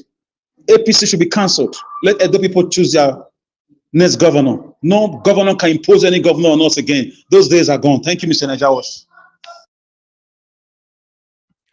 Okie dokie. Thank you. Thank you, my brother. I appreciate you. Mr. Elvis, I have a quick question for you. Okay, go ahead. When do you intend to bring the governorship aspirant here from the various party? When do you start doing that? We are working on it. I cannot Okay. say specific date. We are working on it. Okay. Yes, we'll do our part to bring them here where we can ask them questions. But I'm not endorsing anybody. Thank you. Okay, let me call on the next person to speak to us, which is Madam. Okay, yes, Madam Luke. Madam Luke, please give us your final 4 minutes. All right. Well, everybody has said everything. That's the problem with coming late. You don't have much to say, but we are just going to make our presence known so we count for being active. But I'm sorry, your volume is low, please. It is low? Okay, one moment, please. Let's see what I can do about that.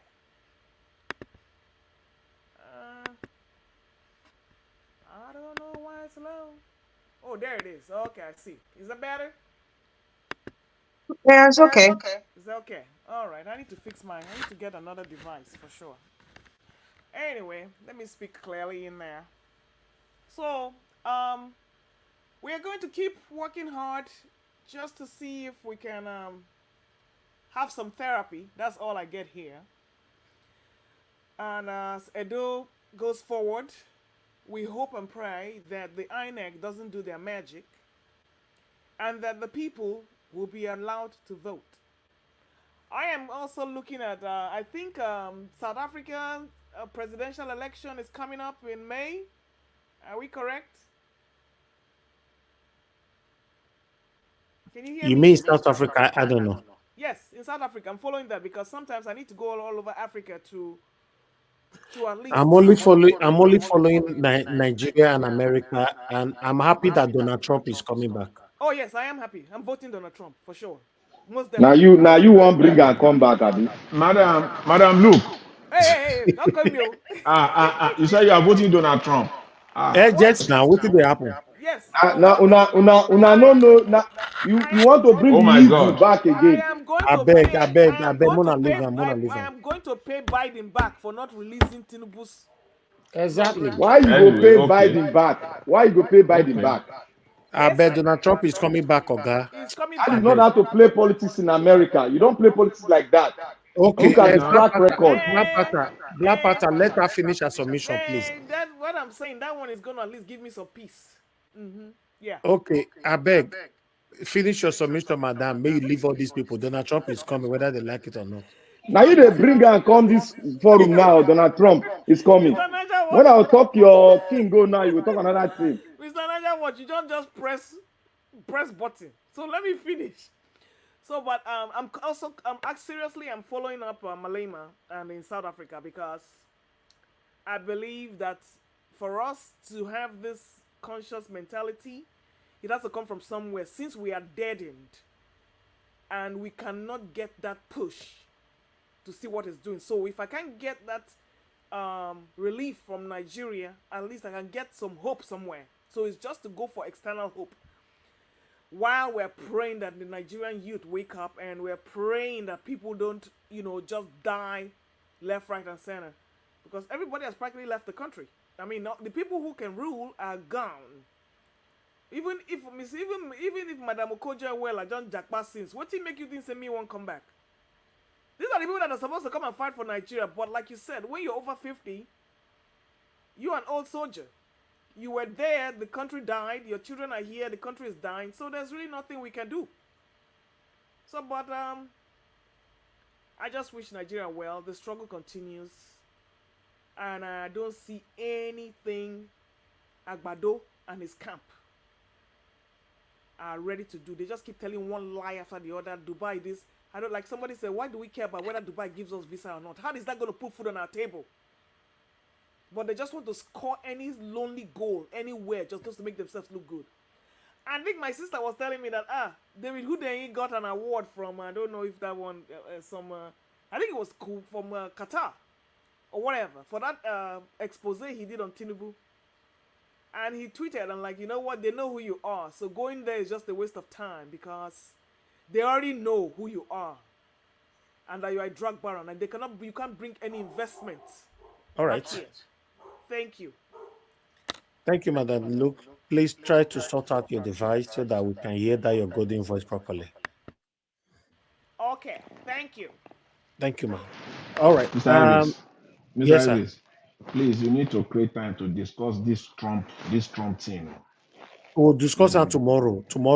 Trump is coming back. Don't worry. Me, they tell you. Just believe me. Just say I'm not a supporter of Trump. Maybe na Elvis go come carry and put for White House. Black Panther. If I don't see what me will take prepare you now. Trump is coming back. Talk Trump own. No talk Trump own. Talk your own. Now Trump me want to prepare you. Me don't know what they prepare you now. Because you don't put India man for gas name will join me to welcome Trump back again. Don't worry. We are coming for you guys. No problem now. We dey here. If you enter now, I go soon tell us say no be na voter and na so now we now go blame us. I beg, give us your final submission. 4 minutes. Mr. Naja Watch. Yes, ma'am. Can you hear me? Is it better? No, it's not better. You are far away. We can. It's very clear. It's very clear, but you are far away. Okay. Okay, Madam Rita, your 4 minutes, ma'am. Yes, thank you, Mr. Elvis. Today, I read in the papers that the man called Akpabio, the Senate president of Nigeria, he made a comment and said, Nigeria is not facing insecurity. This is not verbatim, but something of that nature.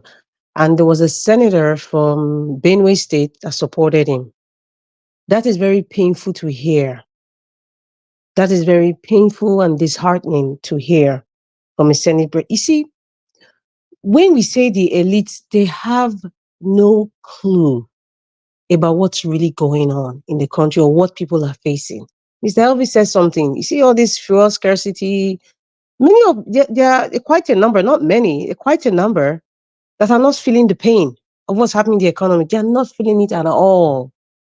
Hearing that from it pained me even reading it. That Akpabio could say that the insecurity in Nigeria has reduced, something of that nature. I was like seriously? Anyway, like I said, we don't have any men anymore. They're just errand boys of the caliphate and maybe some part of the West too. So everybody's playing to the cards without thinking that their comments and statements is going to come back to them. We are all in this. Many of them who come in the diaspora, when they come, for example, some that come to Canada, they live like hermits. They hide themselves. They cannot be around the general Nigerian community because They are afraid of being videoed. They are afraid of being questioned. They are afraid of being, in fact, they are petrified, not even afraid. They are all petrified, including their children. So how are you living comfortably now, you elite, if you're listening to me? What you're doing in Nigeria, you're making comments just because the present fraudulent administration suits you. You make certain comments that are very insensitive, that doesn't connect to the people, and you think that you just come abroad, your private jets, you're living like a hermit. I know some of you can testify to me what I'm saying. Many of them who come to diaspora, they come codedly, they hide. Their children are living like hermits because they know that what they're doing is evil. So in other words, they don't even have rest of mind. There's nothing as good as having a rest of mind. Even if you have all the money in the world, one thing we need to realize, and something I also learned from this Herbert Wigge's passing, we have no control about a lot of things. We have no control about death. We have no control about sickness. We have no control even the time of passing. No matter who you are, no matter the position or the influence you think you have control. You don't have control. That's the reality that many people, many of these elite, they don't want to face that fact that they don't have control over their lives. They don't. But they just push it aside and do what they can do, and they think they'll live forever in this earth. It's just unfortunate. Please, Nigerians, let us be very wise. Edo State, anytime the errand boys that in Edo State have assembly come out to speak at all, please ignore them. Ignore them because they are just disturbing the peace. They have nothing to offer. They would never have anything to offer. Just forget it. Anytime you see Governor Obaseki come out to speak, as a matter of fact, I said it before, Governor Obaseki is the albatross of Aswe Godalu.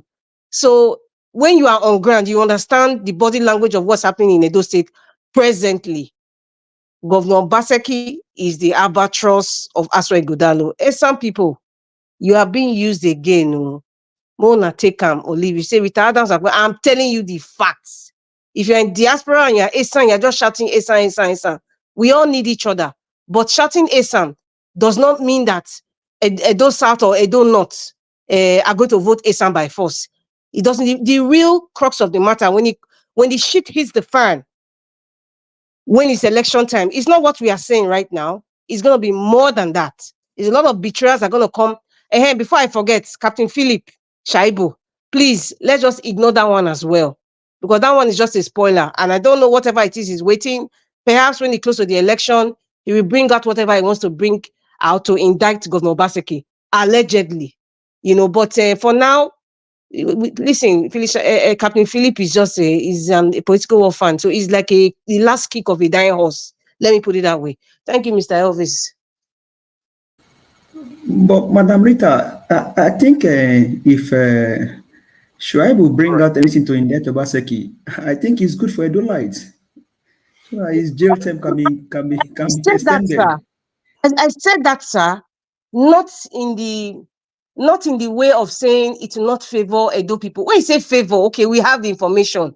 Okay, somebody has brought proof. So what happens? The courts, do we have courts in Nigeria? Do they really exist? If Governor Obaseki give them $1 billion, it will be like another Mahmoud case now. It's like switching off the VBAS case again. So at the end of the day, have you ever heard anybody go to jail? The last person I can remember is Bode George.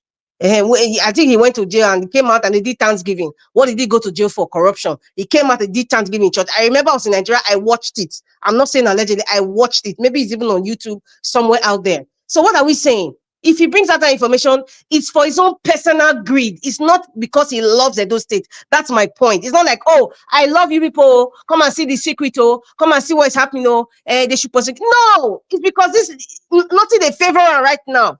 So you're not doing it in the interest of Edo people, just like what's happening in the Labour Party now. The youth leader that came out and other people coming out, they're all doing this, they're all becoming spoilers because it's because of personal greed. It has nothing to do because they love Peter Obi or their obedience or anything. And if Peter Obi leaves, the Labour Party know that they'll be like fried chicken. Done. Okay. Nobody's going talking about Labour Party anymore. So please, thank you, Mr. Honestly, for me, I would like Shaibu to actually do some expose, and let's now leave it to the next person that will come as a governor, and for us to see if they'll be bold enough to do any prosecution or not. That's, I mean, I would like it. If Shaibu is bringing out anything, it's for the opposition to use it to campaign. It's not that he cares about Edo State. That's all. Spill the milk, break the egg. Okay. Thank you. Shaibu no go bring out anything. Bless, I don't know what they call you. EFCC, they fear them. They will bring anything out. And then he will be impeached, right?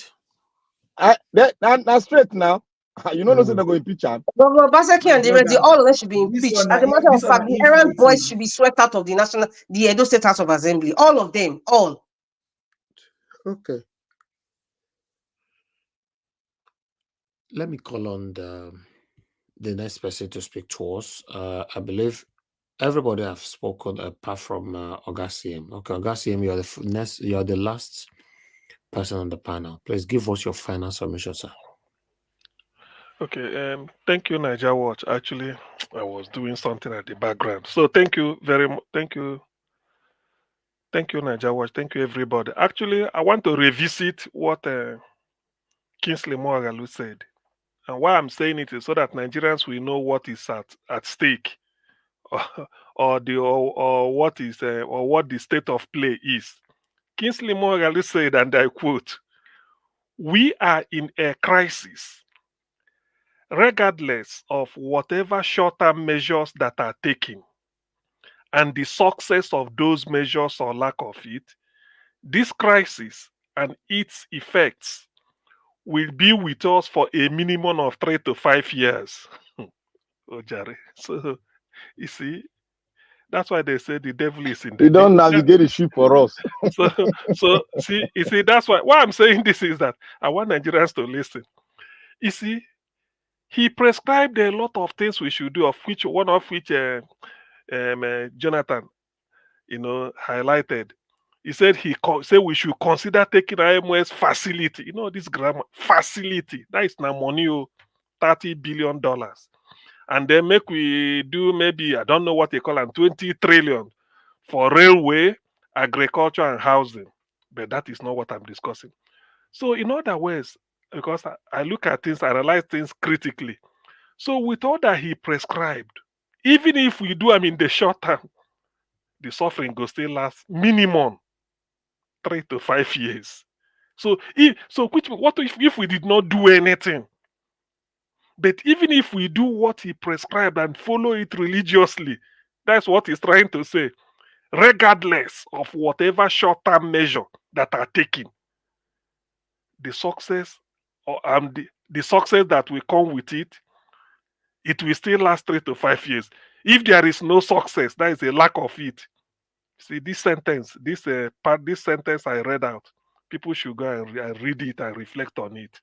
That is where the devil and the detail is. So, in other words, no hope. That is what it means. In other words, no hope. I know now, at least the grammar you speak and the economics in do. You see, he knows exactly what he's saying. You see that 3 to 5 years, Nigeria that is corrupt, give it 7 to 8 years.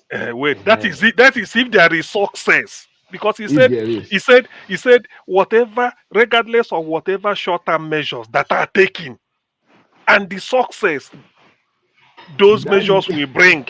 Even if they bring success, 3 to 5 years minimum.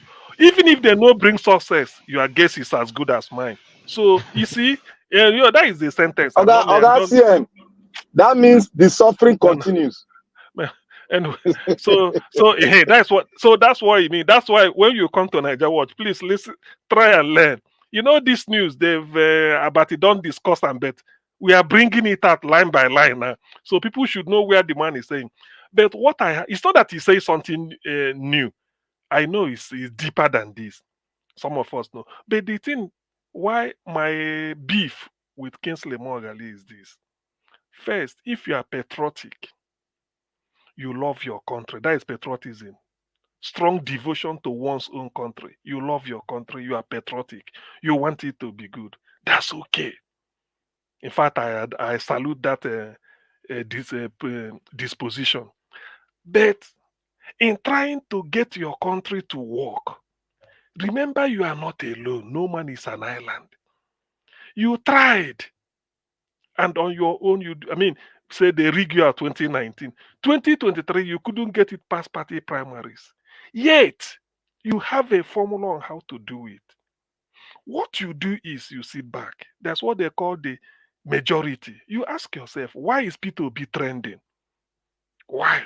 Examine what P2B is saying. You find that there's a sense in it, there's a logic. But for one reason or the other, P2B has been governor. You can always say, go and verify. That's what propelled him. You've not been a governor. It's not your fault. I wouldn't say it's your fault. I don't want it to counter against you. But what you do is that you get close to that person and say, let me work with you. So that when we get to it, because you are still young, who knows what will happen? Even you may not even be president and make your impact. You may not really be. You may not really be. But you don't just say because maybe you didn't get, then you go away. Now, what if you are no more? So we lose the intellect or your idea or this thing. So it doesn't work. That is my beef with him.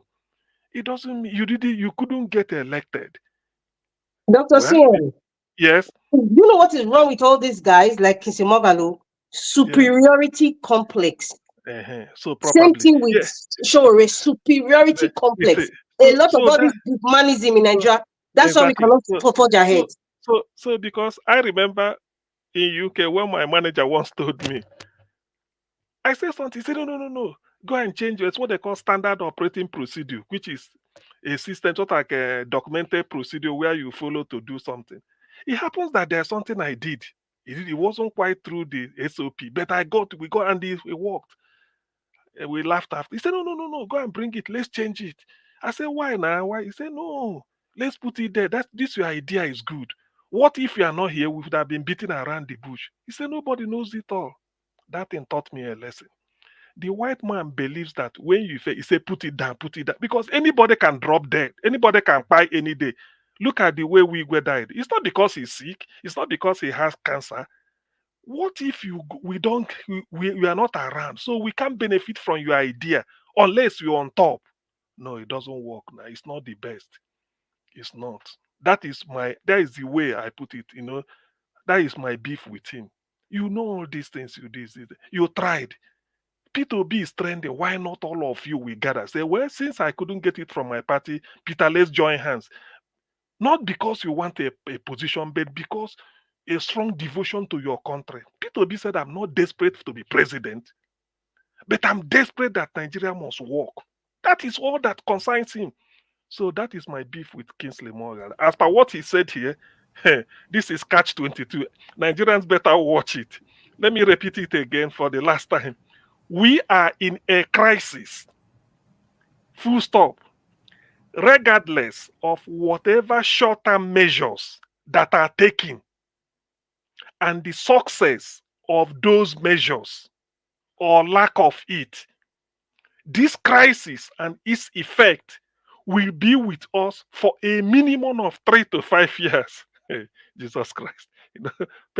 People they scramble for a bag of rice from a trailer in Zaria, and you are wishing them 3 to 5 years. 3 to 5 years means even if we do the thing as he prescribed it and all those things are good, and there is success, it still does not mean without borrowing IMF, like he said, 30 billion from IMF and then 20 from Nigeria. All those things, even if we succeed, that is, there's no rat to take our fish. Nigeria. Don't pray for that thing. Don't pray for that. If that happen in Nigeria, people will be eating from the dustbin. See, listen now. So even if no rat steal some of the bees, all our dry fish, that is to, you know what I mean. We go still there with 3 to 5 years suffering, even with the success. Now you trust me, no Nigeria now, this thing can succeed. That's why people are crying at Wigwe's funeral. I mean, all these comedians, now Godons, then go use and I go die, then go use and do joke. So even after that, 3 to 5 years with all the success. So what if you no succeed? That's why the crisis is not going away. That one not by now. So you see, that is the beauty. That is the beauty of Niger Watch. When we come here, these are the news. some Nigerians may not know and they will be going around. So now if they hear it, they say, so is that what Kingsley Mogali is really saying? At the level where they see what in see. So all this Agbado, they go this thing, this. In fact, let me end on this, Niger Watch, please. Just allow me a minute or two. Somebody phoned me yesterday. I forgot to say it. I don't know. He just said, I answered the phone, this for Nigeria. He said, is there nothing that Tinubu will do that you will just give him a pass mark, even if it's whatever? I said, pass mark or mark? I said, please. I dropped the phone. The person phone. The fourth time I picked it again. I said, I'm doing something. I will call you back later. 30 minutes. Before 30 minutes, he called me. I picked. I said, then what is it? He said, is there nothing the man will do? I said, is that why you want me to talk to you? He said, but because you people in Niger Watch, you people always tear Nigeria apart, this, everything. I said, okay, get a pen and paper. I said, I'm a human being.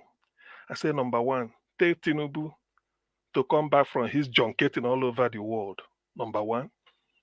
Number two, immediately he comes back, today, tomorrow, as they see in sea, he should visit Benue State.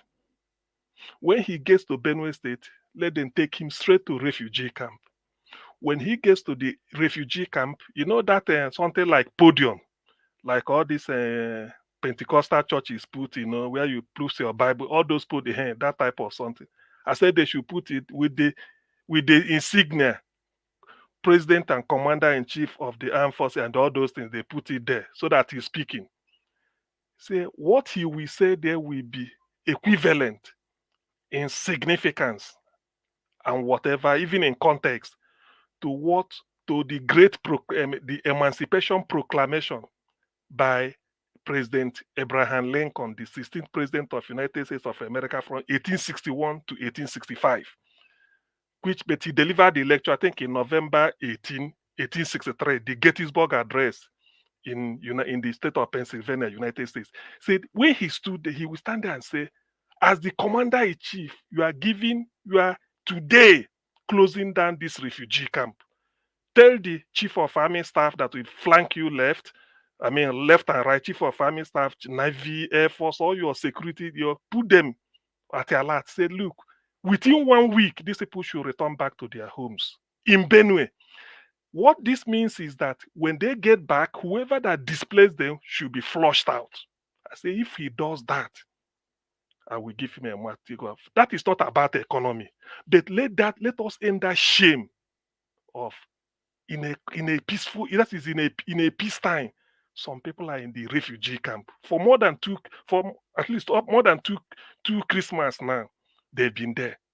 I said that is what he should do as Commander-in-Chief, standing there to make that presidential proclamation and said, today this refugee camp stand closed. From now on, within a week, I don't want to see these people here. Return them to their various homes where they point, they say, this is my house, put them there. Whoever is occupying it, flush the person out. I signed the order. All the brigade of guards, anything, any formation, bring them there, drove them out, because those people were living somewhere before they displaced these people. In chemistry, they call it displacement reaction. So for you to change the system, which I say Lechetless principle, when a system is in equilibrium, and one of the factors responsible for maintaining the equilibrium is altered, the entire system will readjust to cancel the effect of that alteration. So that is exactly what he should do. So after saying it, the man shouted. He was weeping. I said, don't worry, keep listening to Niger Watch. I don't know whether they will do, but I'm just trying to share this. And that is one of the cardinal principles of leadership. You show empathy to those that you are leading. Everything cannot be money. You show empathy for him to say it and say, this refugee camp stands closed today. Everybody evacuate them, rehabilitate them, give them money, play certain things so that next farming season or whatever, they can go back and resume their life. Failing that, all this idea of go and shake hands with one shake all over the world, to me, it just exists in the wind. Niger Watch, thank you very much for the opportunity. We got it again, but let me read the thing out. We are in a crisis. All right. Regardless of whatever short-term measures that are taken and the success of those measures or lack of it, this crisis and its effect will be with us for a minimum of 3 to 5 years, quote unquote. Professor Kingsley Moghalu, former Deputy Governor, Central Bank. That means now high level they go with that. Okay. No solution. Thank you. Thank you, my people. I appreciate you all. Thank you, Augustine. Thank you very much. We've come to the end of this broadcast. And God, I bless every one of you right there. Thank you for your time, every one of you that came to the panel. Augustine, thank you. Give us a mandate. Thank you very much. Madam Luke, thank you. Madam Rita, thank you very much. Black Panther, Oga F. Emmanuel, Mr. Jonathan, and God bless you now. Those of you that called in today, Madam Origin, and many others that called in, Mr. F.A., and many others, and God bless you now, my people. I appreciate you all. My wonderful people right there on the comment section. Nobody buy me coffee today, so nobody to appreciate. But nevertheless, God will still bless all of you now. Yes, starting on the comment section, Mother for all Mommy Diaspora. Thank you very much, Mommy, for all you do. Thanks for being there always. Thanks for your support. Thank you very much, everyone. Wabo Felix, thank you, Michael and Amaro. Oga Chris, thank you very much. Before we round up now, beg, make una bombard that comment section with free Nnamdi Kanu now. You know, before we end the show, even though when we are ending it, just be writing it. Let us see all the comments there, because I pinned it from the beginning of this broadcast. Let's continue to do that. Remember, we're going to do it in the end of this match. You know, let our media take the lead of this, okay? It's very, very important. Bombard it. God bless you all. I appreciate every one of you right there. Thank you, thank you, thank you. Ray Abua, Madam Patricia Tagbujumi, thank you very much. Thank you, Abo Azi. God bless you, sir. Thank you, Bob. Thank you, Engineer Sars. Thank you, Young One, and many, many others right there. And God will bless you, my people. I appreciate you all. See you guys again tomorrow by 6 p.m. By God's grace. Tomorrow is Friday. So, yeah. Let's continue to do what we're doing. Let's continue to talk about how our country can be better in our time. You know, hopefully we'll see that better Nigeria someday. I appreciate you all, my wonderful people. So allow me to end the show right now. So we'll be seeing again later on. So you guys, please press on the like button before you go. Copy the link, share to other platforms where you belong. And for those of you just coming across this platform, we are here talking about how Nigeria can be better, calling out our government to do the right thing. You know, the pain in the land is just too much to bear. Also, remember to subscribe to us, hit the notification bell to be notified whenever we are here, so you can join us so that we all can talk together like we're doing right now. My people, now you're now going to draw the curtain. So please, as I talk on before, my people, let the comment section full of free Nnamdi Kanu. Even though you don't feel right and continue to put it there, it means a lot and it goes a long way. The technology will say hashtag. There's a reason for it. So please take advantage of it. I appreciate every one of you, my people. Now, yeah, I will draw the curtain like I said before. Bye for now. I know they do competition with anybody. If I offend you, forgive me. Show me love, go to biza. Kama bara walo ninu ife kan akanbi. I know they do competition with anybody.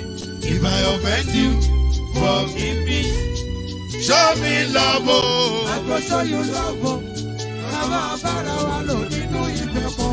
But I know they do competition with anybody.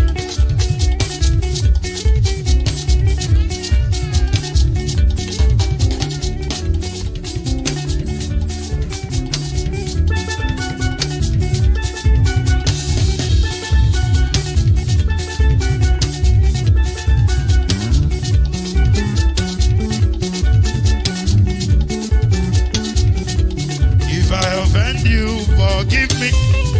Show me love, I go show you love. Kama bara walo ninu ife kan. I know they do competition with anybody. If I offend you, forgive me. Show me love, I go show you love. Kama bara walo ninu ife kan.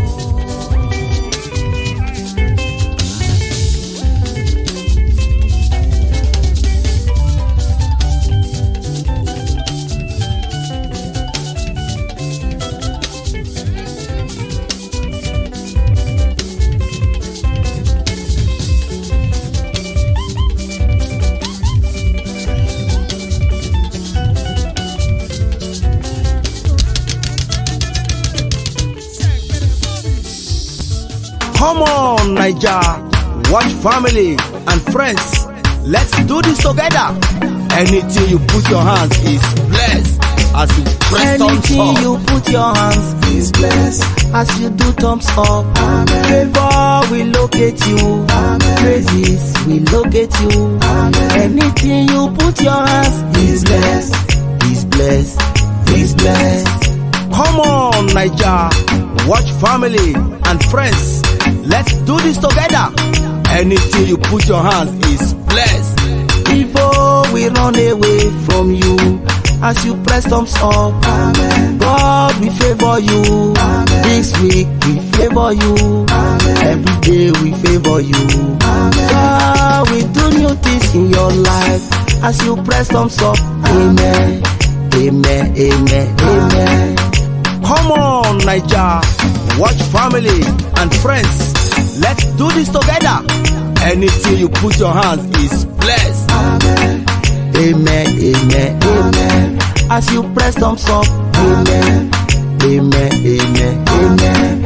As you press thumbs up. Amen.